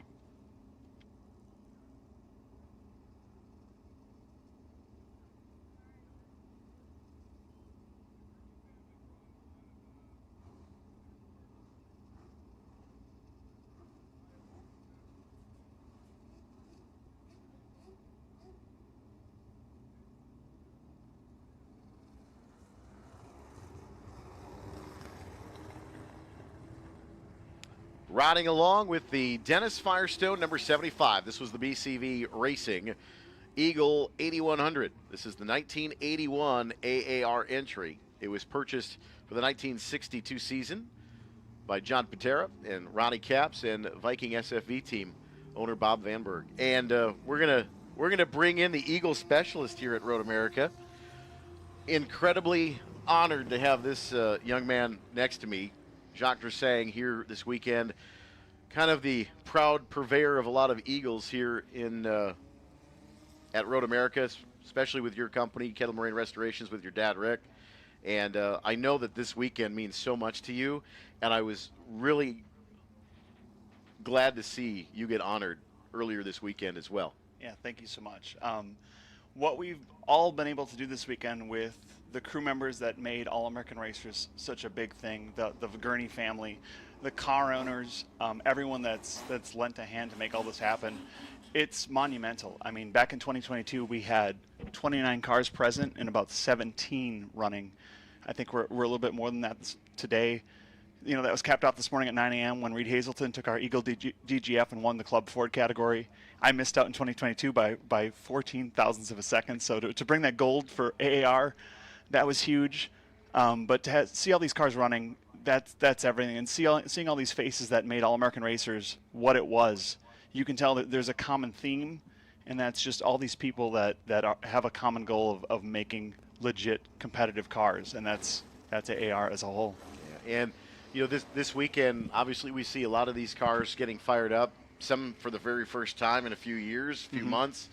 And obviously, you've got a lot of different historic events throughout the nation, and I know some of them appear at different places, but this is really the largest concentrated effort to get the Eagles all back together. In some cases, maybe for the final time, kind of depending on where they situate with museum arrangements and certainly collectors. But we certainly hope that this is not the last time we get them all together at one place. But this is one of those things that this is really cool to see. I mean, it's an honor to be a part of this race weekend. About a half an hour ago, you left me speechless. You brought me a gift that's just absolutely amazing. And I appreciate that, because this event means a lot to us here at Road America. It's a lot of our history, too. Obviously, some of the Eagles also have a little bit of movie history that are here with us this weekend. That Winning was filmed here with with Paul Newman, and some of the cars that are here were actually used in that movie as the prop cars, so to speak. Yeah, that's correct. But yeah, going back to that, where we are in this place and time, it's only going to be like this once. You're going to only have these people here as a collection once. You're going to have these cars here once, because you don't know if a car fades away into a collection and goes into a quiet corner.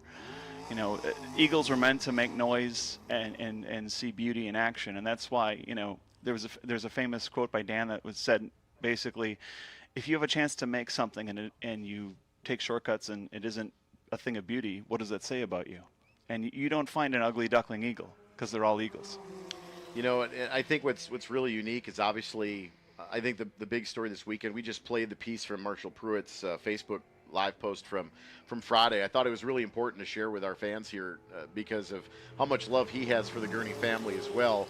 I had a chance to visit with Justin down at the concourse downtown Elkhart Lake on Friday night, and the reverence I think that he has for this racetrack, as well as how much his dad had reverence too, as we're on board the Firestone 75, and you look at the onboard of how just intricate every single detail was. The cars, for as fast as they were designed with a very specific purpose.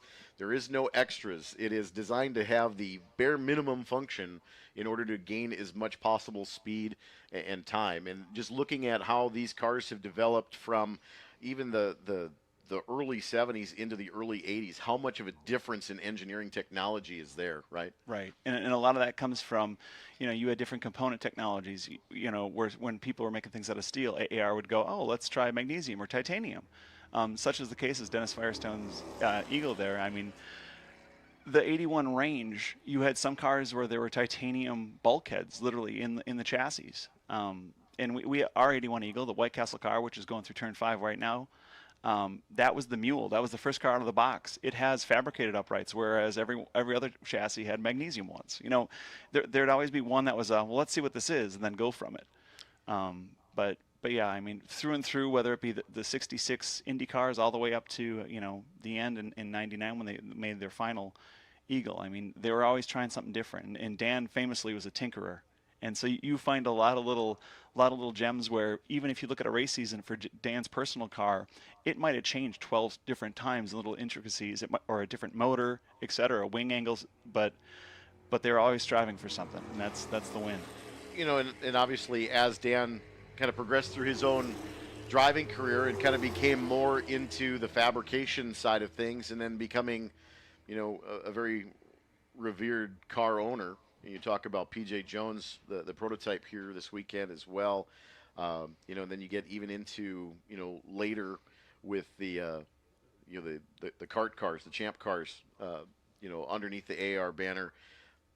How much progressively he was involved all the way through all of those projects. And you kind of know, just as a racer yourself, that there was either a small hammer or a small wrench or some tool in the pocket that was going to make just a slight adjustment no matter where it was. Right. And if you look at the records, Dan never designed any of these cars, but there was input. And I think there was a very democratic output towards what the final piece was going to be, because obviously his name was on the door, but it was a collective. And, the stories I've heard this weekend of just things that came to be because Dan at the 11th hour go, well, why don't we make this little change? And it turned out to be great, or it might have been just a misstep, but regardless, they still made things happen.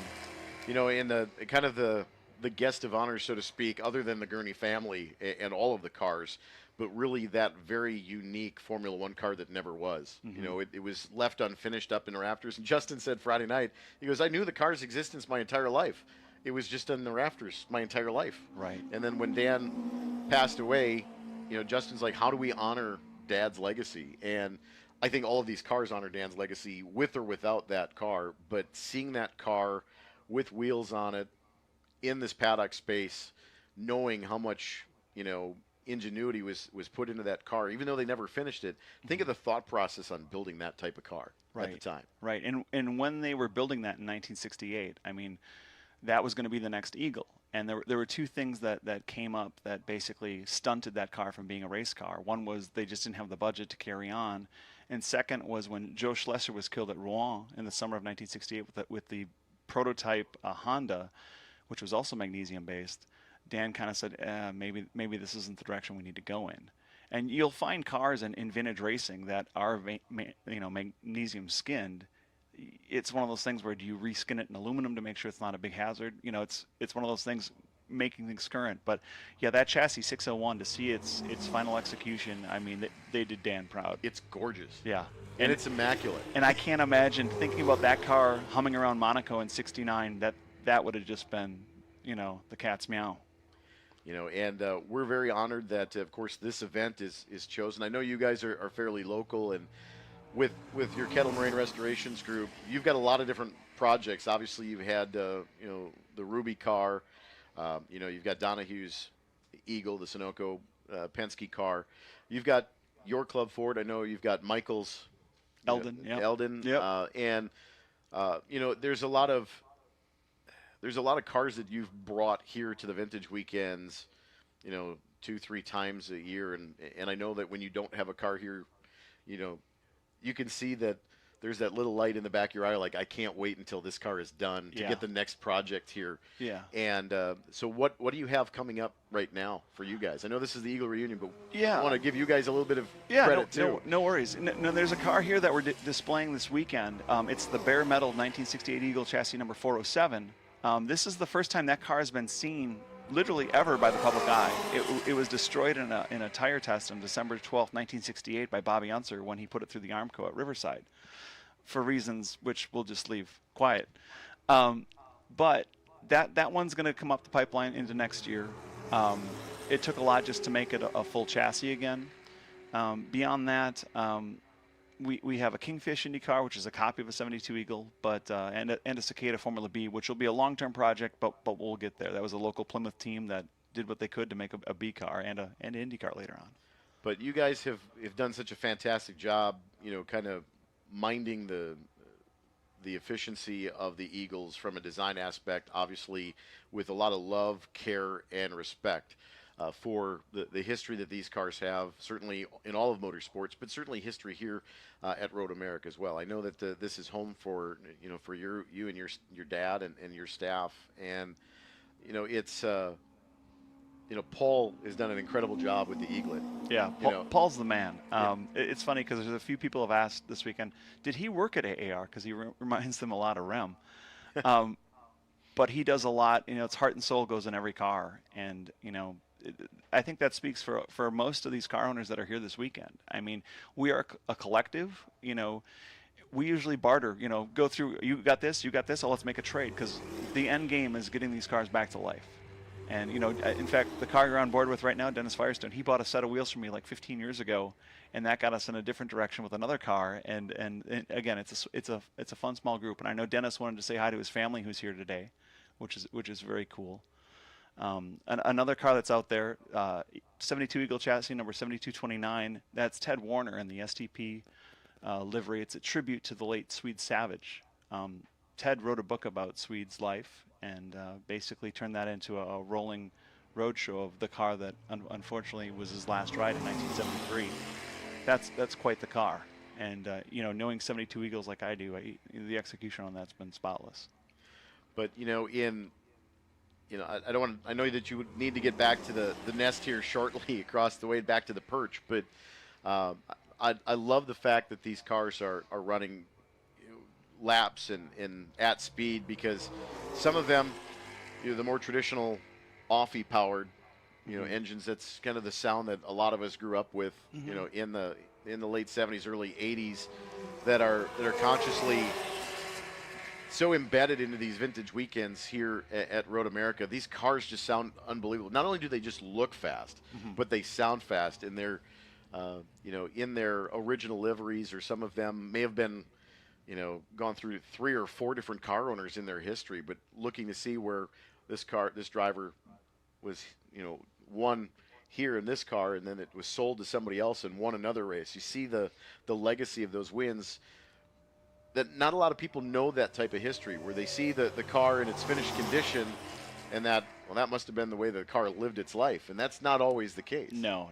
I mean, especially the cars from the 70s, they'd start off with a big team and then just work their way down to, part-time teams, which literally filled the schedule, into the 60s and 70s, where, IndyCar racing today, every team's, because of the, franchises and all that fun stuff, they're locked in for the season. But back then, you'd have regional entries, whether it be out west or the Midwest, or that's kind of how that worked. And I think what was kind of unique, and from a perspective like for me, is that you have the IndyCar formula right now is 22 to 27 cars, 33 obviously for Indianapolis, but they're all the same car, two different motor options.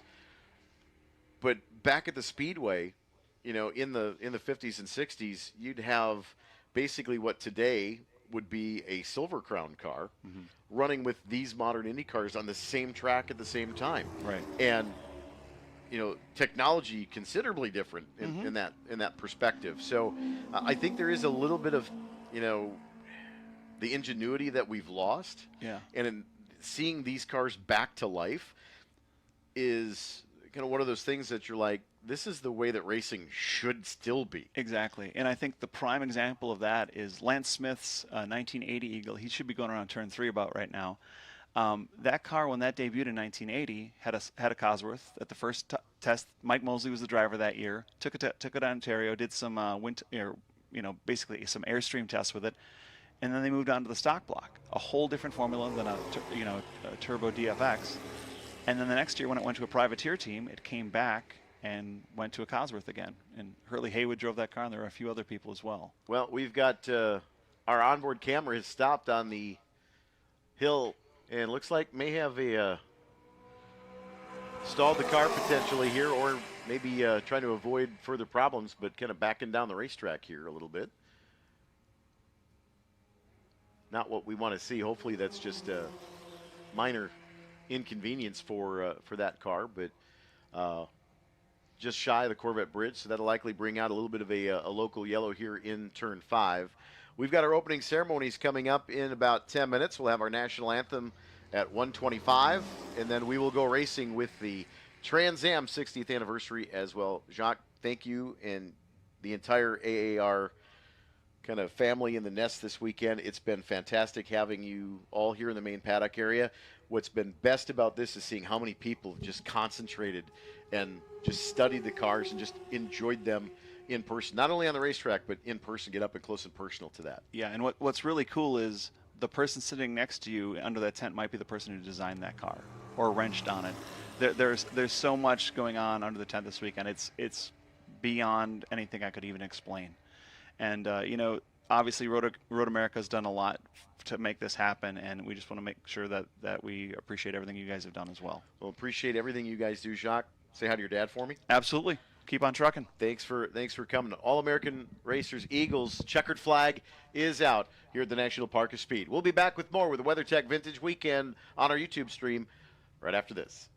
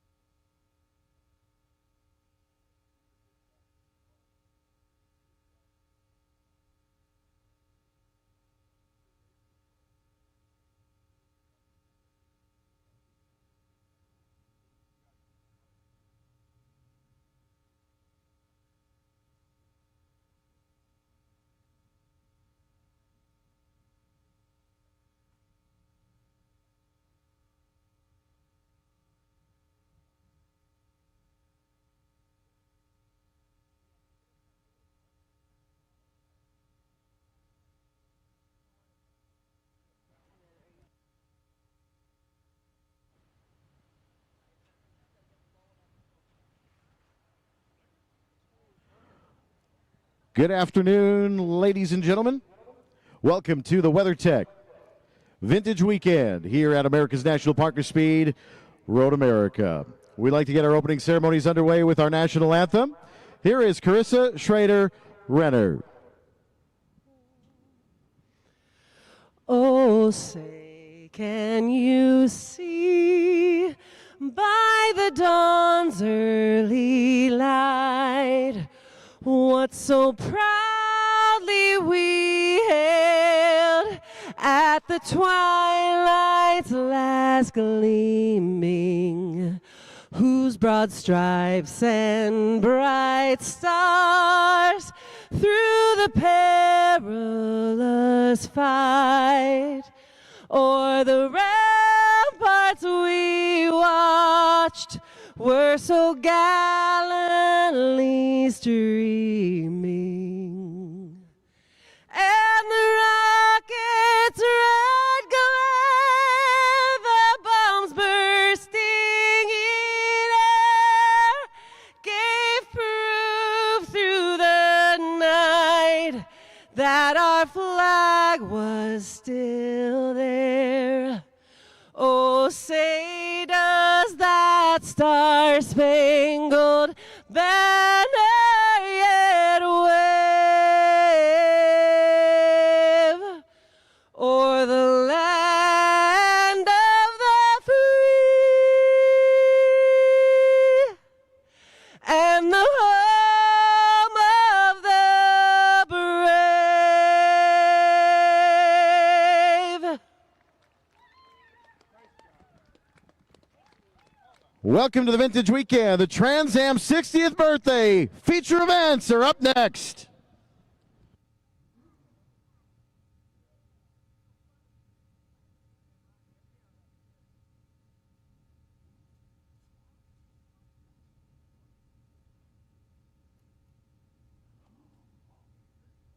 Welcome, race fans, to Elkhart Lake, Wisconsin, and Road America, America's National Park of Speed.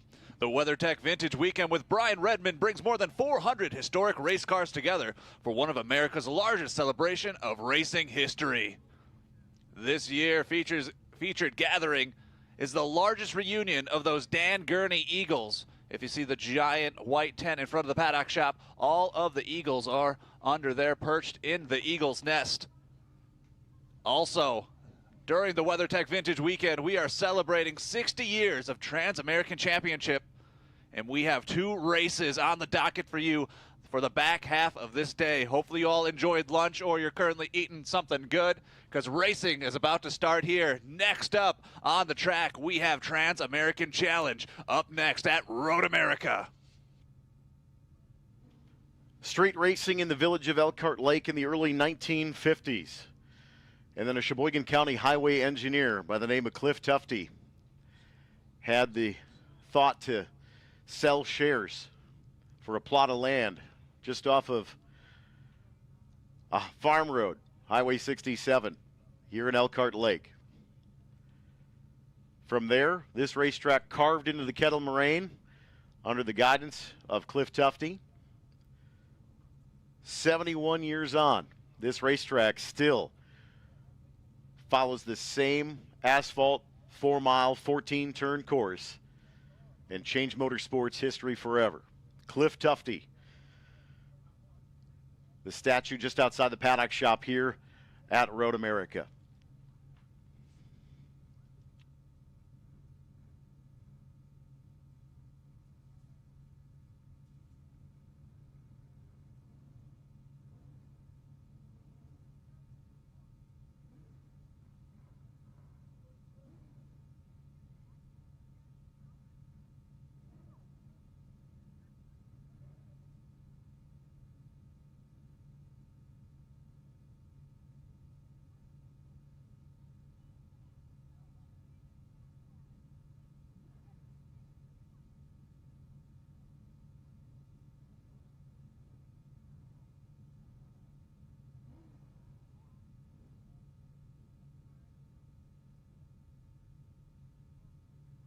This is Trans Am, the Trans American Challenge, over 2.5 liters. We'll do the under 2.5s to end our day at the 4 o'clock mark this afternoon. So thanks to joining us here on the YouTube stream at the Road America's YouTube channel. Some guy we barely know is our Grand Marshal today, throwing the green flag to start this Trans Am Challenge. Dorsey Schrader, our guest. Of course, his daughter Carissa Schrader-Renner just performed our national anthem amazingly. So appreciate Dorsey for being here. Appreciate Carissa and her family being here as well, taking in all the sights and sounds of these legendary Trans Am cars here to start our afternoon features. On the inside of the front row, your pole sitter with a qualifying time of a 2:07.581. That is the 32 Ford Mustang of Randy Rupp. Starting alongside the 701 Ford Mustang Cobra, that is Adam Rupp. Inside row number 2 is the 116 of Colin Comer. And outside the 24, Rick Dittman in a Corvette. Next is Brian Garcia in the 48A. That is the Dodge Challenger. And Kyle Hogan in the 24 Deccan Monza, already a race winner today. Robert May in the 13A will start inside row 4 in the 7th starting position with the Dodge Challenger, and another Corvette of the 15A of John Anderson. Starting on the inside of row number 5 is NASCAR Cup Series driver Josh Bilicki in the 8A in a 1969 Chevrolet Corvette for the Great 8 Group. 17X, that is Rick Frang in the 17X, starting 10th in another Chevrolet Corvette. Starting 11th, the 33 of Chris Higgins and the 3 of Kirk Blaha. Tim Cornelius and a Chevrolet Camaro will start 13th. On the outside, Damon DeSantis in a Porsche 911 RSR. In 15th, the 13 is another one of the Robert May entries, another Dodge Challenger. Next is the 48 of Brian Garcia. That is the Ford Plymouth Barracuda, rather. The 11 of Craig Olson will start 17th. The 471 of Tom Olega in the Ford Mustang. Dean DeSantis in the 331 Porsche 911 will start 19th. The 85 of Mark Hannafin will start 20th. The 21st position is the 59 of Robert Burdell in a Mercury Cougar. Is Ike Keeler in the 14 on the outside of row 11. In row 12, Stephen Lisa in the 19 and the 9 of Trent Thompson. And the Pantera of Stephen Lisa with a qualifying speed of about 33 seconds slower than your pole time. David Roberts and Dick Hunter in the next row. Joe Dillon, John Rishi, and Anthony Marini. Your 29 cars that were entered. Marini in a Ford Falcon in what would have been TA3 category here. Top 3 positions will go to the podium here at the WeatherTech Vintage Weekend with Brian Redman. And again, if you're just joining us for the first time on this Sunday afternoon, Brian not able to join us this weekend. Some family commitments, and we appreciate Brian watching from afar, cheering everyone on. I'm sure he enjoyed that Formula 5000 Group 7 race earlier today as well. That was a barn burner for sure. We're going to see that again here with our over 2.5 liter engines as we are set to start as the safety car moving through the back half of the race course right now, Brian. This is one of those groups where big motors, big bore, and a lot of high speed, and a lot of really good drivers on the top half dozen, 2 dozen cars in the total race. But the first half dozen here really familiar with this racetrack. It's going to be loud and it's going to be fast here, Eric. So excited to get back to racing this Group 12 Trans Am, hitting the track, celebrating 60 years of that Trans-American Championship. And we're just about to get started, race fans. Here we go. We see that yellow pace car bringing the field through Canada Corner. And we're just about to get going for the back half of this day. Hopefully you had a great lunch and enjoyed those Eagles on track. What an amazing interview.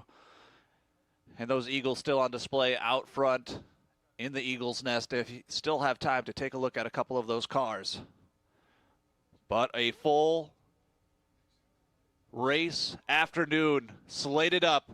Non-stop racing action. It's about to get loud. It's about to get fast here at Road America. WeatherTech Vintage Weekend, the safety car to the Screaming Sicilian pit lane, coming to the TireRack.com starters bridge. Dorsey Schrader will give them a look as they rise the hill underneath the Mission Foods Bridge. Dorsey says, "We are green here at Road America." Side by side as they head towards turn one, it's Rupp versus Rupp into turn one. Adam, the long way around, will take the lead. Colin Comer and Rick Dittman will settle into third and fourth. Josh Balicki with a little bit of left front lockup on that Great 8 machine. Comer looks to the inside of Randy Rupp into turn three. Comer around into second spot, I do believe, when we get back to Sargento. Indeed, Rupp, Comer, Rupp, and Dittman now are pulling away from the field. The Monza of Kyle Hogan and the 48 of Brian Garcia. And look at this group down at 5. Colin Comer trying to get to that top spot. A nice pass there on the inside, up the hill under that Corvette bridge. Adam Rupp, Colin Comer. Randy Rupp in that 32, and Dittman looks like he's off the pace. Oh, the Corvette is off the pace at turn 6. He's in a spot that may bring out a full course yellow here. Was that the number 24 of Rick Dittman? That is Rick Dittman indeed. Oh, and he had such a fast time in qualifying, a 2:12, Eric. So he was very fast. Had a chance to hit the podium, but hopefully that's not the end of his race day. You know, waiting all weekend for this moment. And we 2x2 here, coming around the corner. At a turn 8, bottom of the hill of Hurry Downs. And we are racing here for this WeatherTech Vintage weekend. Colin Comer, though, looking fast. Good look at the backside of Kettle Bottoms. There's turn 12, Canada Corner. Comer still leads Randy Rupp for that second and third spot, as Adam is kind of pulled ahead to a little bit of a gap here. Going to complete lap number 1 as soon as they hit the start-finish line here at Road America. And it looks like the starter does have a possible flag in his hand, so kind of keeping an eye of where Rick Dittman is if Rick was not able to get to a safe spot. We stay green for the moment. Colin Comer, your leader. Adam Rupp, Colin Comer, Randy Rupp. That is your top 3. Adam Rupp went purple. A 0.8 second lead over Comer for Rupp. And those first 3 cars have kind of pulled away here. Kyle Hogan. And Eric, keep an eye out on number 47, Tim Cornelius. Yesterday, the last couple laps of that qualifying, he was able to put down some fast times. Tim Cornelius looking fast right out of the gate. But Adam Rupp, the 701 in his Ford Mustang Cobra, out in front. Colin Comer in tow. Randy Rupp starting to fall behind as he's getting out of that draft. And we can see here from our Road America drone, the number 24 getting pulled backwards. It looks like they're in a safe spot there, Eric. Yeah, they're in turn 6 past the gravel trap. So likely they'll be pulling that back into the cut. So for a moment, we'll still be local yellow at 6 in the target zone, so to speak. But they pulled that car back to just past the gravel trap. You see right there, just to the right, the tire barrier extends all the way down. So a little bit less of a target zone for Rick Dittman over there. But that is unfortunate for the Corvette. Yep, that was Rick Dittman. There is 2 24s race vehicles out there. Kyle Hogan moves up to that 4th spot. And Rick Dittman, that's the end of his day with his car. Adam Rupp, Colin Comer, Randy Rupp, Kyle Hogan, Brian Garcia. And there is a considerable gap between the GT1 machines of Rupp, Comer, and Rupp to Kyle Hogan. A 10-second gap at the start-finish line last time through. The Monza with about a 2-second advantage over Garcia. And the sound of Adam Rupp, Colin Comer, and Randy Rupp as they go right by start finish. That sound is so loud. There is the Monza and the Challenger. That lead gap from Hogan to Garcia is about 0.3 of a second now. A little bit closer together. Garcia able to kind of gather in Kyle Hogan. John Anderson out of Yorba Linda, California. That is another Chevrolet Corvette. So it's looking like it's going to be a battle for that 6th to 7th spot here. John Anderson, Tim Cornelius, Chris Higgins, and Damon DeSantis all in the mix.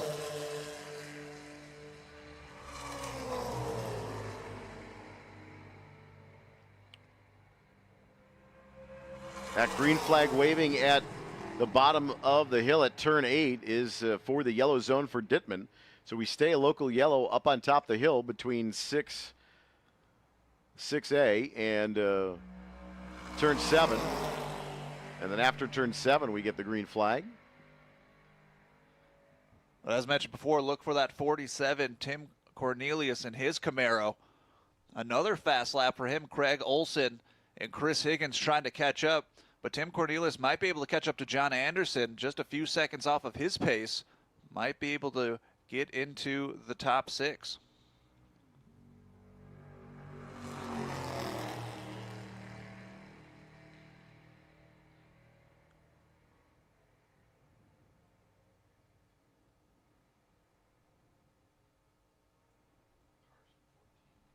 Leader, Adam Rupp, Colin Comer.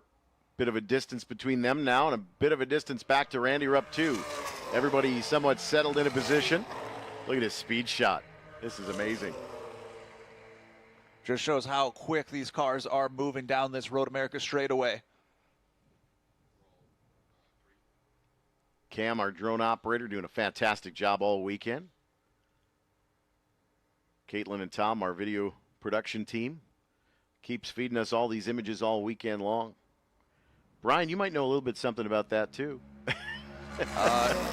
Yeah, we're at the video boards for quite a long time here, Eric, and it's so awesome to see all this new technology that Road America's adding in to the production. If you can get to one of those big screens throughout the track, it's definitely so much fun to watch. Always something new added here at Road America, whether it's something for the campers, but it's always something to improve the fan experience. That's what makes Road America so special. They truly care about the fans and the people that make this racetrack so special. Adam Rupp working through lap traffic, coming up on Anthony Marini in that Ford Falcon. And we have now just gone to full course yellow. So we've tried to see what we could do with the situation up in turn 7. It looks like it is going to precipitate a full course yellow. So we'll gather the field up behind one of the safety cars. We'll catch the field up just about 8 minutes into this Group 12A Trans Am.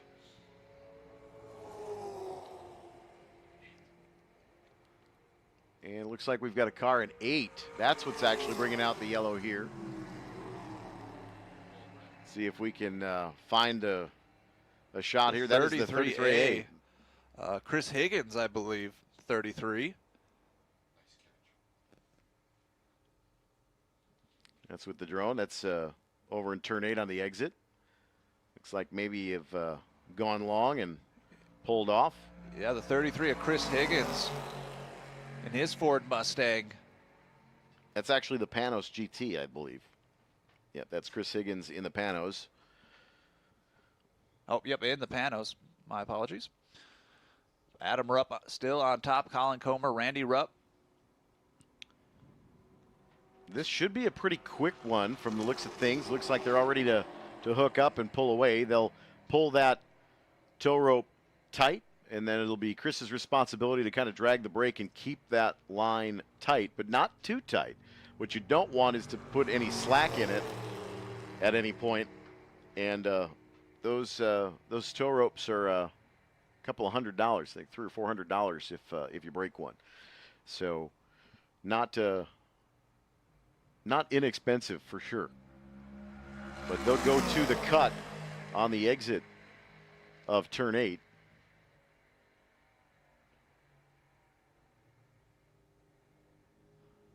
Seeing if they can turn that car around. Might have to reposition a little. So it looks like he's got some drive in the car, but had to kind of turn the car around. Wasn't going to make the corner necessarily.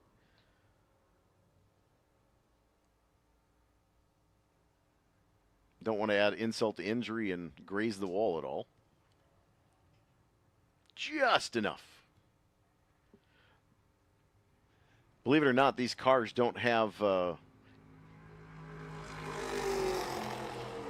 necessarily the easy way to steer if the engine's not running with no power steering. And it's definitely hard to crank on the wheel. And depending on what's wrong with the car, could be steering related as well. And the yellow pace car under the Corvette bridge. If everything goes to plan, they should be able to go back green here on this lap. Almost 11 minutes into this Group 12 Trans Am race. But this is going to give an opportunity to have a couple more battles. We were talking about Tim Cornelius, that 47, the 11 of Craig Olson, Damon DeSantis. And looking here, the 31A of Todd Covini in his Camaro in the top 10.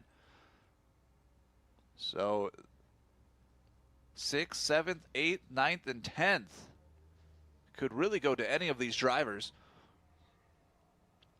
Brian Garcia having some great runs this weekend as well. Kyle Hogan has been super fast during qualifying and also today. Had a race win already this morning for Kyle. And if he can catch up to Randy Rupp, maybe he can hit the podium again.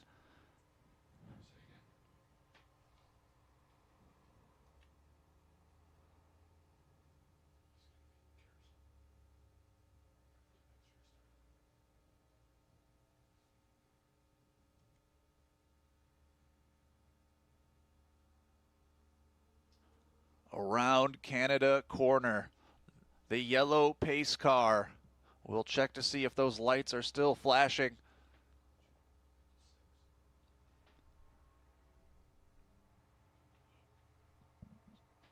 Adam Rupp, Colin Comer, Randy Rupp, Kyle Hogan, Brian Garcia. And that pace car pulls off right into pit lane. Cresting the hill, and green flag is being waved here. We're going back racing. 12 and a half minutes in the books. Adam Rupp with a great launch. Those first three flying. Kyle Hogan moving up. Brian Garcia might have had a little bit of trouble on that restart there. John Anderson seizing this opportunity. Going to come into the white silk, so this is a green-white checker finish here for Group 12. They'll come to the white flag this time by. I think we had a shakeup in the order for 4th, 5th, and 6th, Eric. Wasn't able to see, but man, there was a couple of really fast restarts there with that green flag. I think what may have been is the lap cars may have been kind of seated within and getting around some of the lap traffic in between the leaders and 4th. So it is still Kyle Hogan and Brian Garcia, 4th and 5th. Here into turn 5, so that's where the top 5 is right now. Right now it is Rupp, Comer, Rupp. And here comes Colin Comer. Does he have what it takes to pass Adam Rupp, looking for his opportunity? It's going to have about a lap and a half to get there at turn 8 at Hurry Downs into the carousel underneath the Motul Bridge.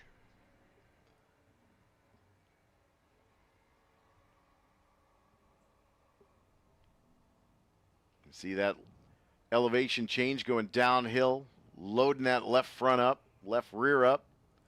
There's the Monza and the Challenger.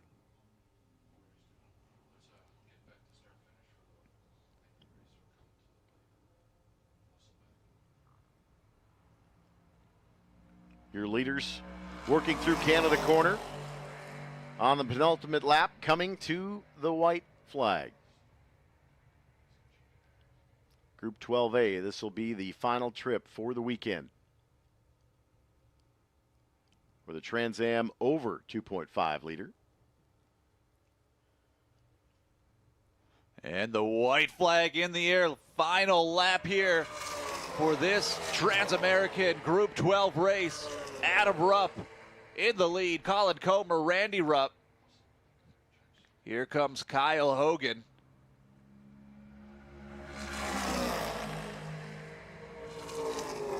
Brian Garcia. But there's a battle happening here for 6th, 7th, 8th, and 9th. John Anderson, Tim Cornelius, Craig Olson, Todd Covini.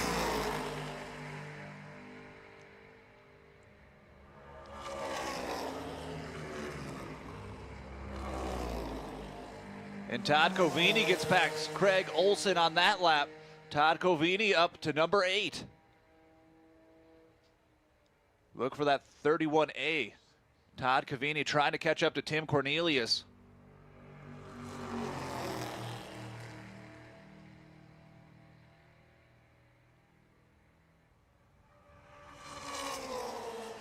And Eric, we might have some lap traffic, might shake things up. Colin Comer in tow. Adam Rupp is going to hit a little bit of lap traffic. I saw one car, and let's see how cleanly they can get past it. In final lap here. Underneath the Mission Foods Bridge, lap car. Stays to driver's left, and Comer got the lap traffic right at the wrong time. That's going to probably dash his chances here as Adam Rupp now setting sail into turn 12. Comer going to go deep here. Late turn in. And Randy Rupp, third place now into turn 12. Final time for your Group 12A leaders. Adam Rupp at the braking of 14. Just needs to get to the straightaway and pull the pin on the heavy right foot and hammer down for Adam Rupp as he's going to come to the TireRack.com Starters Bridge. Adam Rupp, your winner in the over 2.5 liter Trans-American Championship Challenge, celebrating 60 years of Trans Am. All three of those cars competed in the Trans Am series when they were brand new cars. Adam Rupp, Colin Comer, Randy Rupp. In fact, Colin's car actually won the last 2 seasons here at Road America in the GT1 category in the TA Road America 100. Just a few weeks ago, the end of June here at Road America, and won the prior year in that class as well. Checkered flag is out on Group 12. It's Adam Rupp, Colin Comer, Randy Rupp, Kyle Hogan, Brian Garcia, John Anderson, Tim Cornelius, Todd Covini, Craig Olson, Damon DeSantis, your top 10. Back with more from the WeatherTech Vintage Weekend on the Road America YouTube stream after this from Road America.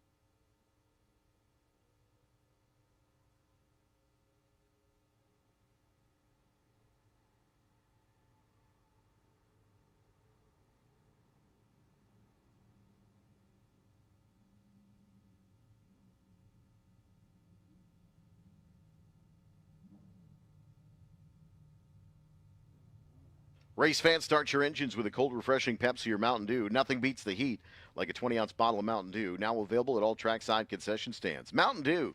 Get out and do. Keep your hearing safe. Soundhouse safe. Soundhouse, the official hearing safety partner of Road America.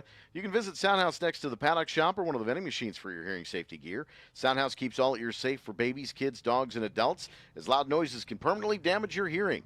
Get your hearing protection from Soundhouse. Soundhouse, preserve your hearing. Sargento, the official cheese of Road America, invites you to enjoy a delicious Sargento cheddar cheeseburger today at any nearby concession stand. Race fans know the best cheese is real cheese any way you slice it. Sargento, we're real cheese people. Mission Foods is proud to be the official tortilla wrap and tortilla chip company of Road America. Fully loaded tacos, fast wraps, pile high nachos, whatever you crave, Mission has the products you need to fill up and fuel up to take your race day to the finish line. Keep your racing delicious and enjoy all the mouth-watering action. Brought to you by Mission Foods. Now that's too fast, too tasty. Race fans, you know it's important to keep your car looking great, so why not treat your residential or commercial buildings the same? Eden Valder Stone offers a full line of building and landscaping stones that really help polish up your place. Whether you're restoring your landscape or starting from scratch, turn to the experts at Eden Valder Stone. It's the preferred stone of Road America and the ideal choice for your next project.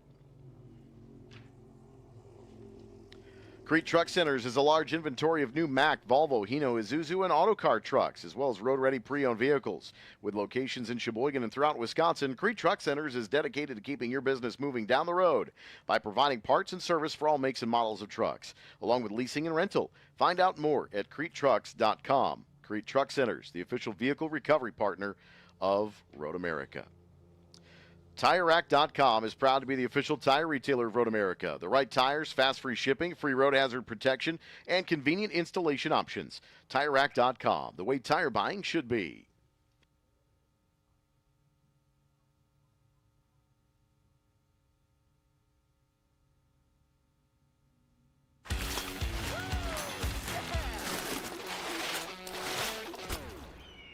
And that's why I never drive those guys. Party's over, big guy. We're tired of hearing, I don't want to get my truck dirty. With WeatherTech laser-measured floor liners front and rear, a seat protector, and full bed protection, trucks are totally covered. You just got WeatherTech. Yeah, buddy.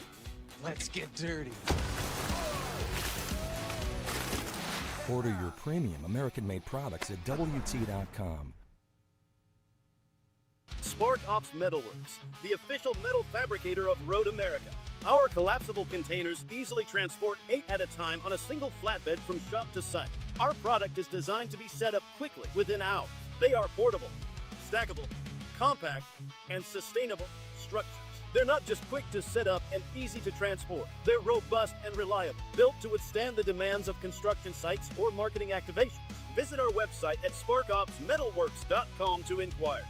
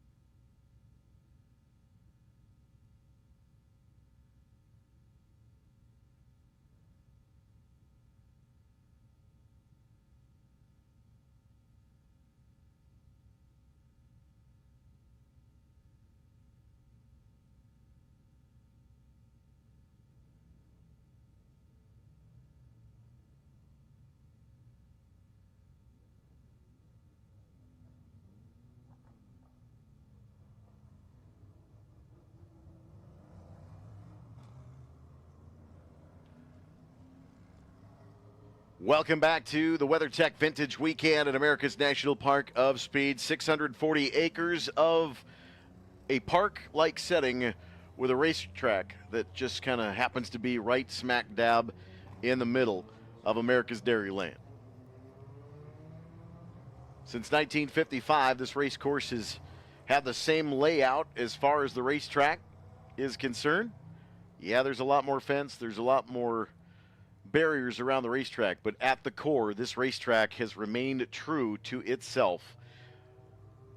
Only 3 times has it been fully paved in its history. The initial paving, one in the mid-90s, and then one about 4 years ago. And the paving 4 years ago was within just a few millimeters of the original surface here at Road America. The layout, still the same, remains unchanged. And when they did that paving, Eric, they live streamed the whole thing on the Facebook channel. So go check out Road America on Facebook, and also live streaming at Road America on YouTube as well. But yeah, they live streamed the whole entire process all the way around the track. I, like you, probably hung out in the office at work during the week and had, my phone watching the paving going past the tower. You just kind of guess, like, how far are they going to get today? Yeah. How many feet? It was such a cool process to see, and such a big upgrade too. And the one thing that Road America does, we were talking about it all weekend, they really do take care of the fans here. So many amazing places to watch this race, and they keep just upgrading the spots that you can watch for the campers, the spectators. You got the new bathrooms over in Canada Corner for this season. There's always a new bathroom somewhere, which is always great. Can never have enough of those. Got new concrete wall here on the front stretch, new catch fencing here on the front stretch just in front of us.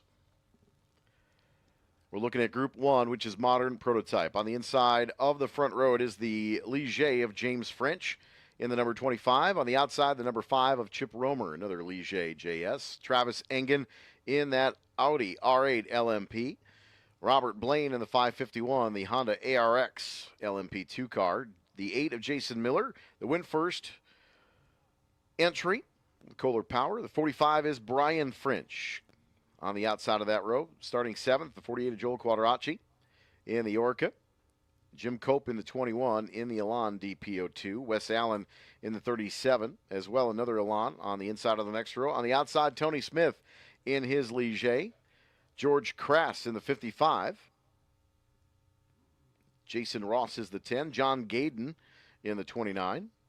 The 00 of William Mulholland, and that is the Duquesne. Mark Brannon in the 78, his Elan DPO2. And then 3 Ligiers all in a row. Mark Brannon, Andrew Furia, and Danny Moon.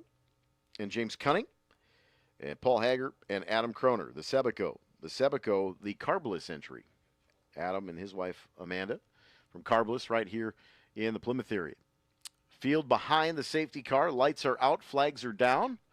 And we will get the green flag of the WeatherTech Vintage Weekend for Group 1 Modern Prototype here on a Sunday afternoon. And like Dorsey Schrader said to me on the bridge before, we couldn't have asked for any better weather. Take the smoke out of the equation. It has been a fantastically beautiful weekend for this WeatherTech Vintage Weekend. And especially today, walking around this race facility, it's just been so nice. And so many places to watch the race. Look for one of those big screens so you can see all of the amazing shots like this one from our video team. And green flag is in the air, Eric. Green flag. We are racing side by side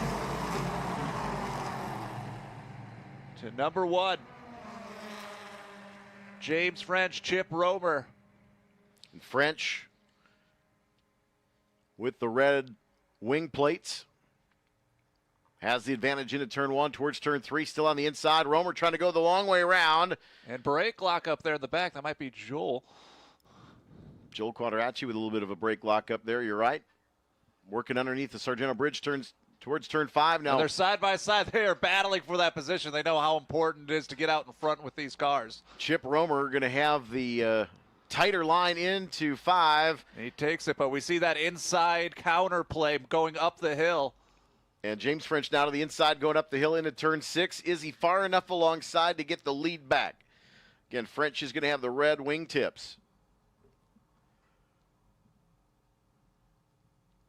And Romer maintains the lead. So James French backed out, let Romer take the lead back in turn 6. Does James French have anything for Chip Romer now that Romer is out in front? It's French, Romer, Travis Engen, and Robert Blaine. And tons of battles happening throughout the track here on their first green lap. Group 1 feature race. Chip Romer was able to hold off James French. Under the Mission Foods Bridge.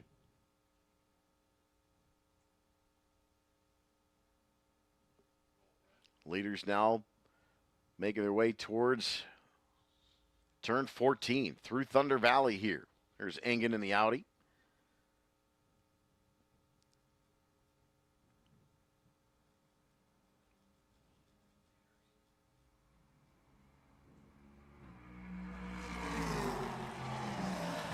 Romer pulling away to a fairly advantageous gap here of 1.09 seconds. So Chip Romer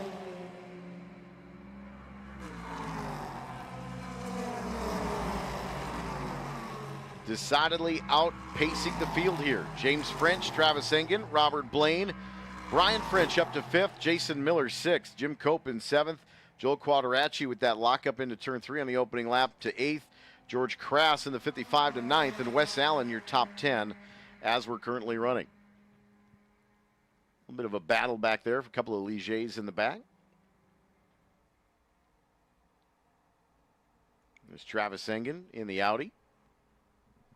And Robert Blaine in that 551. In that Honda ARX PC car.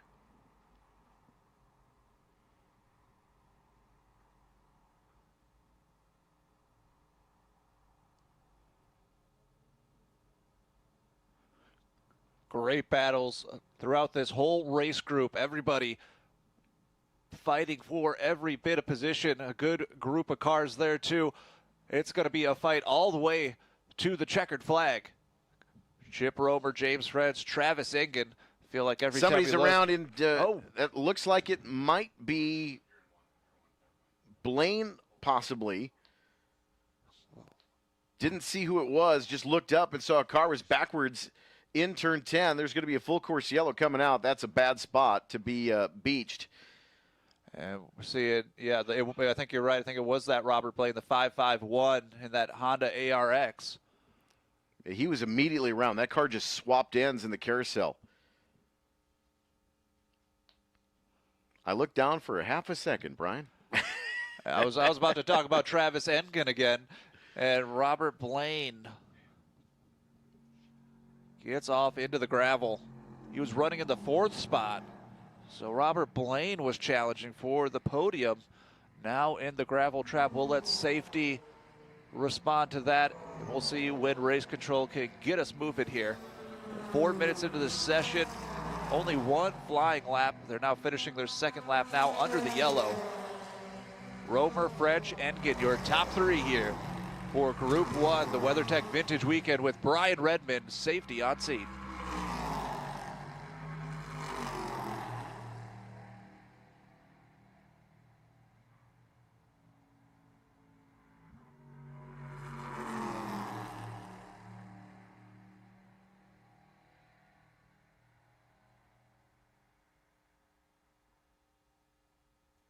And he's pretty deep in there, Eric. The 551, Robert Blaine.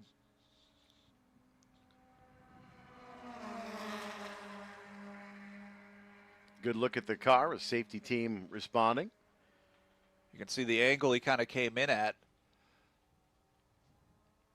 Well, the way, as fast as that car swapped ends, to be very honest, skipping across the gravel and kind of getting beached like that is the best thing that could have happened. Because that car started to dig in there. You can see where the gravel gets a little bit darker. There's a little bit more, humidity in the ground as it kind of dug in.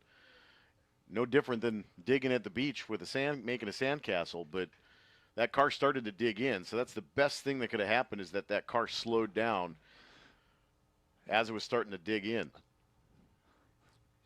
And, of course, you already know we have the best safety team in the business.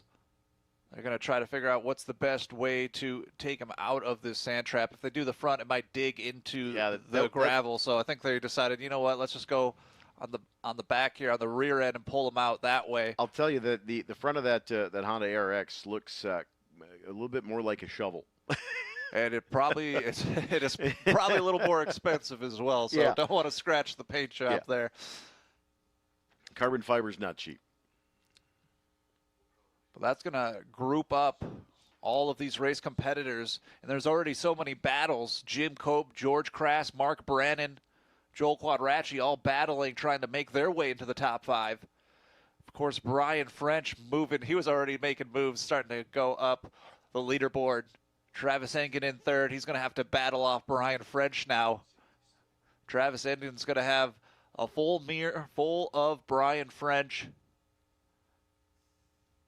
And Chip Romer had such a nice lead here. And now he's going to have to battle his way against James French. And well done by the safety team.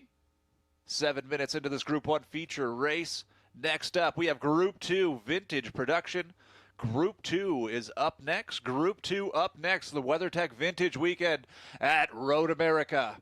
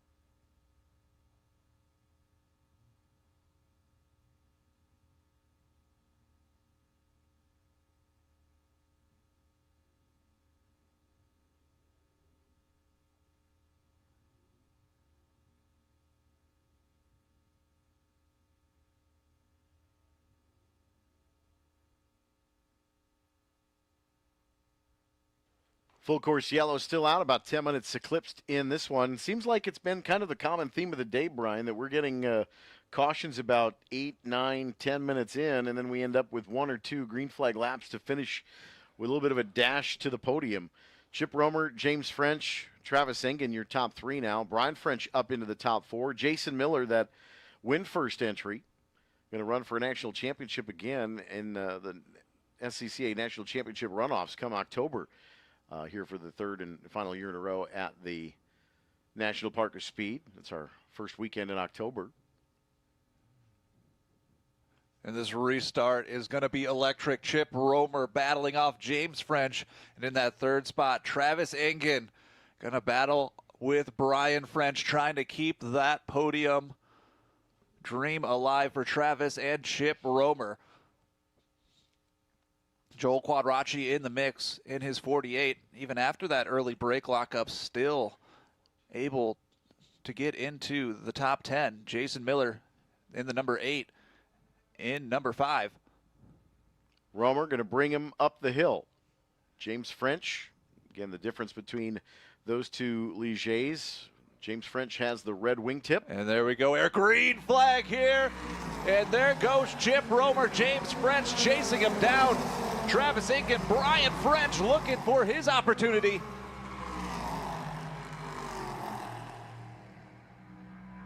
Quadracci and Miller going at it there into turn 1. Miller with the advantage the long way around. Quadracci freeing up the inside of the corner for Miller to come across. And Miller will look to dive in. Quadracci again, another brake lock up on that right front.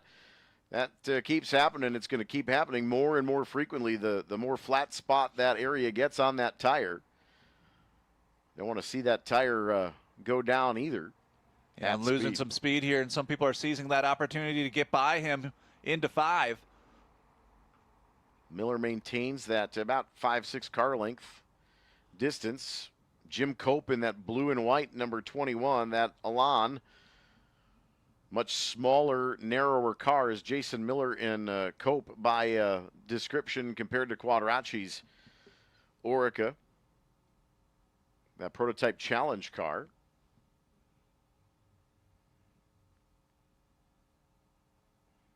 Underneath the Motul Bridge is Engen, Miller, and the field into the carousel.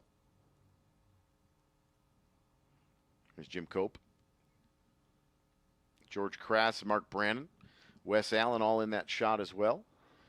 Pretty good tight battles between the back half of the field as Romer and French are pulling away, and Engen getting a little pressure. That's right. He's got a full mirror full of Brian French. Brian French so fast around this track. Can Travis Miller, Engen hold on? Jason Miller is going around Engen. Does Engen have a problem perhaps, or he's just letting Miller go? He's looking a little slow here, Eric. We'll see what he does. Maybe he's going to pull off. Chip Romer, though, holding on, but James French goes purple. But what happened with Travis Engen? That car may not be up to full song. He moves down to 4th. Maybe a misshift or a brake issue for Travis Engen, but Jason Miller works his way up to 3rd. Great run here from the number 8. Yeah, Engen about 3 seconds off of his previous pace. Not sure if he was just got some debris on his tires. We know that there was some gravel in the back half of the racetrack. Maybe he got into some of that gravel and had to quickly scrub the tires a little bit, and Miller was able to capitalize on that. And James French goes purple on his lap number 5, a 201.77. James French flying here, trying to catch Chip Romer, that number 5. And this is going to be the battle of the race, Eric. Yeah, Romer for the lead right now on the exit of Hurry Downs into the carousel. Can James French turn a couple of purple laps here and try to put the fight Ligier to Ligier? And Jason Miller is up into 3rd. Travis Engen, Brian French, Joel Quadracci, kind of all in the mix there. Jim Cope kind of starting to fall away a bit from that battle for 3rd through 6th. And let's see if they get one more green lap here before that white flag comes out. A couple laps under the yellow. 15 minutes in the books. Chip Romer, James French, and Jason Miller with a good run. Look at Bill Mitchell Bend, Thunder Valley. Your 3rd place car right there, Jason Miller. A couple of decidedly different lines with how much momentum that Jason Miller is able to get with the very narrow track width comparative to the Audi R8 of Travis Engen. coming to the white flag, I do believe, next time by. And Eric, Chip Romer goes very wide into turn 1. Button goes purple. But he is purple, gaining some speed. James French in tow. Travis Engen starting to reel back in. Jason Miller battled for that third and final step on the podium here. Brian French, Joel Quadracci, Cope, and Crass.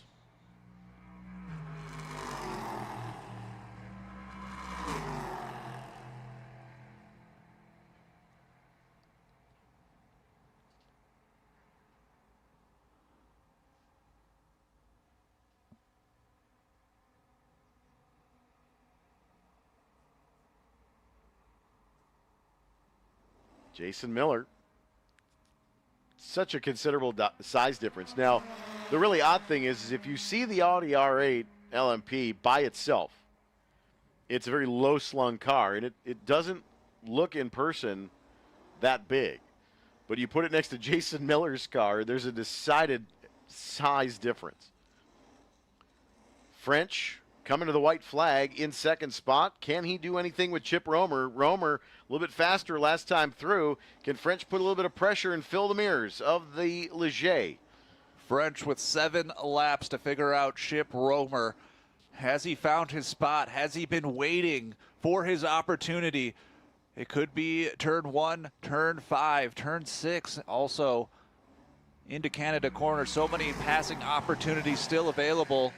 Chip Romer, though, so fast on these straightaways.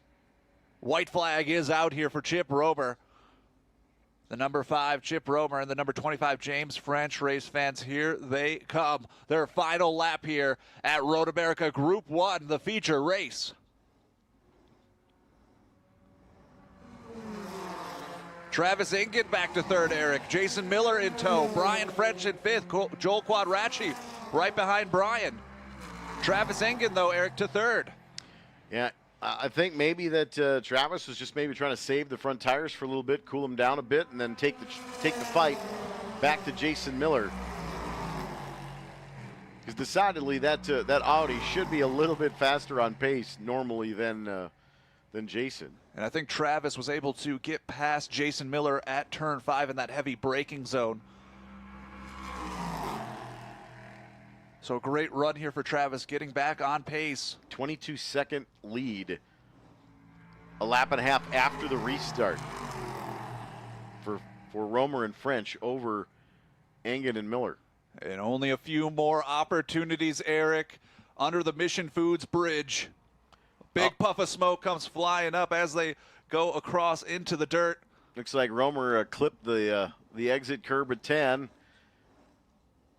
Coming into Canada through Kettle Bottoms, under braking. This is probably the final chance that French has, is to get right on the gearbox and get to turn 14, but can't get out of 12 nearly as cleanly as Romer.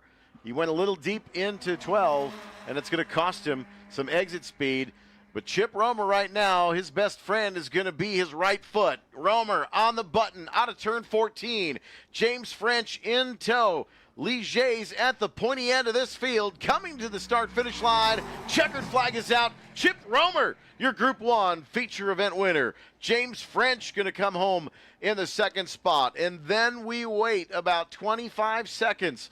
Back to third place. Is it going to be Engen or Miller? And it's going to be Travis Engen on the exit of 14. Jason Miller, Brian French, and Joel Quadracci. Your top 6 as they exit 14 and rise the hill underneath the Mission Bridge to the TireRack.com starter stand. Checkered flag is out. Your top 6 have crossed the line. It's Romer, French, and Engen to the podium here in Group 1.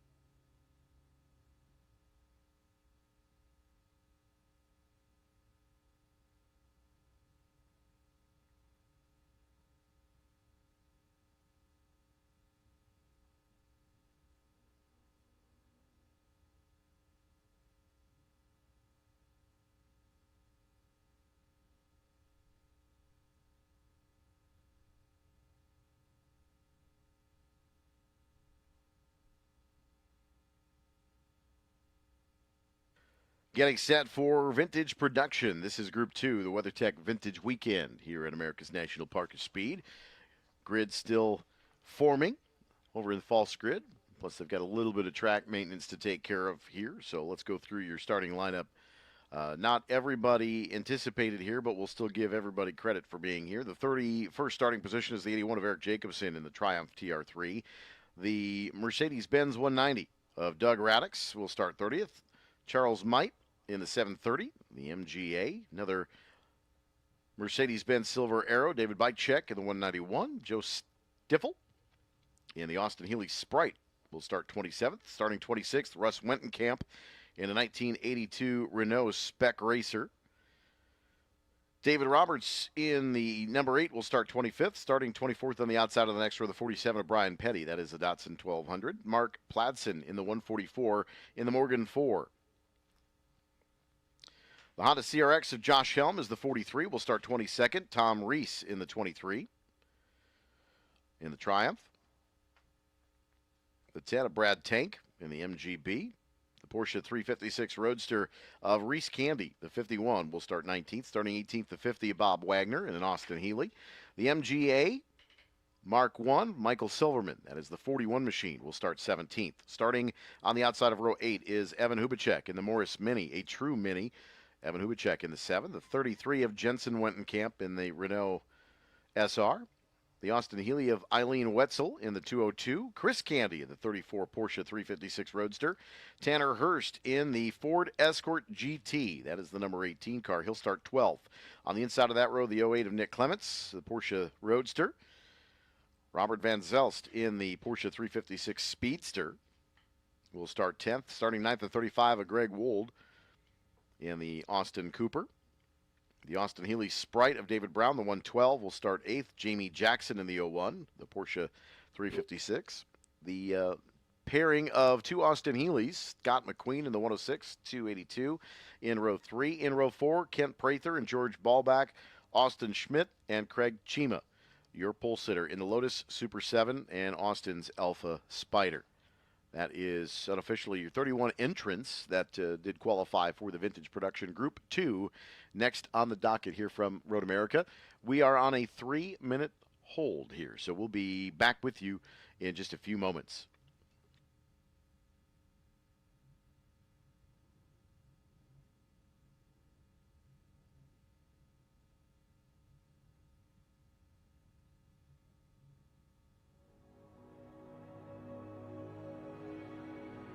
A lot of people don't know this, but the Air Force actually has the ability to refuel aircraft in the air, and that's my job.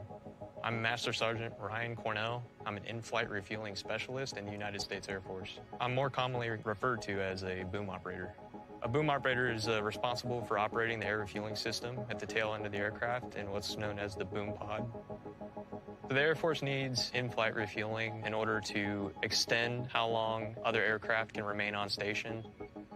So we could be going anywhere from 200 to 315 knots, and you're using what's called a rotor control stick to fly this boom around, using its control surfaces, lining it up with the receiver's receptacle, and you're using your telescoping lever to reach out and make contact. And then from that point, the pilots will flip some refueling pumps on, and then that's when gas is being released to the receiver. The whole time you're on your belly, you're talking to the receiver, you're also talking to your pilots, letting them know what's going on, keeping them in the loop, painting them a picture. Your job is to not only offload the gas, but to keep everyone safe. Some of the different aircraft that we can refuel in flight include A-10s, B-1s, B-2s, C-17s, C-5s, F-16s, F-22s, F-35s. I enjoy refueling the F-22s a lot. They're pretty stable aircraft, and they look really cool. I was a medical logistics technician prior to this job. I always wanted to fly, and I was able to get onto an incentive flight to see firsthand what boom operators actually do. From that moment, I was sold. The training to become a boom operator is pretty extensive. A couple months of ground training. You also go through simulator training to get you prepared for what you would actually be seeing and doing in the aircraft. From there, you roll into flight training, and basically you tie in all your ground training under the supervision of an instructor. good set of skills to have if you want to be a boom operator. You definitely want to have a good head on your shoulders, be personable, willingness to learn. You can't be afraid to speak up. You are there to back your pilots up and let them know if you see anything, dumb, different, or dangerous. I'm a third set of eyes, so I might see a light come on that they didn't notice and bring it to their attention, or I might hear a radio call that was missed. The crew camaraderie, you're looking out for not only yourself, but you're looking out for your crew members. You're looking out for the receiver pilots. It's a crew effort, and we're all doing what we can to keep everybody safe. It's an amazing thing that we get to do. It's a front row seat to see everything. I feel like I have the best job in the United States Air Force.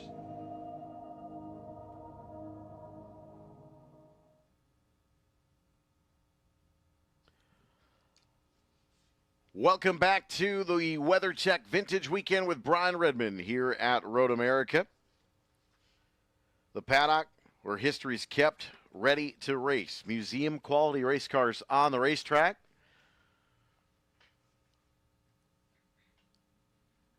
And this is the onboard camera in the Ford Escort GT of Tanner Hurst.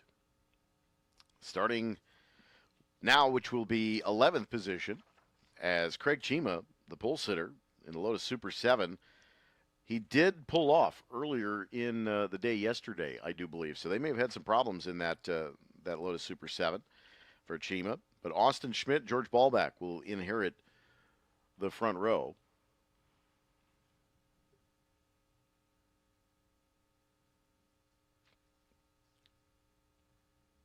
Kent Prather, Scott McQueen, James Kuktavi, Jamie Jackson all in there. A lot of these Porsche 356, these what are called bathtub Porsches. A lot of those in this field. This is Group 2.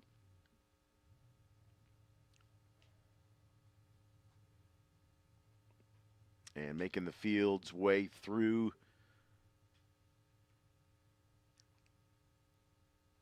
Kettle Bottoms now behind the safety car.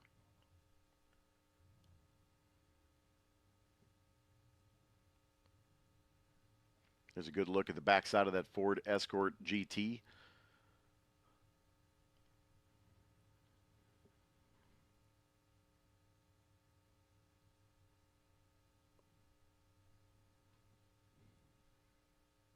And waiting to see if the lights go out here.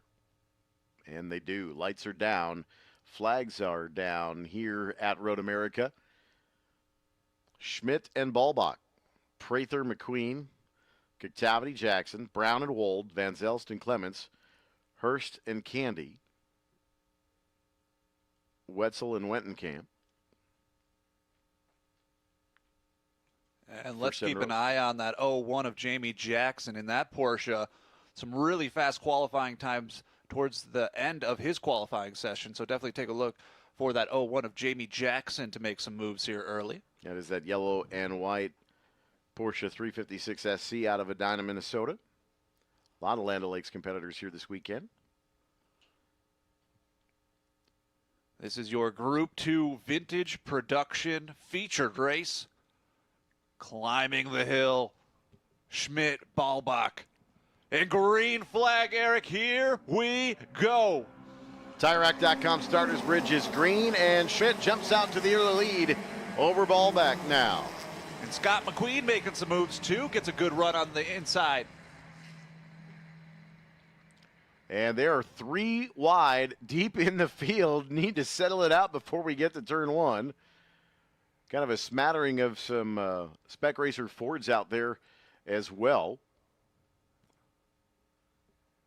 And a couple of Triumphs, some Renaults, and some the lone Honda CRX out there as well. There it is. Great look at the apex at 3 there as they come now underneath the Sargento Bridge, Brian. This group always fun to watch because these cars have a much shorter wheelbases, so they're a lot more darty. And a lot of the cars, like the Sprites, always seem to be smiling. There's one of the Sprites diving to the inside. The Bug-Eye Sprite. There's that Mini. There's one of the Datsuns as well. A couple of Spec Racer Fords, as we mentioned, towards the back half of the field. Even got a Morgan out there.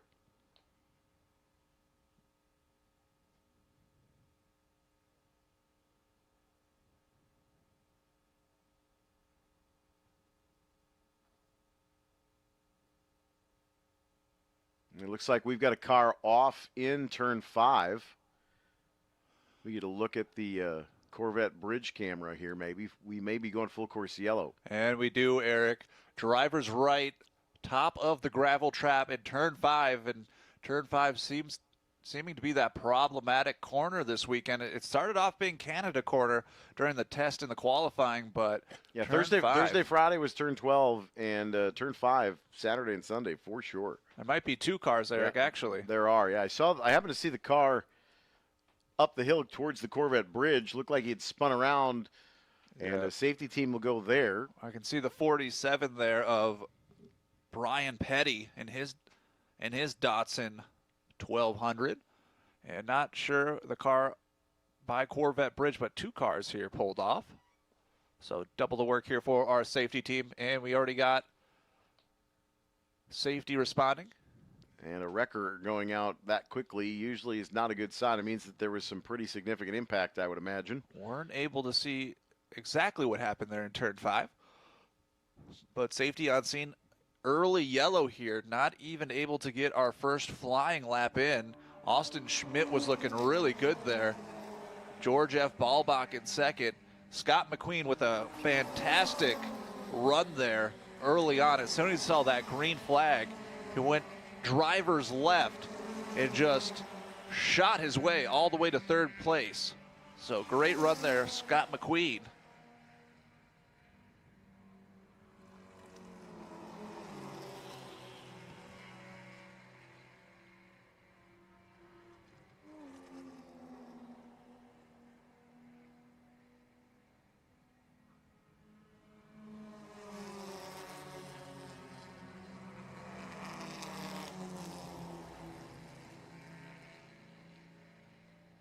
Three and a half minutes into this one, already full course yellow. Hopefully this will be a quick pick and go. Brian Petty's Datsun there now getting attended to over in turn 5. Not sure if we'll need a wrecker for both cars. Probably going to end up sending a rollback for Petty's car potentially. Looked like he may have had some damage to the front end of that car. And looking at timing and scoring, all the cars going past the line, looks like the other car might be the number 20 of Russ Wettenkamp.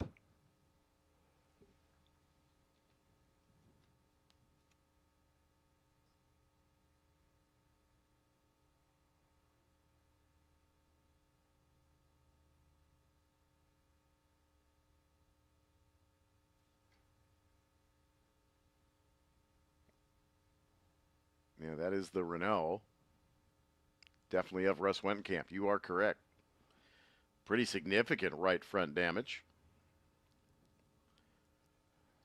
Trying to pick the car up.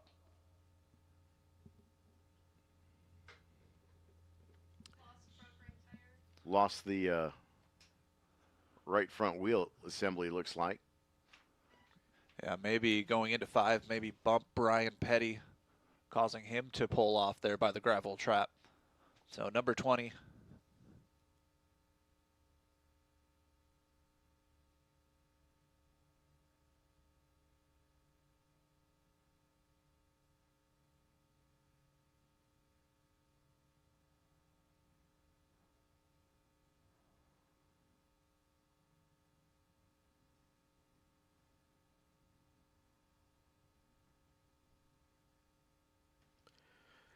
So the cleanup continues just underneath the Corvette bridge, up the hill to turn 5 for Russ Wentenkamp's Sports Renault.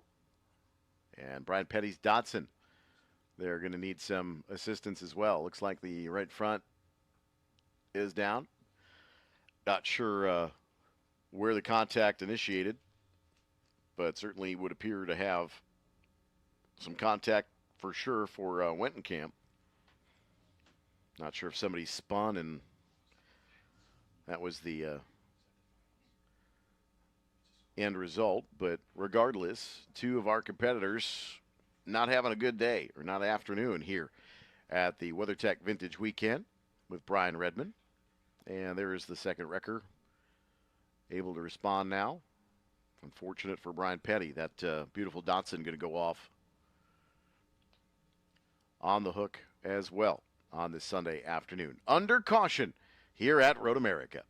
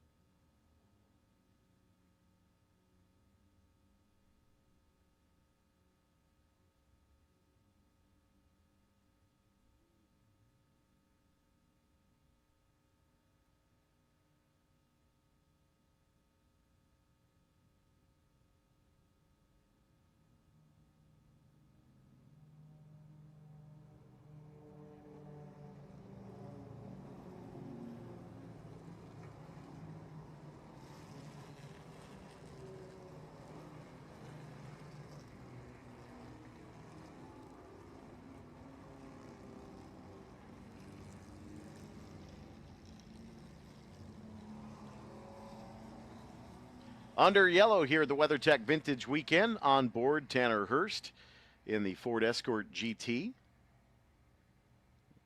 Valvoline livery on that car.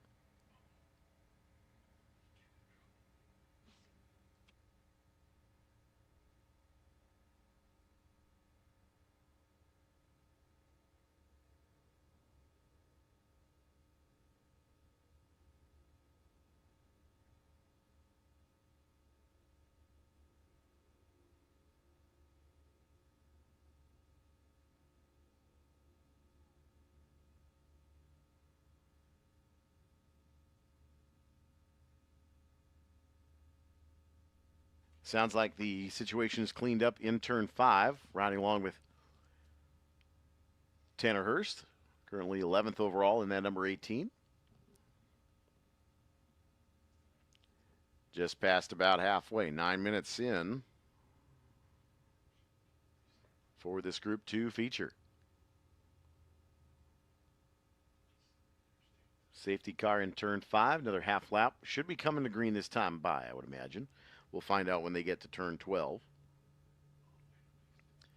But want to thank the McNeil family and WeatherTech, of course, being presenting sponsors for the entitlement sponsorship of the weekend here. Always great to have Cooper competing here as the Merc here this weekend. Great to talk to him on Friday night during the parade. Kind enough to carry our onboard camera for a couple sessions this weekend as well. And of course, Bring a Trailer. The folks down in turn 5, bringatrailer.com. Great place to buy, sell, and talk about cars and car enthusiasts. One of my first stops just about every morning. Check out what the new auctions are. Anything cool.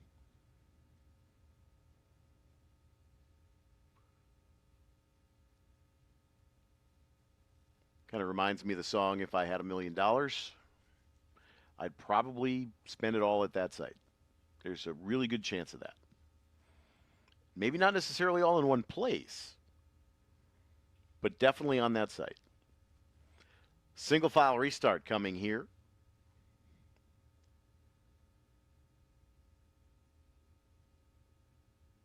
We want to thank our presenting sponsors of our concourse, Bring a Trailer. Of course, the weekend sponsor, WeatherTech.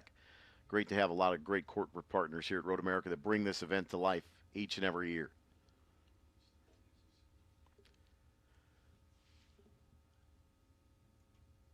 Safety car is in.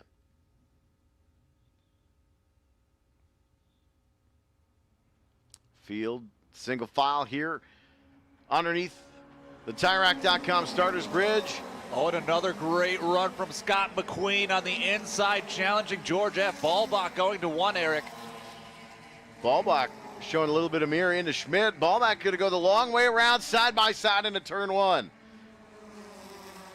2 by 2 into 1 down the hill.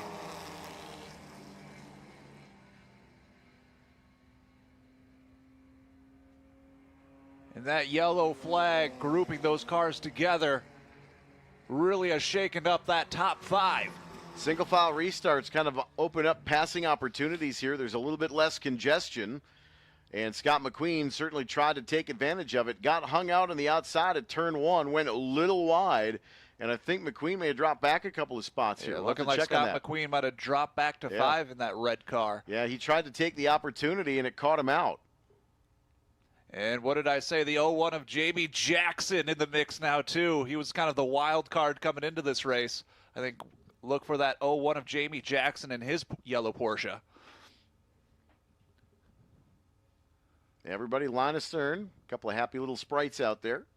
And there's the escort of Tanner Hurst going through turn 7.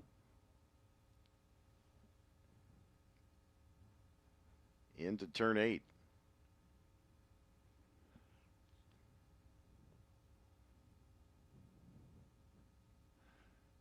And the top 3 podium open right now with that restart. Could be any of these racers' opportunity here to get to the top of that podium. The Group 2 featured race, 13 minutes in the books.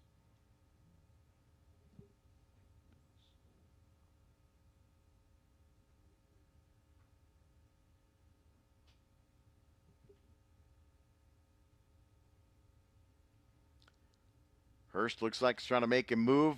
Oh, that would have been a great shot from the onboard.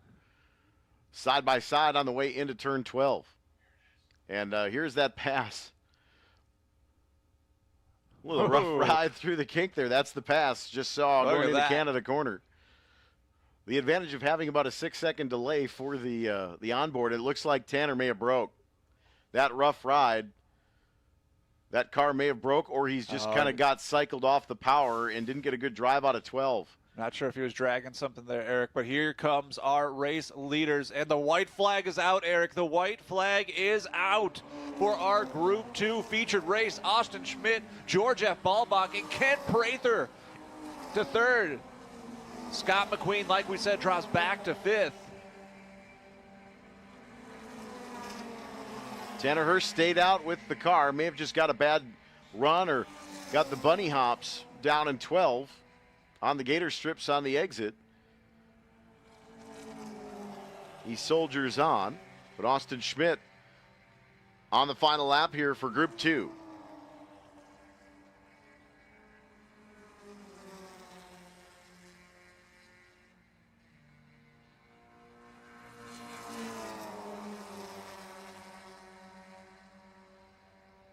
Group 8 to the grid, please. Group 8 to the grid, please. Group 8 to the grid.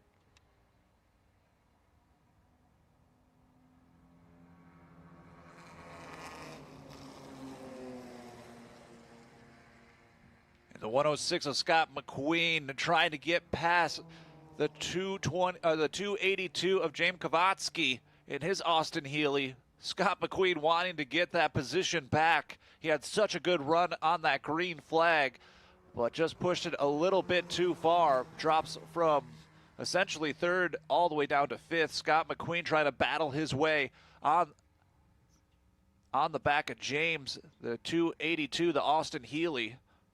Schmidt, Ballbach, Prather, your top 3.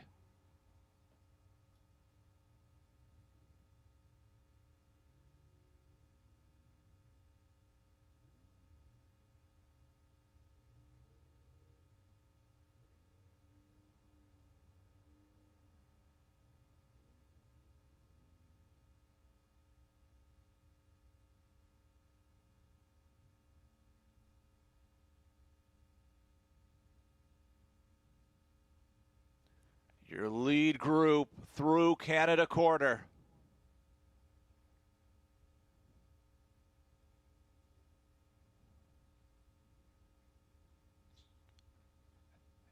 And Jamie Jackson and David Brown having a little bit of a battle here for that 6th spot.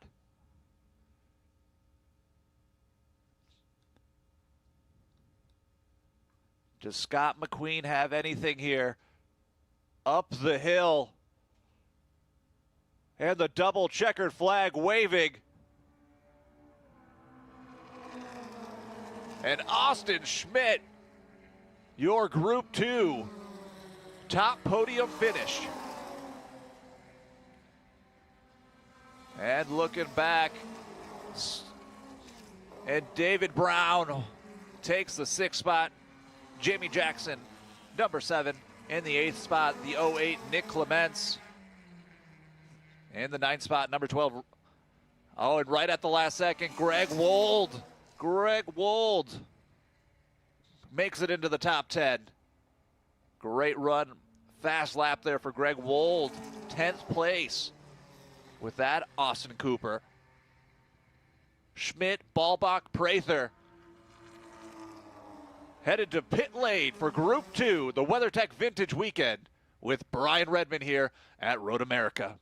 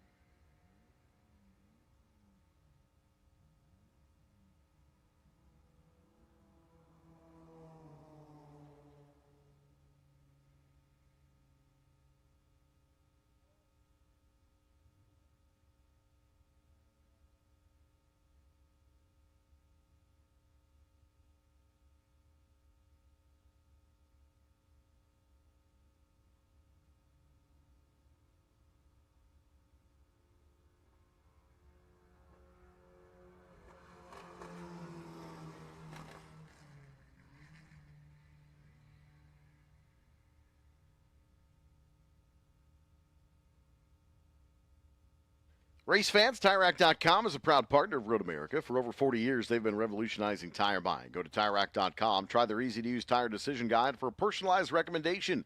The right tires for how, what, and where you drive. They've got the widest selection and sell only the best name brand tires. Fast free shipping, free road hazard protection, and a national network of over 10,000 recommended installers. TireRack.com, the way tire buying should be. If you love your ride, but you're looking to do some upgrades, Golf Car Lift Kits, stereos, lights, and more are all available at Jim's Golf Cars. With locations in Reidsville and De Pere, give Jim's a call for full service sales, parts, and rentals. Authorized club car dealer with Wisconsin's largest rental fleet. Give Jim's Golf Cars a call for all your needs, and remember the golf cart, not just for the golf course anymore.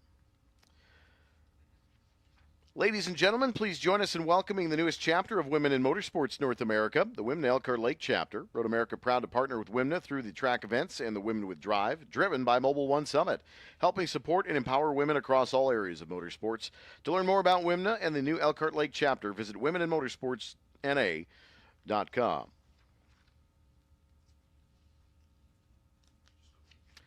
The Village of Elkhart Lake welcomes you to Road America and the National Park of Speed. Following today's events, head north out of the gates into Elkhart Lake for live entertainment and some great food. Let the fun continue at Wisconsin's legendary getaway, Elkhart Lake, Wisconsin.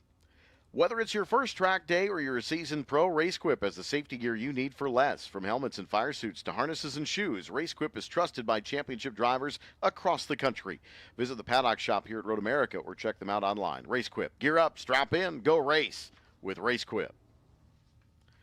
Race fans, while the drivers battle it out in the legendary turns of Road America, you can kick back with a locally crafted cocktail. Carbless, a ready-to-drink cocktail in a can.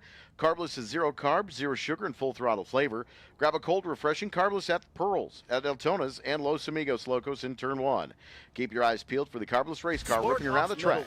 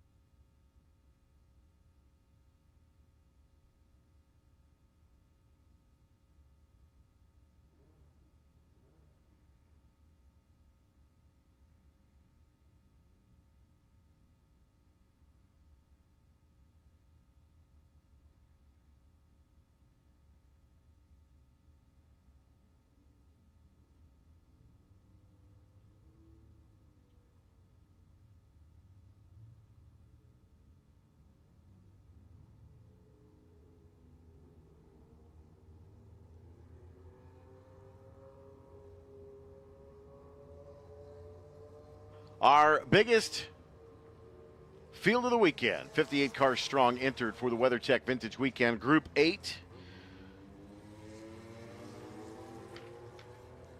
Starting 58th is the 900 of Chris Simpson, the 55 of Jeff Hedden in the Datsun 510, John Walton in the 307, Jeff McCormick in the 8A, the 91 is Jeff Schwartz, Julie Dahmer in the Miata, the number 18, Dean DeSantis in the 17 BMW, Doug Shimpa in the 184, Jerry David in the 895, Randy Alexander in the 07, Brad Carroll in the 56, the 728 of Matthew Vendorf, Joe Stiffel in the 31, Lisa Weinberger in the 40, Jim Hendricks in the 39, Tim Holmes in the 53, Scott Conrad's the 70, the 152 at Joe Dillon, 57 is Keith Conroy, the 444 Justin Pauly, the 25 of Max Joyo, Jessica Jonk in the 28, Victor Avigliano in the 2A.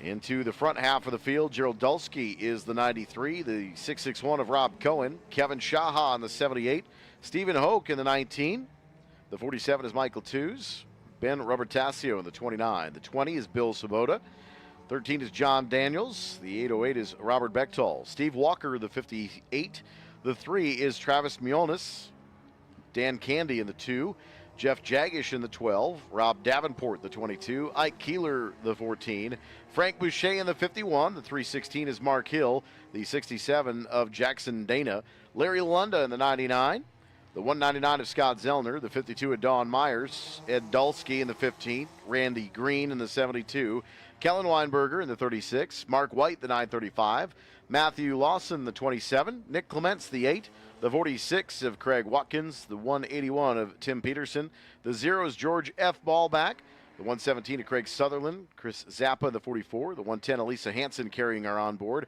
the 66 of David Agratellis, and the 36B of Fritz Seidel. Field will rise the hill 2x2 here in Group 8, historic medium displacement production.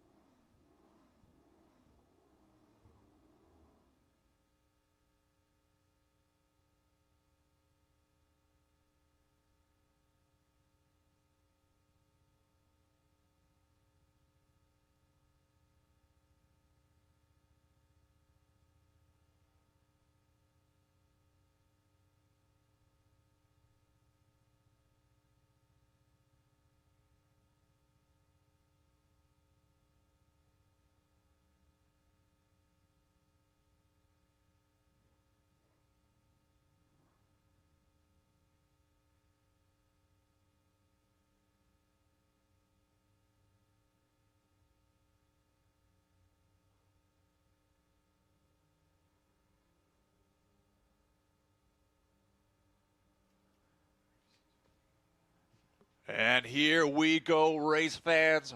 The WeatherTech Vintage Weekend Group 8 featured race. Riding up the hill to the start, finish stand. And the green flag waves. The green flag is in the air. And the 66 of David Agratellis with a great shot. An opener here, Fritz Seidel, Lisa Hansen, George F. Ballbach, Tim Peterson, 2x2. Hansen on the inside of that second row. 58 cars strong here in the WeatherTech Vintage Weekend with Brian Redman here in Group 8 feature event. One of the largest fields here today. 47 cars taking that green flag for the Group 8 feature race. You've lost a few over the weekend, which is pretty typical for these vintage weekends. These cars don't always like to run all 4 days. They have personalities of their own and sometimes decide to throw a temper tantrum and throw rods and things like that. So we've had a few parts failures this weekend. Hansen and Ballback going at it. That's a pretty typical for here. Lisa Hansen getting after it early. On board with Lisa, chasing Ballback in the hurry downs here. This is the 210 of Lisa Hansen in her Porsche 911S. So look for that 110 car. That's who we're following right now. Ooh, a little bit on the Gators there too. Yeah, a little bit outside on the Gators. Luckily, just the right sides there. Passing Brian Redman's Cat, by the way. If you haven't seen some of the track carvings here, there's a new black cat over by the Blur with Fur.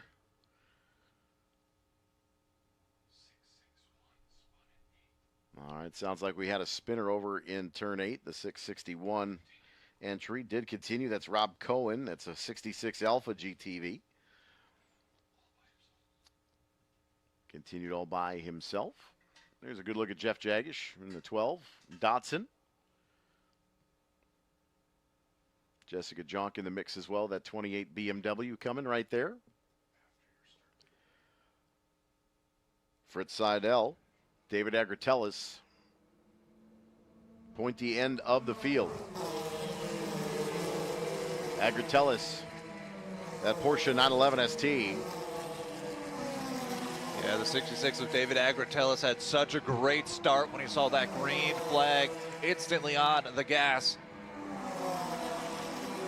And that gave him the advantage and keeps him in front of Fritz Seidel. George F. Ballbach, Lisa Hansen battling early here. Tim Peterson, Craig Walken, Nick Clements, Matthew Larson, Mark White, and Keelan Weinberger, your top 10. Larry Lunda diving inside the 47, looking to make a pass deep in the field. That is Michael Tawa.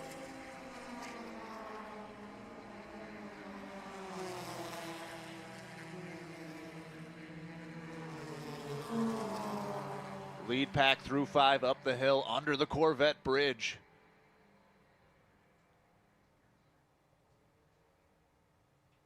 Agratellis, your leader. Lisa Hansen still holding on to third spot after she got around George Ballbach in the 0. So Lisa Hansen up to third, holding off Ballbach on the crossover. Into turn 8. A lot of brack waggle going into turn 8. A little bit loose on entry for a couple of these cars. There's another one. Good look at the kind of tight into the entrance to turn 8. Everybody hard on the binders, sliding the rear tires out. Now the Porsche's a little bit more weight, usually over the rear axles. Don't necessarily get a lot of understeer or being tight. They'll get a little bit more loose at the start of a run. They'll tighten up as the run goes. Hansen, tidy line into 12. Ballback, not able to get back inside Lisa Hansen. Want to thank Lisa Hansen's group for carrying her on board almost all weekend. She's been the go-to car here in this group,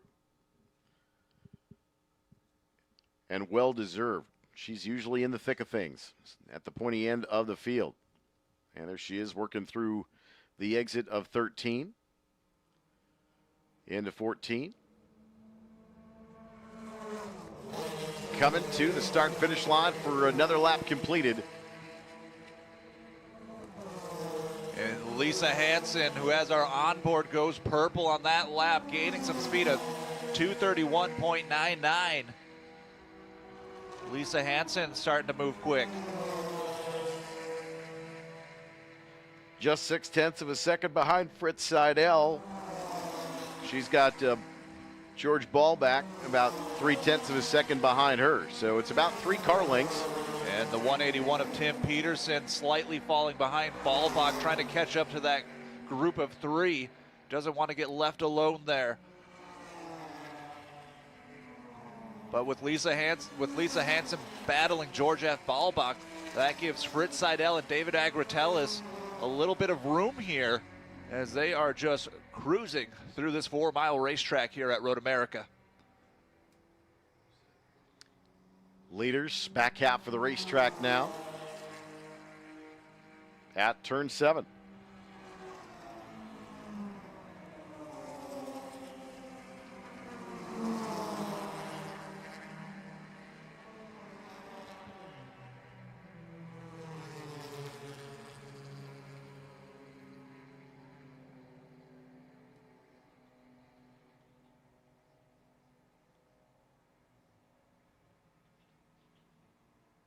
Underneath the Motul Bridge, just 2 weeks away from the Motul Sports Car Endurance race here at Road America with IMSA on August 2nd. Tickets still available at roadamerica.com.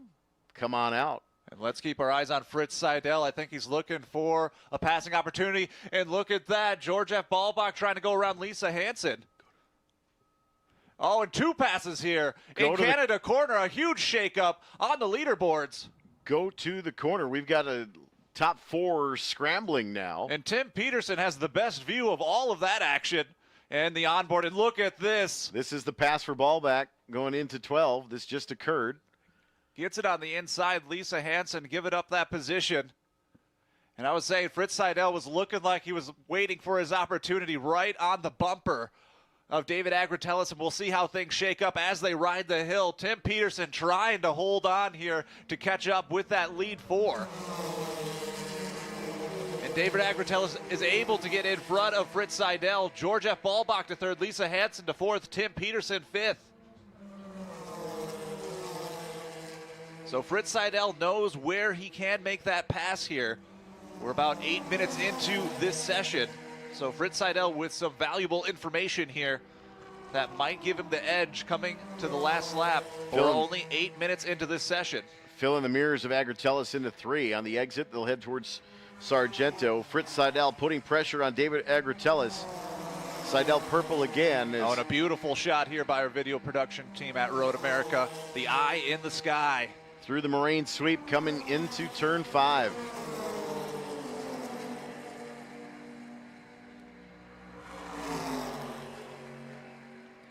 And Fritz Seidel, again, looking for that passing opportunity. He's got to run, but not quite. Here. Yeah, got the run, but not quite good enough. Seidel, though, putting the pressure on Agratellis. Agratellis making those tires screech coming through hurry downs now into turn 8. Oh, and here we go, looking for the pass here. Oh, so close, but shuts the door, Eric. Yeah. Wow, that was aggressive. And wait, look at this. Third George place Ballback's now now moving. there. He sees his opportunity. Yeah. Through the carousel. And then you have Tim Peterson in the back trying to catch up. He's like, I want to play too, guys. Slow down. Under the Mission Foods Bridge. On board with Lisa Hansen. What a fantastic battle. One of the best of the weekend here. Race fans, get to the track if you're not, or get to one of those big screens. Ballbach, what a move. Into the kink, Ballback up into 2nd spot. Took advantage of the mistake. Making the move too soon, but Lisa Hansen into Canada corner. Agratellis scampering away. Ballback to 2nd. Seidel 3rd. Lisa Hansen riding along board with Lisa. Currently in the 4th spot. Oh! Ballbach all out of shape off the front bumper. And they are racing here through Canada corner. Lisa with the best view here of all of this race action. And the 66th of David Agratellis side by side. George F. Ballbach, Fritz Seidel, 2-1. You see Seidel hold the lead here. Lisa Hansen into turn one, still in that fourth spot, but in the catbird seat looking at the final step of the podium. These guys keep racing the way they are, and Ballback slows down a bit, and Hansen to third. So Ballback has lost 2 spots now. We have one off driver's right. And that pass was completed before they would have gotten to a yellow flag condition for that local yellow. So keep an eye on that. Here. He had a little bit of a slip up through Canada corner. Maybe a flat spot on one of those tires. Could very well be. We'll see what race control decides to do. He was pulled off driver's right in a safe spot. Hansen and Ballback. And we've got a car off in turn 8 as well. But Hansen now holding off Ballback. Ballback lost 2 spots. Nothing yet. We are still green here. Hansen holding off here. David Agratellis, George F. Ballbach, Fritz Seidel, Lisa Hansen, Tim Peterson, your top 5. What a fantastic race. For your Group 8 featured race, the WeatherTech Vintage Weekend.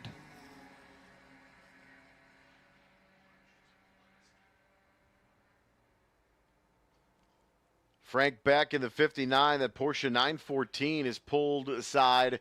Looks like we've got another car over in turn 10 pulling off to driver's right just underneath the Mission Bridge. So somebody else with a mechanical failure. Agratellis and Seidel battle for the lead through Kettle Bottoms. They're coming into Canada corner right now. 12 minutes here in the race, and your lead group coming into Canada.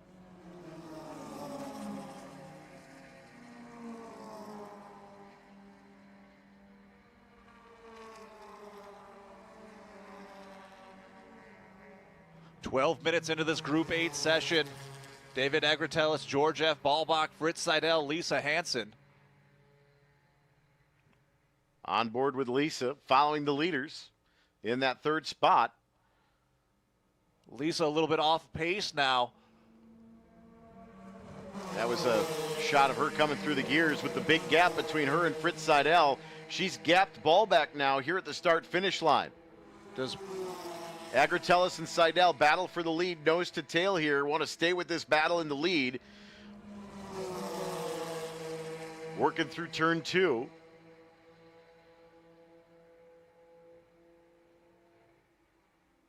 Hansen third, Ballback settles into the 4th spot. On the outside looking in. Safety, drivers right there. There was one car that pulled off by their own power. Safety there. Race control says, let's keep racing. Definitely one of the best races of the weekend here. The WeatherTech Vintage Weekend with Brian Redman into 5. Think we're going to be coming to checkered flag this time with that car over in 3. That's going to be kind of putting us close to the end of the time. So this is possible to be the final lap of the race. This could be Fritz Seidel's one and only opportunity to try to get around David Agratellis in lap that traffic, 66. Eric, that's going to change things up. That lap traffic is going to decide this race. Oh, a big group of lap traffic here. Can David Agratellis and Fritz Seidel make it through cleanly? Lisa Hansen trying to hold on, trying to catch back up to first and second. And here's the lap traffic under that Motul Bridge. Julie Dahmer does the smart thing as a lap car and goes all the way to the outside of the carousel and just lets the leaders come through. Oh, and Fritz Seidel, I think he sees his opportunity here through the kink. Waiting for the battle to come to the kink here. And there's your battle for the lead. 3 lap cars just in front of your leader, and if they're coming to the checkered flag, this is it. One inside, one outside. Oh, my. Fritz Seidel thought better of it. He's going to dive to the inside, follow Agratellis. Can he get it? No, the door's getting shut. Brake lock up the from that Datsun lap there. traffic. Yeah, the Datsun got in the way of Seidel. May have checked him up just enough for Agratellis to He's scamper still in the away. mix, though, Eric. It's not over yet. Fritz Seidel, David Agratellis.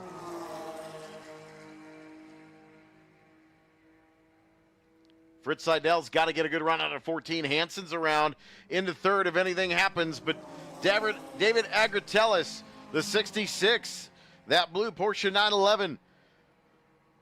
Fritz Seidel coming to the checkered flags, and David Agratellis, Fritz Seidel, Lisa Hansen will come across the line as your top 3. George Ballback in there as well. What a race for Group 8. That came down to the very end, ending just a shy early because of that car over in turn 3, but a fantastic Group 8 feature. And Eric, we were focusing so much on that lead group. We got to look down here at the rest of the field. Tim Peterson in that 5th spot, able to hold on. Nick Clements in the 6th spot in that number 8 Porsche. Greg Watkins, the 46 Porsche, he takes 7th. And right there, Randall Green, number 72 in his Datsun, gets the 10th spot. Mark White in 9th.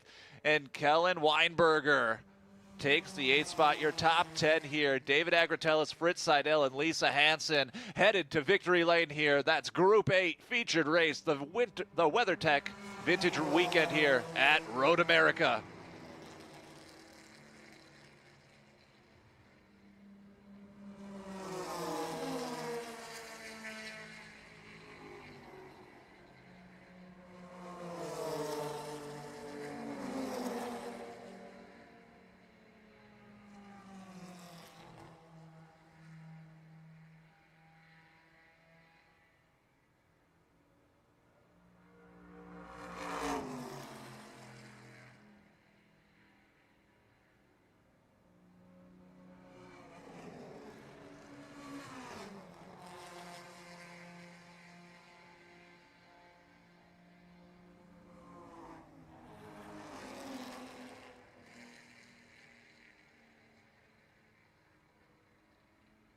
And next up, Group 3. Group 3, next up, the S2000 and Modern Sports Racers. Race fans, we have 2 more fantastic races. And to cap off this vintage WeatherTech weekend, we have the Trans-American Championship to cap off this amazing race weekend. Remember, we're celebrating 60 years of the Trans-American Championship with cars representing the series from 1966 through 2020. So a fantastic way to cap off this race weekend. But David Agratellis, Fritz Seidel, Lisa Hansen headed on over to victory lane here at Road America.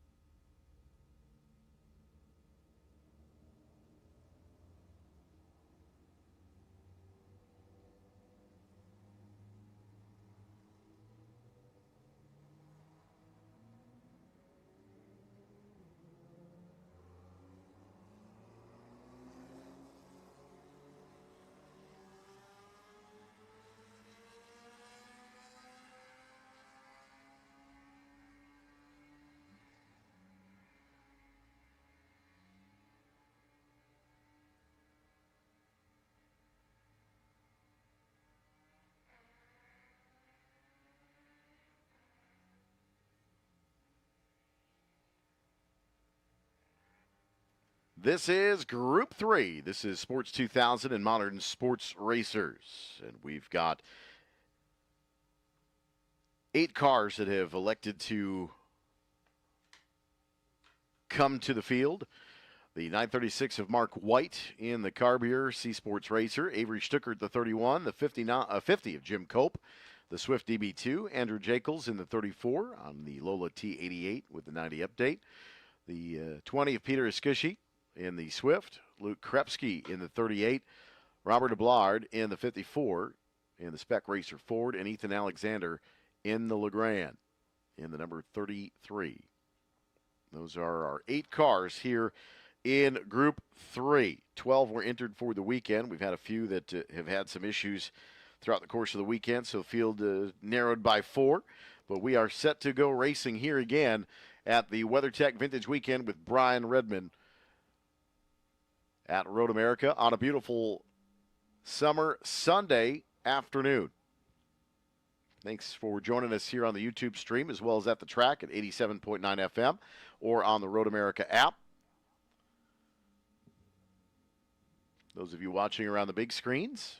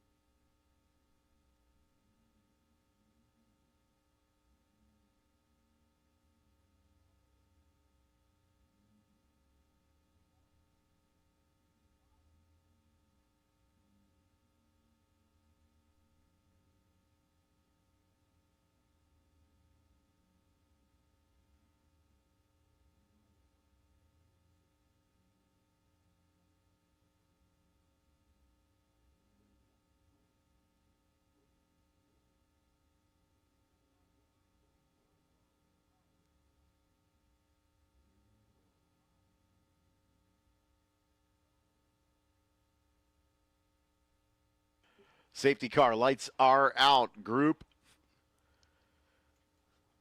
3, S2000s and Modern Sports Racers.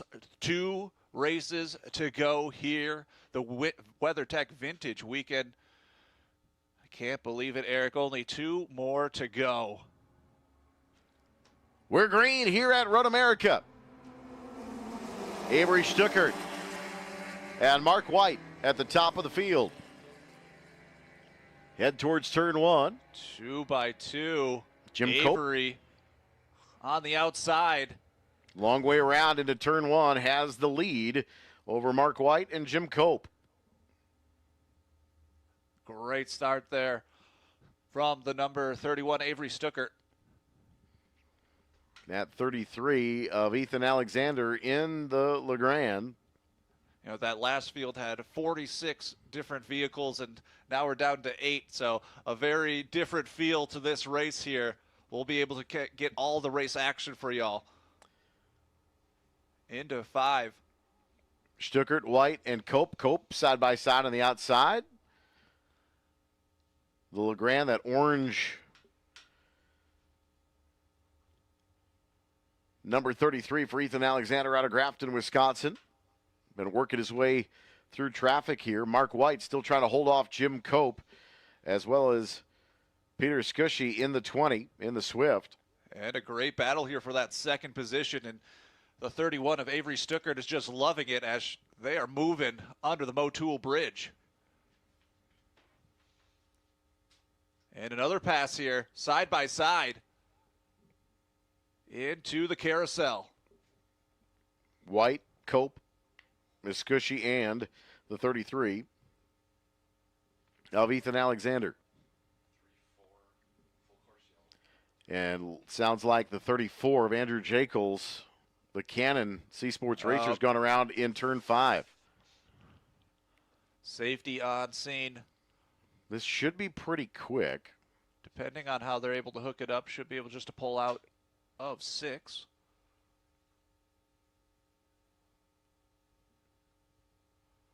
But an early off here.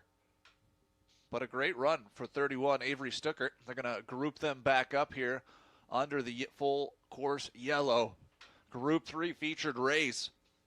And after this one, Eric, we've been talking about the Eagles all weekend, but we can't forget 60 years of the Trans-American Championship. And that's coming up next, Group 12B. That is the under 2.5 liter to cap off our race weekend. And man, what a special weekend. It has been so many amazing races and so much history, so much tradition, and so much heritage here at the National Park of Speed. And it looks like Andrew Jacobs able to get the 34 car refired. And hopefully be able to regroup the field here quickly. Behind the safety car. With any luck, we can go green this time by.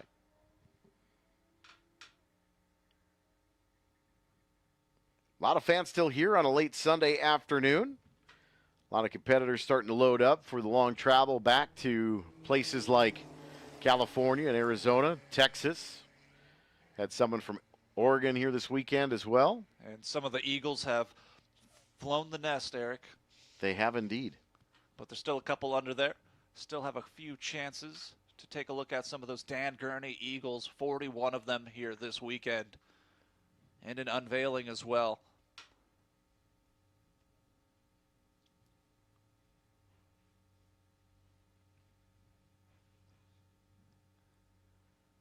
Paddock shop still open for another 20 minutes. Still have a chance to pick up an event t-shirt or some Road America memorabilia. The paddock shop closing at 4 p.m. local time, so just a few more moments to get something from the paddock shop. And about another 90 minutes to go get your lap speed on. Back at the Briggs & Stratton Motorplex as well.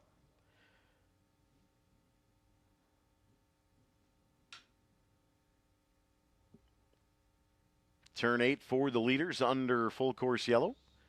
Get another opportunity to thank our course marshals and flag marshals all the way around the racetrack.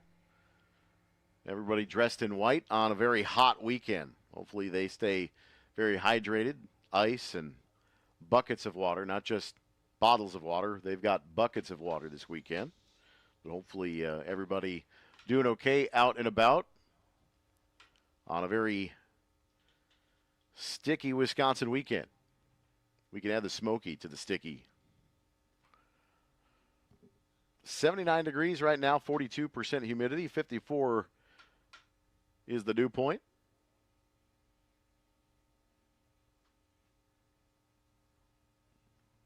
A 9-mile-an-hour breeze here every now and then. And that corner worker puts down the yellow flag. So I believe we are going back racing here, Eric, for our Group 3, the S2000s and the Modern Sports Racer. Avery Stuckert with a good run early. But now that they're grouped up, we'll see if anybody can have the run into one. Luke Krepsky's Rush is the lone modern entry, so to speak. Everybody else, C Sports Racer and the LeGrand as well. Stuckert, White, Cope. Green flag back out at the WeatherTech Vintage Weekend with Brian Redman here at Road America. White going to look to driver's right. Going to shade Stuckert. Here comes Cope. Fills the mirrors with White. They're 3 abreast. Into Ethan turn Alexander 1. in the mix. And let's see how things shake up. Around the outside seems to be the play here. And I believe Avery Stuckert keeps the first spot. Indeed, Stuckert comes out by about 2 car lengths on the entry to 3. Mark White in tow. Cope is Scushy, Alexander, and Krepsky.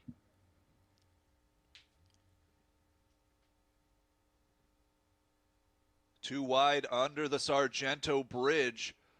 Trying to get position through 4. Coming up to that downhill heavy braking zone of 5. In an inside move, but we often see that counter going back into the inside, up the hill under the Corvette Bridge.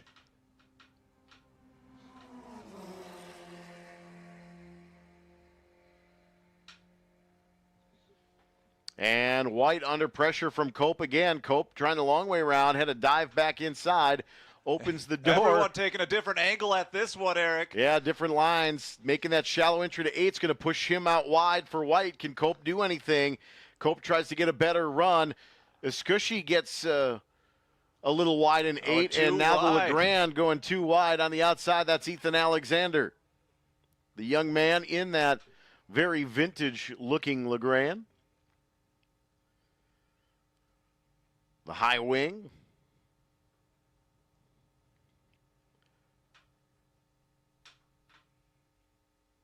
Quite a bit narrower track width for the Legrand as well. Cope able to pull back up to the rear gearbox of Mark White, but White gets a better run out of Kettle Bottoms, and now there's a gap between first, second, and third and fourth. All about 3 to 4 tenths of a second. The difference between each of these positions as it opens up. Ethan Alexander really trying to cook the front brakes, I think, on that Legrand. Skating through turn 14 on the exit there as well. But Ethan Alexander is trying to go elbows up here and trying to throw that Legrand around. Avery Stuckert in the lead. Puts down the best time of the session, a 2:23.95. Definitely have found the speed here at Road America. Down the hill, under the tire rack banner. Mark White, Jim Cope, Peter Skushy, Ethan Alexander, your top 5.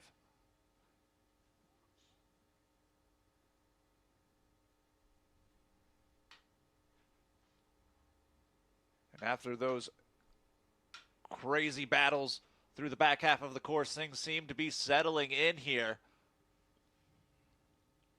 But Jim Cope looking to challenge for that second place. Mark White on the defensive, up the hill, under the Corvette Bridge.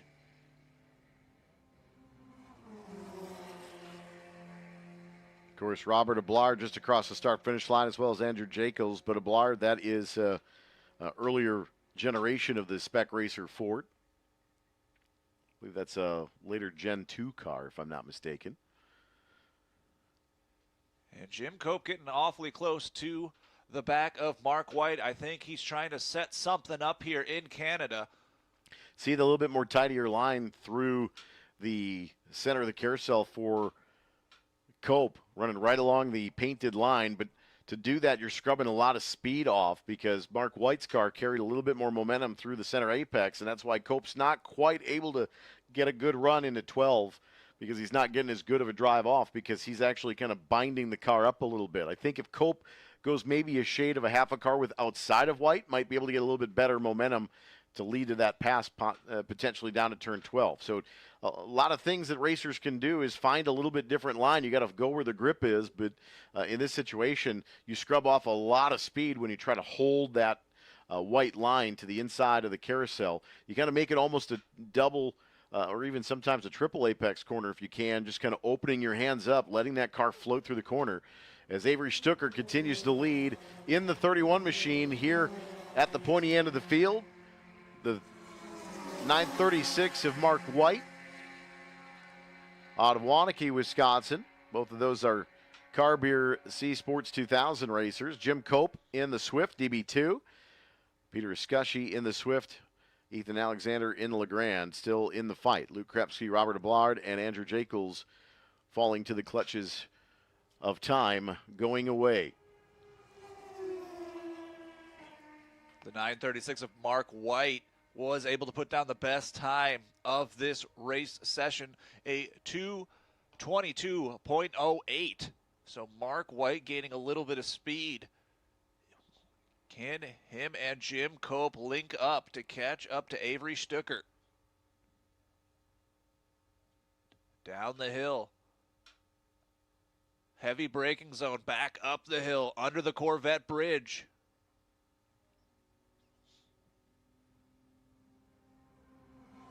Jim Cope trying to get past Mark White, but Mark White moving so quick around this 4-mile race course. This is Group 3 featured race, 12 minutes in the book, the WeatherTech Vintage Weekend. And next up, our final race of the weekend. We are celebrating 60 years of the Trans-American Championship with the Trans-American Championship under 2.5 liter Group 12B coming up next, but lots of racing still to go here for Group 3. Stuckert, White, Cope, your top three.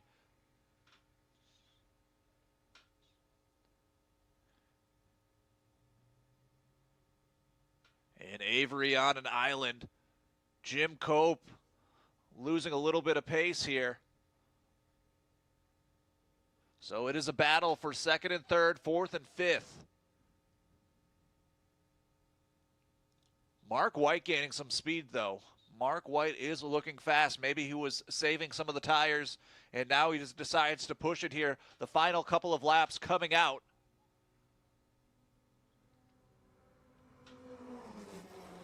Avery Stuckert across the line for lap 5. Mark White, Jim Cope.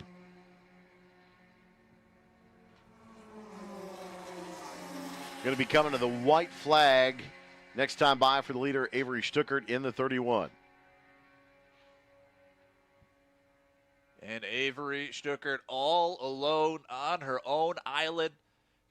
Can they make it all the way to the checkered flag, white flag coming up next?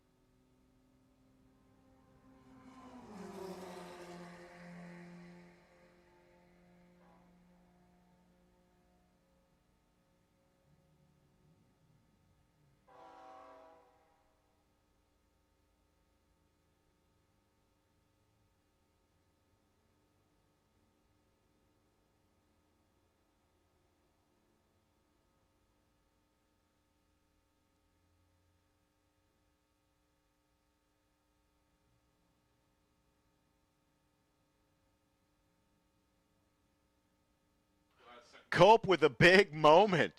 Going for second spot. Just past the rumble strips in the Kettle Bottoms in 11A.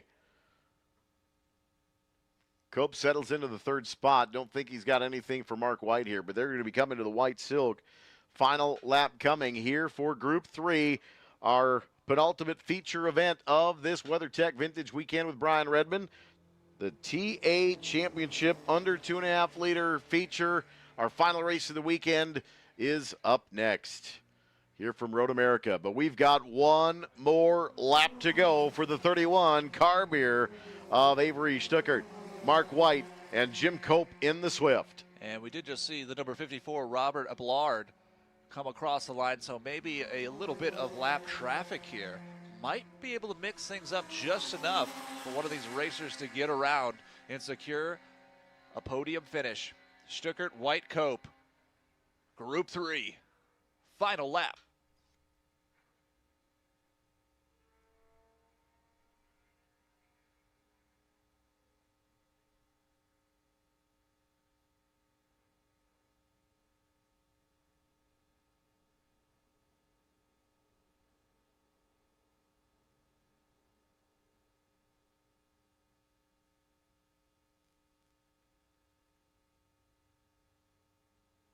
And there's the lap traffic of the number 54.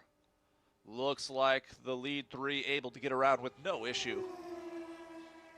No change in the order. Significant car lengths between all the top 3 competitors. The number 31, Avery Stuckert. Can they hold on? A great run coming out. Mark White, Jim Cope.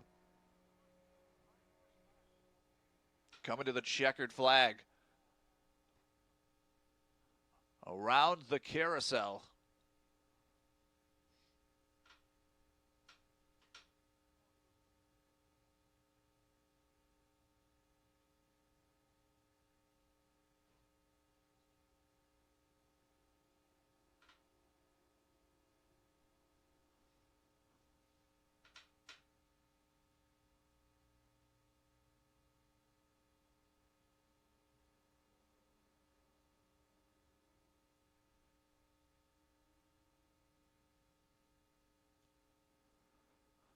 Around the corner of 13, the number 31, Avery Stuckert.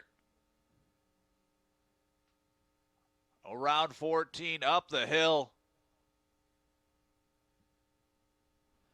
And checkered flag is waving.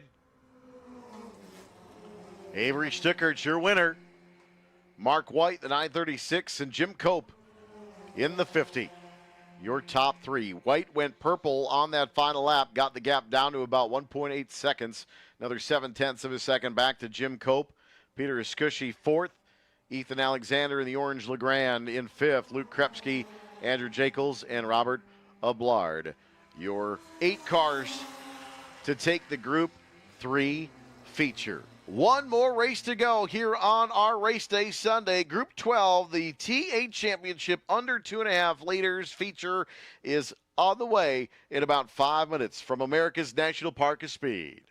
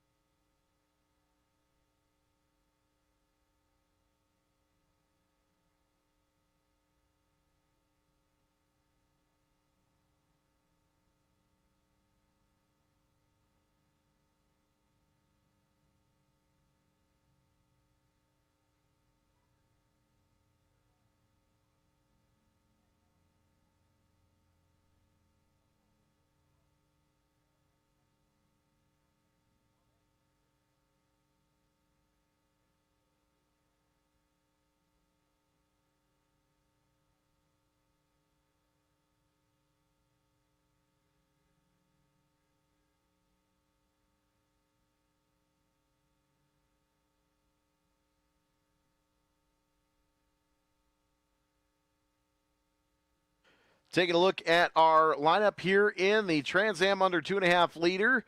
We had 17 cars originally entered with some failures. I know Brian Petty and Jeff Hedden had some issues this weekend as well. But Ike Keeler will be on the inside of the front row. The 22 of Rob Davenport. The 58 of Steve Walker. The 35 of Greg Wold. The 70 of Scott Conrad. And the 56 of Brad Carroll. Those are our 6 cars here in the under 2.5 liters. We've got a BMW 1800, an Alpha GTA, an Austin Cooper, a BMW, and an Alpha GTV, and a Datsun 510. Those are our 6 cars here in Group 12. Trans Am under 2.5 liter, our final feature event of the afternoon here at Road America. For the WeatherTech Vintage Weekend with Brian Redman. Again, our final event here. We missed Brian and James this week. I know that both of them love coming here together to Road America. Had some family commitments that they were unable to make it this year. And hopefully we'll join them next year here in Victory Lane on a Sunday with the WeatherTech Vintage Weekend with Brian Redman. Safety car has its lights out. Brian, flags down. We are going green this time through. Our last race of the weekend to cap things off, and what a special one it was. Those Dan Gurney Eagles, the largest gathering here at Road America, and also celebrating the 60 years of Trans-American Championship. Such an amazing event, so much fun, and so much race action here. The WeatherTech Vintage Weekend, the last race. Here we go, Eric. Pace car pulls off, driver's right. 2x2x2. Ike Keeler, Rob Davenport, Stephen Walker, Greg Wold, Scott Conrad, and Brad Carroll. Looking to take the green flag here. And green flag, we are racing here at the National Park of Speed, Road America. Ike Keeler with a good run. Rob Davenport side by side going into one. Drag race into turn 1 with the Datsun and the Alpha.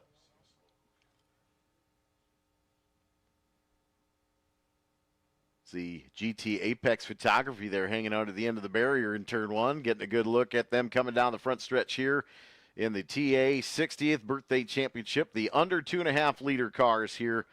Our final feature event of this Sunday at the National Park of Speed. We've had a great weekend, and this race, no doubt,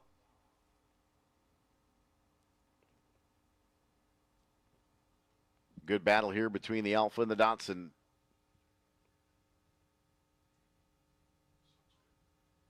There's that Austin Cooper.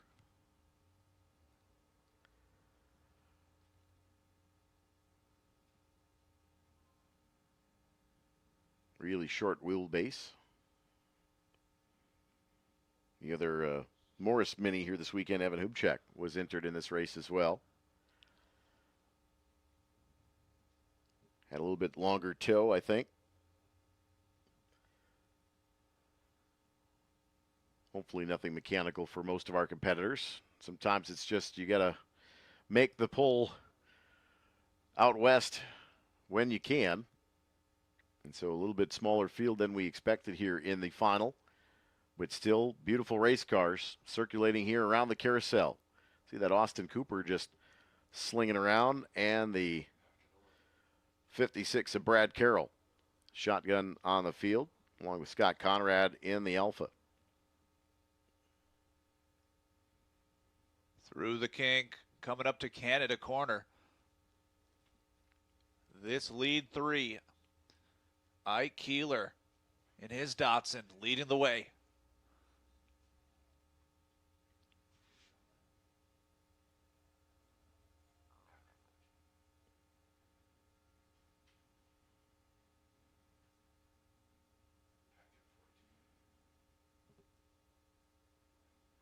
Kind of a classic brand battle here. Alpha, the Datsun, the BMW.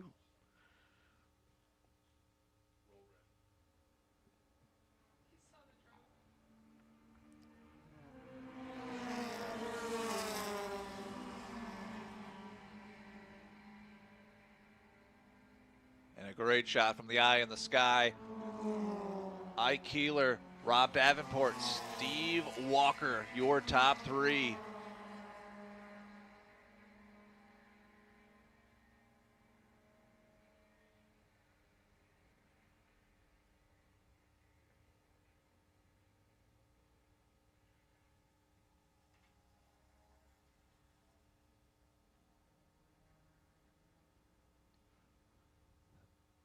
The lead group under that Sargento Bridge. That high speed straightaway through 4, going down into the heavy braking zone of 5, where they're going to have to put on the binders and then make their way uphill under the Corvette bridge.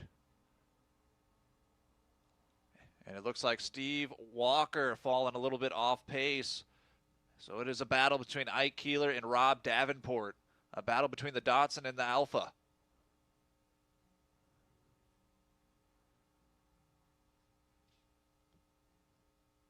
Four minutes in the books here for the Group 12B Trans Am. The last race of this WeatherTech Vintage Weekend with Brian Redman under the Motul Bridge.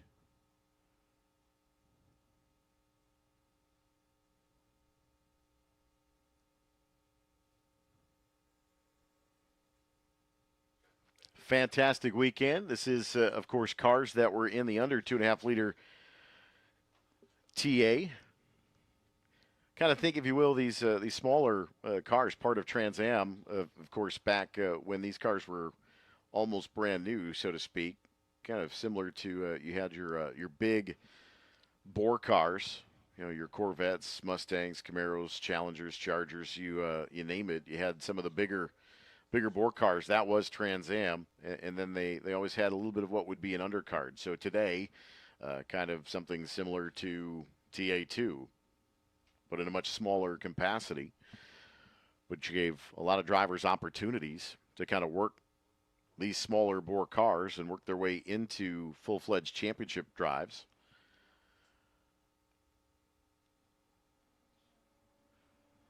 Over the years. But 60 years of Trans Am celebrated earlier this year here at Road America as well. As Ike Keeler, that 14 Datsun, continues to lead, went purple that time through. Great shot from the drone, the speed shot.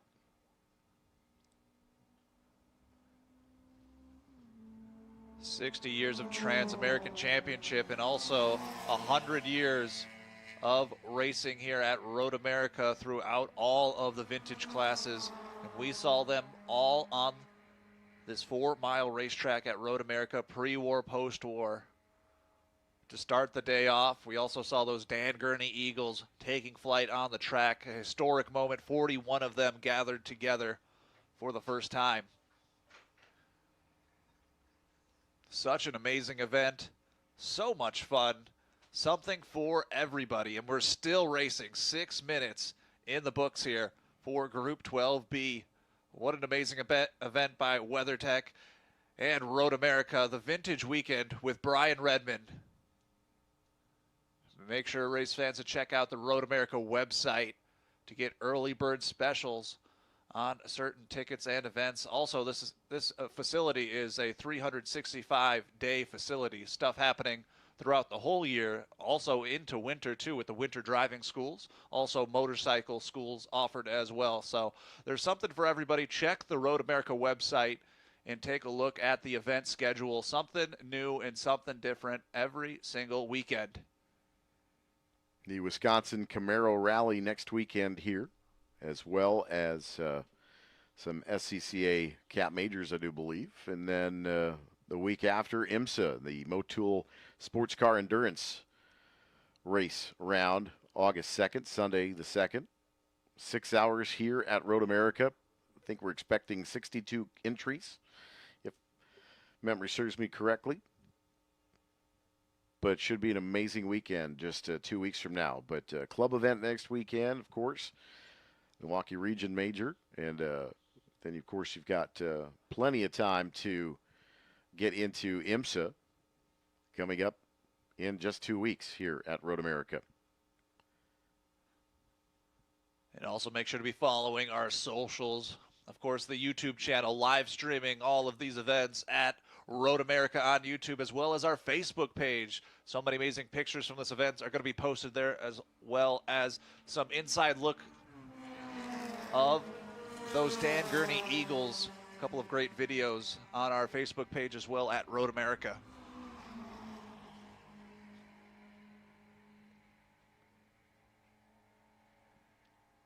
Keeler continues to lead, about 8.5 minutes now down and gone for this WeatherTech Vintage Weekend. Also, we had a fantastic time both Friday and Saturday with the bringatrailer.com folks. Great turnout downtown Elkhart Lake both days. Crowd was huge both nights. Once the parade for the race cars came to a stop at about 6:05, the streets of Elkhart Lake were just a sea of humanity, and much again last night at about 3:30, cars started coming in, and by 6 o'clock the road was pretty well packed with people checking out the cars, the People's Choice voting, and all of that taking place last night through the early morning here. And I want to thank all of the, I joked with them on Friday night, the Smurfs, the blue shirts, the judges from both nights. They did an amazing job. They picked some amazing winners, and want to thank them for taking a lot of time of their Friday, Saturday nights this vintage weekend to highlight some great automobiles, both race cars and street sports cars, during the Bring a Trailer Concours d'Elegance both nights. Can't do it without partners like WeatherTech for this vintage weekend and Bring a Trailer for the concourse. They come together and put together just a fantastic event, and can't wait until next year. It's always the day after this event ends. It's always what's next. What's next year going to look like? Celebrating, I think, Porsche's next year. So if that's letting the cat out of the bag, I apologize, but I think that's the marquee brand next year. But it's a fun weekend. Should be around the same weekend next year as well, around the same dates, I would think. So we'll, I'm sure, share what's next on the Road America social pages. But Ike Keeler, Rob Davenport, and Steve Walker continue to be your top three here with this under 2.5 liter Trans Am feature event, our final event of the weekend here at America's National Park of Speed.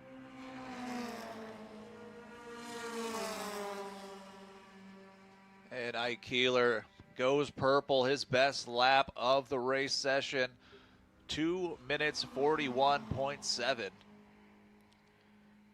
Should be the white flag next time by, I would think, with this Group 12B Trans Am under 2.5 liter feature event.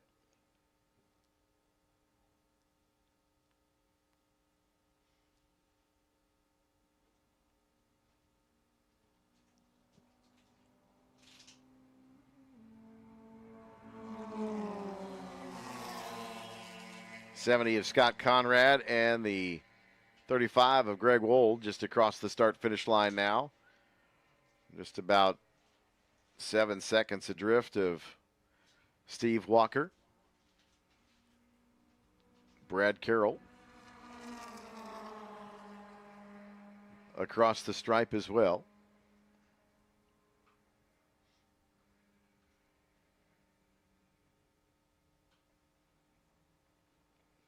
All 6 cars that started still running on this final race of the weekend.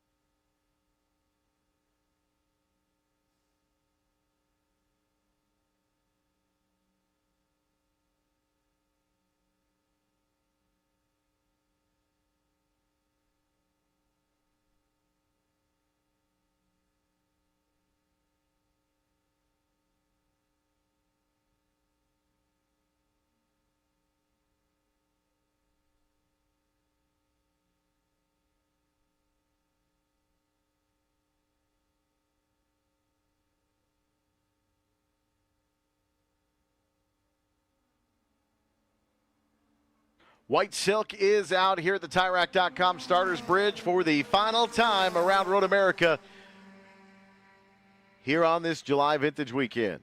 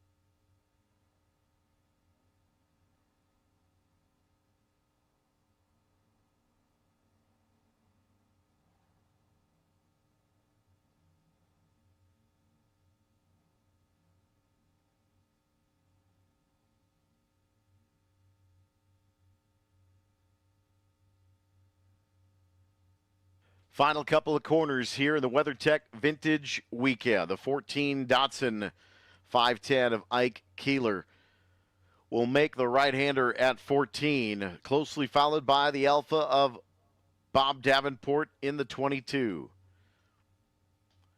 Your lead group underneath the Mission Foods front straightaway bridge will come to see the double checkered flag and wins the Trans Am Under feature event here at the WeatherTech Vintage Weekend with Brian Redman. Steve Walker in the 58 BMW will come home in the third spot. Waiting on Scott Conrad, Greg Wold, and Brad Carroll to come across the start-finish line and conclude